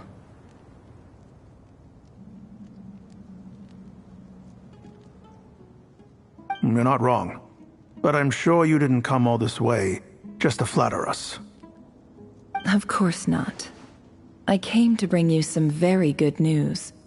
Some information that recently came to light, which might just be your ticket to freedom. Records uncovered by the Vahumana Darshan show that a certain well currently under Iab control is built on top of some ancient ruins. These ruins are of great archaeological interest to the Academia.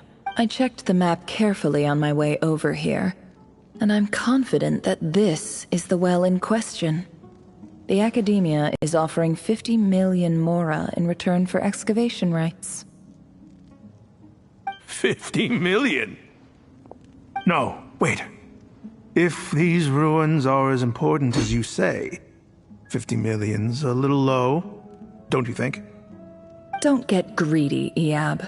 We know far more than you think. We know that you seized this well by force. Wasn't that the first step in your rise to power? To drive away the Unut and steal their water supply? So what if it was?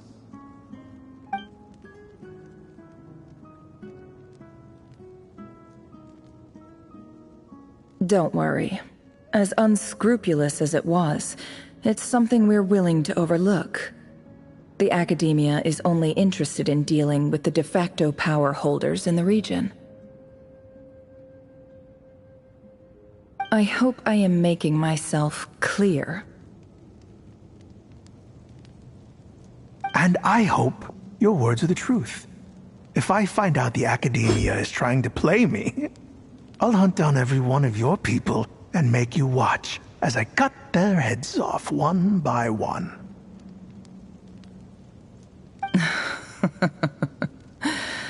I assure you, Chief, that would not be in your long-term interests. You don't want to make an enemy of the Academia.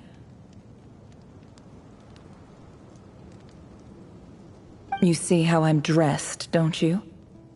I appreciate that you've never been to the rainforest, but surely even you recognize an ambassador's attire when you see it. And what does a barbarian like you have to lose anyway? You really think the Sumeru Academia would bother to come all this way just to lie to you? We have more important things to worry about. All right, I take your point. The Academia is the highest authority in the land. I'm sure you're trustworthy people. In that case, we have a deal. We will sell you the excavation rights. I'd like to thank you, Ambassador. This is good news indeed. Excellent news. In fact, it calls for a celebration. Would you do us the honor of staying a while and enjoying some Eab hospitality? Gladly. I am partial to wine myself, and I trust you are as well. So let's indulge in a few drinks together, in celebration of this momentous...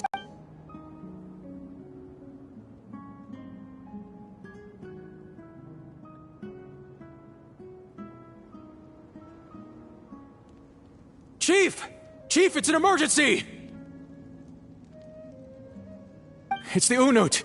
They've taken the well. What? Well, don't just stand there. Take it back. Yes, Chief. I have every confidence in the Eab's military superiority, and yet... Well, what is it? The Unut's response was alarmingly fast. The day after we reach a deal, they seize the well. This can't be a coincidence. Perhaps there is a traitor in your midst. I don't think so. I am obliged to remind you, Chief, that the Academia will only deal with the de facto power holders. If you cannot regain control over the well, I'm afraid you won't see a single mora of that 50 million. No! Please, Ambassador, just give me some time. I swear the Unut will not get away with this. That well is ours, and so is the mora. Glad to hear it. I will wait here for an update. If there is a traitor, I will find them. In the meantime, make yourself at home. I'll report back as soon as I have an update. Much obliged. Wow. All it took was a few words and I've got him wrapped around my finger. What an amazing feeling. So, in summary, Ambassador, the Academia would rather negotiate with our tribe instead of the Eab, yes? The Eab are ruthless murderers who don't listen to reason. And now they have the gall to interfere in our research projects in the desert region. So let me ask you, Chief. If you were the Academia, what would you do? Kill them all. Precisely. The Academia does not tolerate those who stand in our way. The Eab have held back our academic pursuits for too long, and our patience is wearing thin. At the same time, there is simply no way that the Academia can be seen to be intervening in desert affairs. I'm sure you understand where I'm coming from. We have our own rules out here. If the rainforest dwellers raised arms against a desert tribe, you'd start a bloody war. Right. We can't confront them ourselves, but we can support their enemies. The Unut have always had strained relations with the Eab, which makes you our natural allies. Natural allies? Weren't the Eab your allies once? You were quick to send them after us to protect your interests back when we stole that water. And now look at you. You're at each other's throats. Let me be clear. The Academia wishes to collaborate with the legally recognized rulers of the desert in this matter. We are asking for excavation rights to that well, and our offer is 50 million mora. Say no more. I believe we have an understanding. Good. Then I suggest you get to work. Get us access to that well, and the mora's yours. You see, Dad? Lying is easy when you know how. People will believe anything.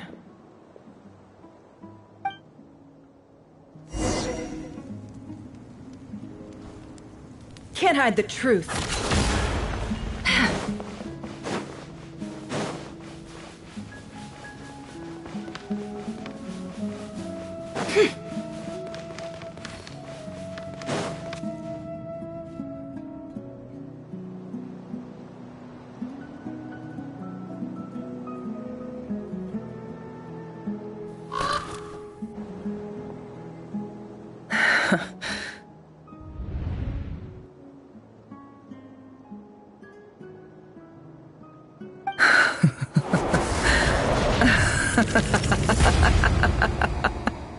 Look at yourselves.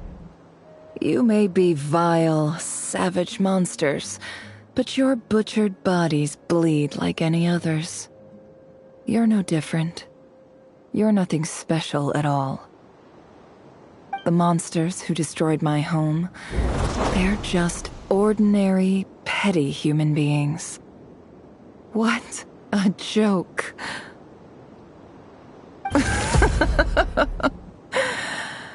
I think we're even now. Maybe I've even done the desert a favor. It's a better place without all these people around. Oh, Sinuhe, my gullible fool of a father. Perhaps if you'd been as ruthless as I was today, our tribespeople would still be alive.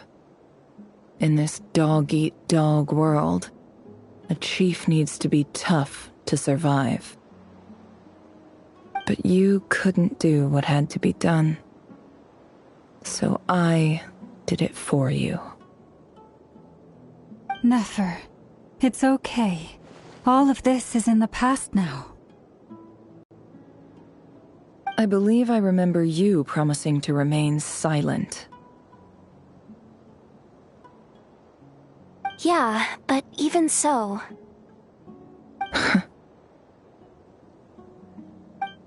Yehoda, is there anything you can do to ease the tension?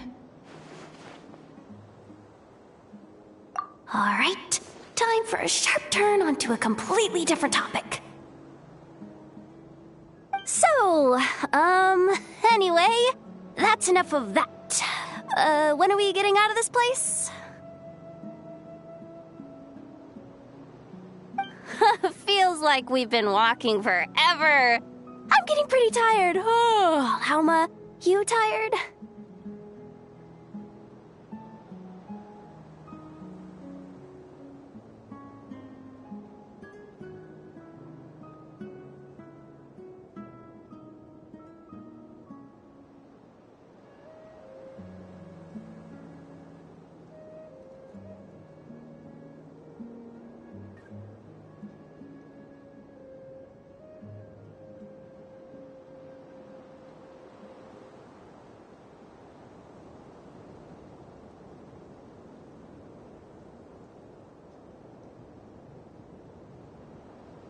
Yes, if we can find somewhere to sit down, I could certainly do with a rest.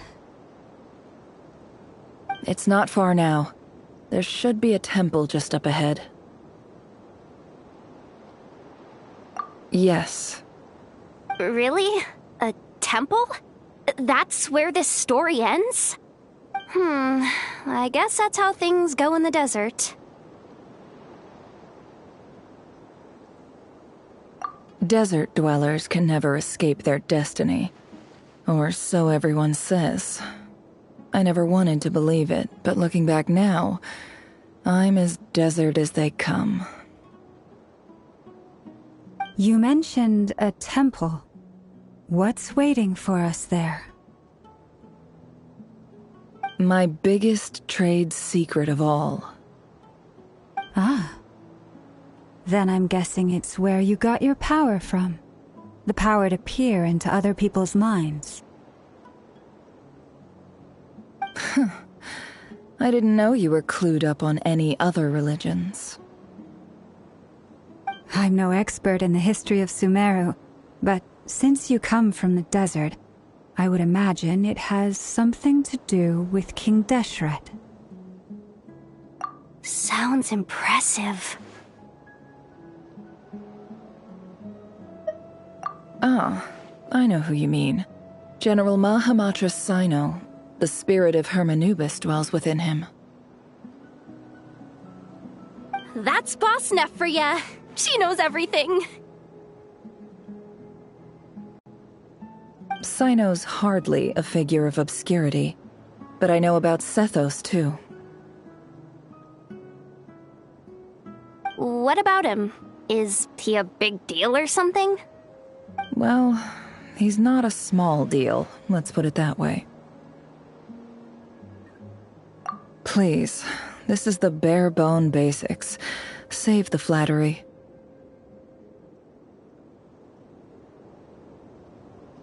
Thanks for your patience, everyone. I'm sure it's been a lot to take in. With any luck, that's our exit just up ahead.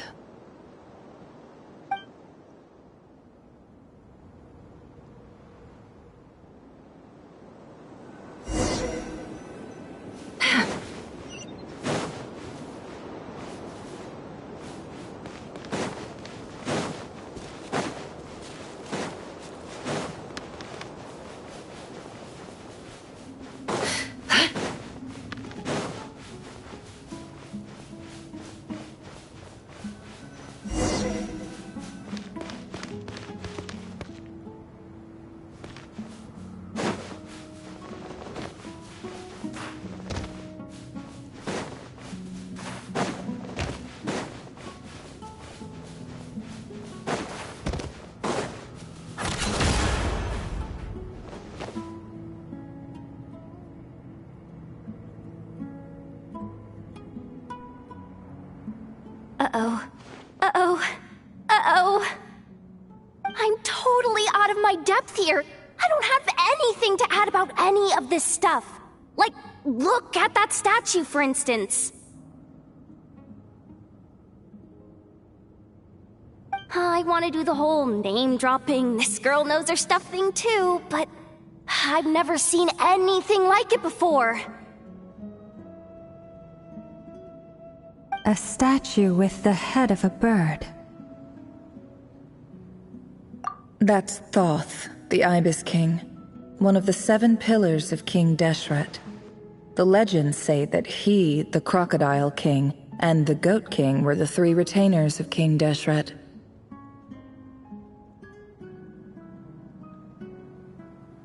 Let's take a look.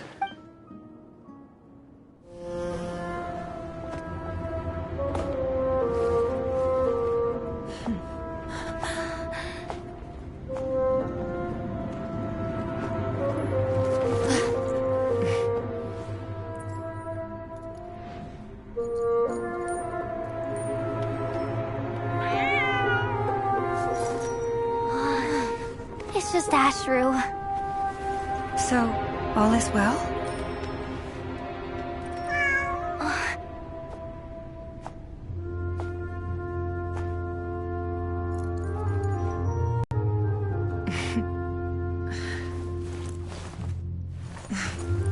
Typically speaking, at this point, the world disintegrates. Then we find ourselves back in the outside world. Besides, these are my memories. There's nothing to fear. You're sure? Of course. It's almost over.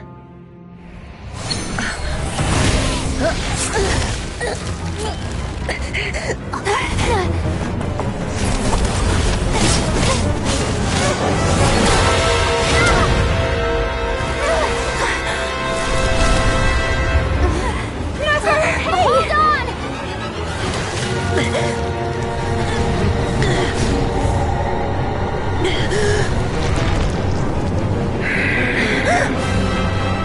Knowing too much is always a death sentence.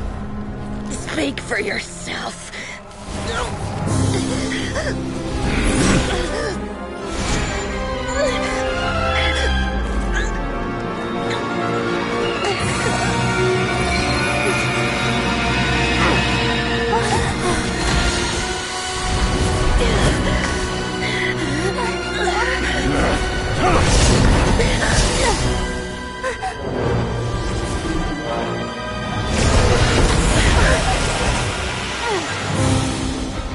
How repulsive.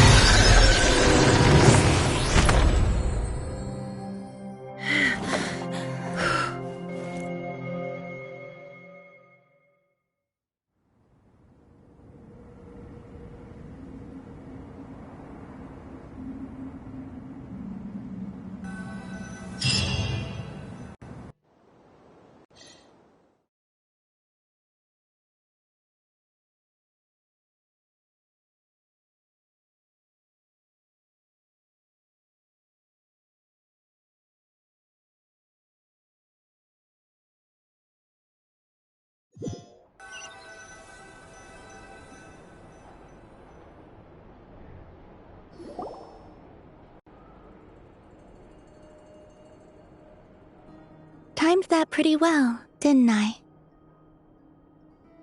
It's okay. I'm just glad no one was hurt. Paimon noticed you doing something too, Dainsleif. Were you helping get them out? Of course. When I asked Nefer to conduct this investigation, I was not naive to the dangers involved. I had a duty to ensure your safety.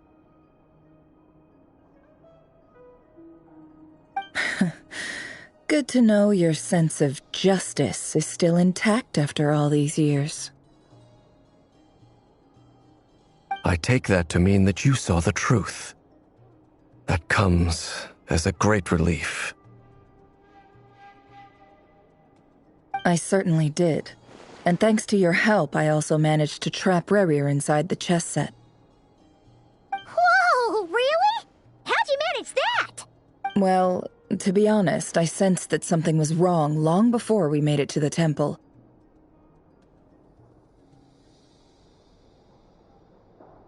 By using this fragment to probe into Rrerir's past, well, the monster formerly known as Rrerir, it seems I alerted him. I was tracking him, then he caught on and started tracking me too. Can't say I'm surprised. But how did he track you through your thoughts alone? That shouldn't be possible. Rrerir was a secret agent who reported directly to the Vinster King. He is an expert at finding a trail and hunting down his pursuers. No wonder. He infiltrated the chess set, read my thoughts, and built a new virtual chess set inside of it. That's why we weren't able to leave at first. Speaking of your chess set, it's quite a remarkable item. Would I be right in thinking you have some connection to King Deshret? You overestimate me. I only have a connection with one of his underlings, the Ibis King. You all saw how this came to be. A long time ago, the Iab massacred my tribe, the Shimti, in our home village. A few years later, I enrolled in the academia, where some new information came to light. The Unut and the Iab fought a bitter battle over the rights to a well, all for the sake of a non-existent 50 million mora. The Iab ultimately won that confrontation, but their victory came at the cost of almost every warrior in the tribe. The final blow to the Iab came at the victory feast, when an Unut assassin beheaded their chief right before my eyes. The remaining Iab fled and have been scattered to the winds ever since. Having gotten my revenge, I returned to my hometown, where to my surprise, the nearby temple was still standing. There it was, seemingly immune to the relentless hostility of the desert, while my tribal home lay in ruins.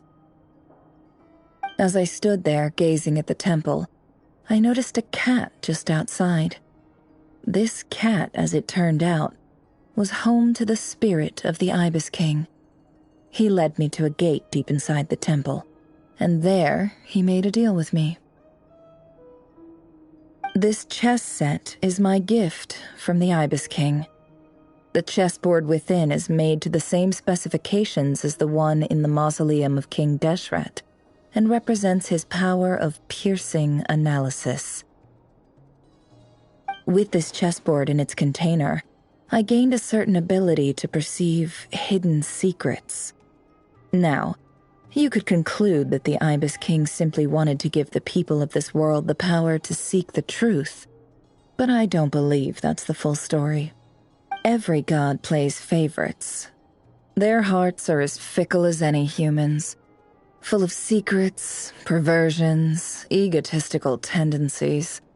But precious few gods are willing to admit this. It is the same with all powerful forces, including fate itself. Their gaze falls preferentially upon a select few. As you rightly point out, this is an act of favoritism. If you're alluding to the Abyss, then yes, I agree. Gather the others. It's time to share everything I've learned.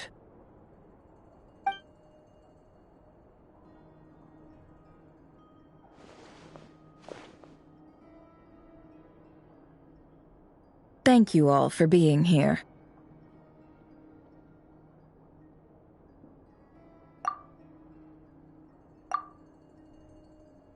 As promised, I did some further investigating into the rrerin of Solnari's background. I am pleased to report that the investigation has been most fruitful indeed. The rrerin of Solnari, real name Rrerin, was once a Conrian subject who served the Vinster King. I will now share the important details of his story. Please save any questions or comments for the end.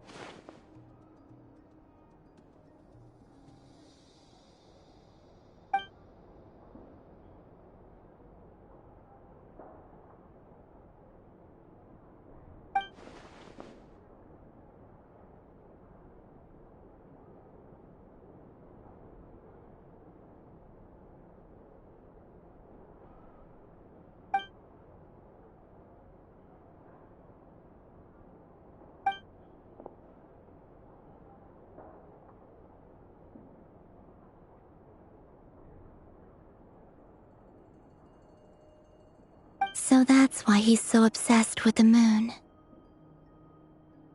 A tragic tale, to be sure. But it does not excuse his many transgressions.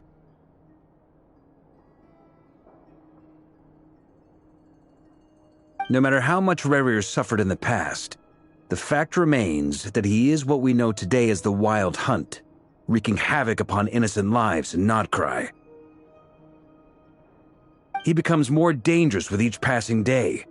If left unchecked, it is simply a matter of time before all of Teyvat suffers the consequences. This is a threat that the Knights of Favonius cannot ignore. A question for Miss Colombina. Forgive me if this is presumptuous, but have you ever seen the spatial gateway that appeared in Rrerin's memory? Never. But I have heard stories of something called the Moon Gate, and this seems to fit the description. Miss Lama, any thoughts on this? In the lore of the Frost Moon Scions, the moon is believed to hold many secrets. Some sources speak of ancient knowledge, others of a gateway to the unknown. The term Moon Gate is one I have heard before. But as is the case with all of our legends, there are no records of any first-hand witnesses. We cannot know whether it truly exists.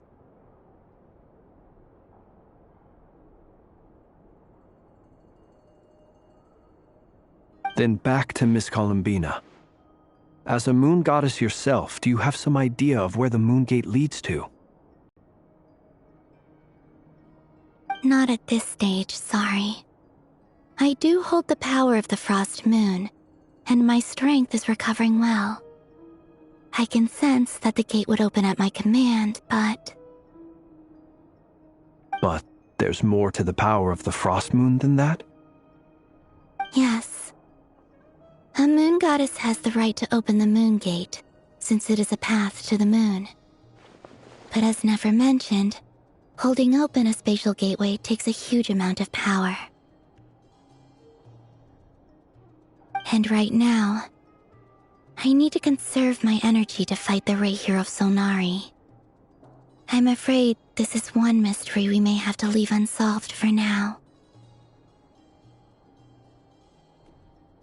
I agree. Better to save your strength.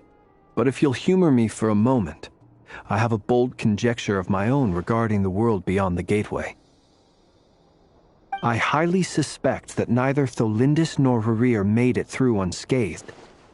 The evidence pointing to this is the fact that the rrerin of Solnari exists in the form of countless fragments. With the abyssal power he wields, no ordinary foe can touch him, let alone tear him to shreds. And yet, the wild hunt proliferates wherever his scattered fragments lie, drawing hordes of monsters to many different locations across the land. So your theory is that rrerin was physically torn to shreds by some powerful force? Hence, why the wild hunt is a distributed phenomenon, rather than a unified one? Makes sense to me. Explains why the wild hunt is so pervasive, and why he's been trying to piece himself back together. He was whole to begin with, and he wants to be whole again. Without the power of the Abyss on his side, he almost certainly would have perished the moment he was torn apart. But the Abyss, much like a curse, has kept him alive. I could not agree more. The power of the Abyss is most surely a curse. It is a compelling explanation, and one that accords with my present understanding of Abyss creatures. Whether the life form in question is primitive or advanced, if a curse has extended its lifespan unnaturally, it will continue to survive in spite of everything. This raises some interesting questions. I will run some experiments and see if there is any validity to my suspicions. That being said, regardless of whether my research bears fruit, I would like to thank Miss Nefer for conducting such a thorough investigation. Already, it has greatly enriched my understanding of the entity we face. My pleasure, Mr. Albedo. I too hope that the information I have shared today proves useful as we look to formulate the next stage of our plan. Hey! What is it, Dainsleif? You look really upset! It's just... when I think of the man I once knew as rrerin, The two of you used to be friends, didn't you? I don't know if these words will bring any comfort, but my heart goes out to you. Mine too. We can never know all the hows and whys of the way things are. The moon and stars are full of untold secrets and lies, and the skies are host to many more mysteries than these alone. Yet, none of that can begin to compare with the complexity of human life. Those are the first comforting words I've heard in a long time. Thank you, both. Well, I think this is a good place to end today's meeting. I'm sure Nefer needs some time to recover. She's been through an awful lot today.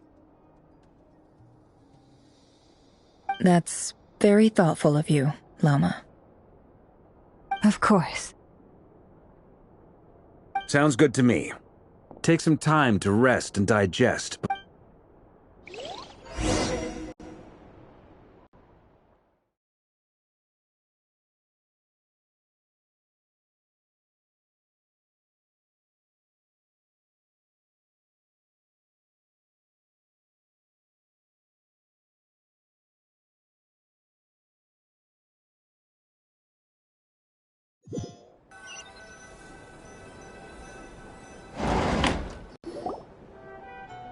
Hey, is this a bad time? Hope I didn't kill the conversation.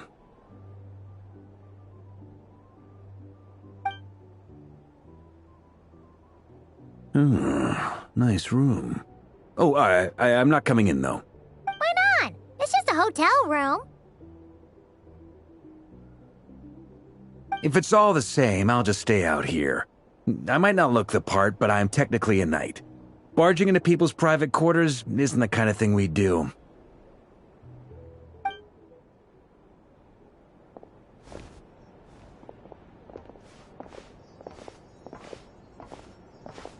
Anyway, Nefer went back to the curatorium to get some rest. But before she left, she shared some things with me that I thought you should be aware of.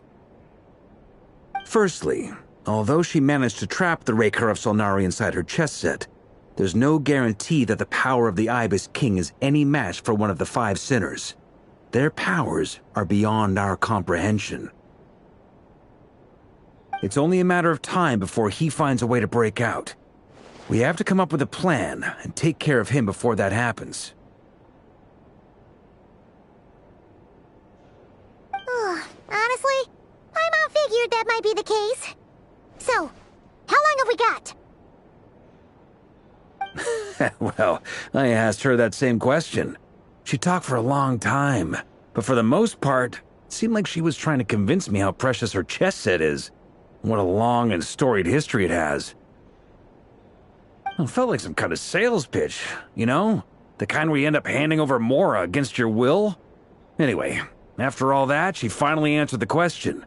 2 days, at most. 2 days? Holy moly! Can we even recruit enough help in that time?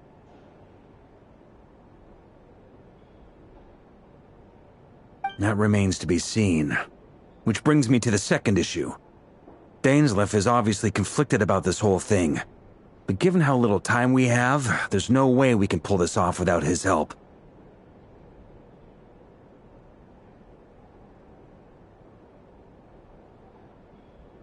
You have some history with him, right?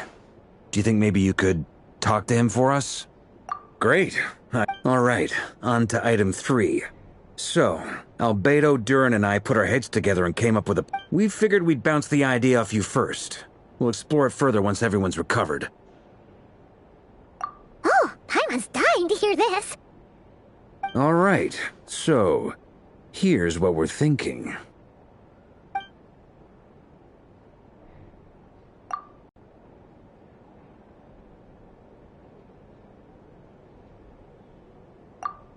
We felt a little uneasy about roping you into this. I mean, firstly, you're not locals, and secondly, none of us are your boss. You're well within your rights to refuse if you so choose.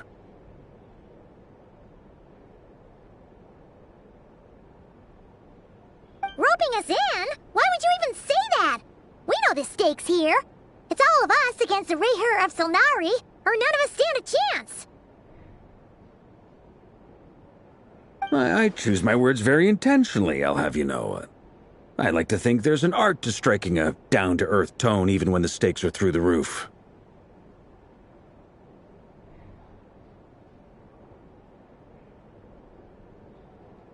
Sir Varka, I have a few thoughts about this plan. I'm all ears. I think we can be more flexible with how the roles are allocated. In my view, the most sensible lineup would be like this.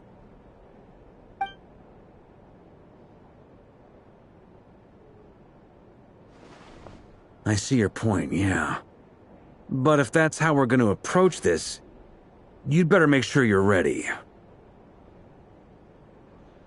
To be clear, I don't doubt your abilities. Far from it. I just want to make sure.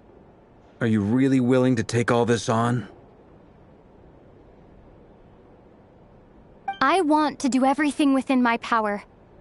The Rrerin of Solnari is a truly fearsome opponent, and if I do my part, it'll greatly reduce the risk for everyone else involved. Well, that tracks with what I've heard.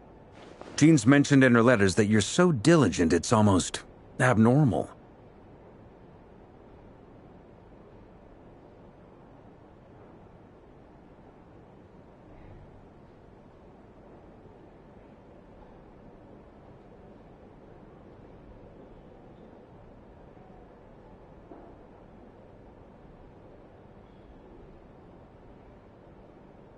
As in, most people weigh up the risks and rewards in situations like this. But you seem to just march towards danger without a moment's hesitation. Of course, everyone appreciates a fearless pioneer.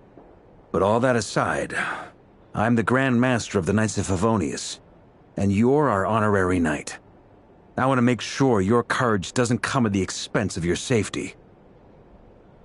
Thank you, Sir Varka. I should be the one thanking you. It means a lot to have you on board. I'll give some serious thought to your suggestions.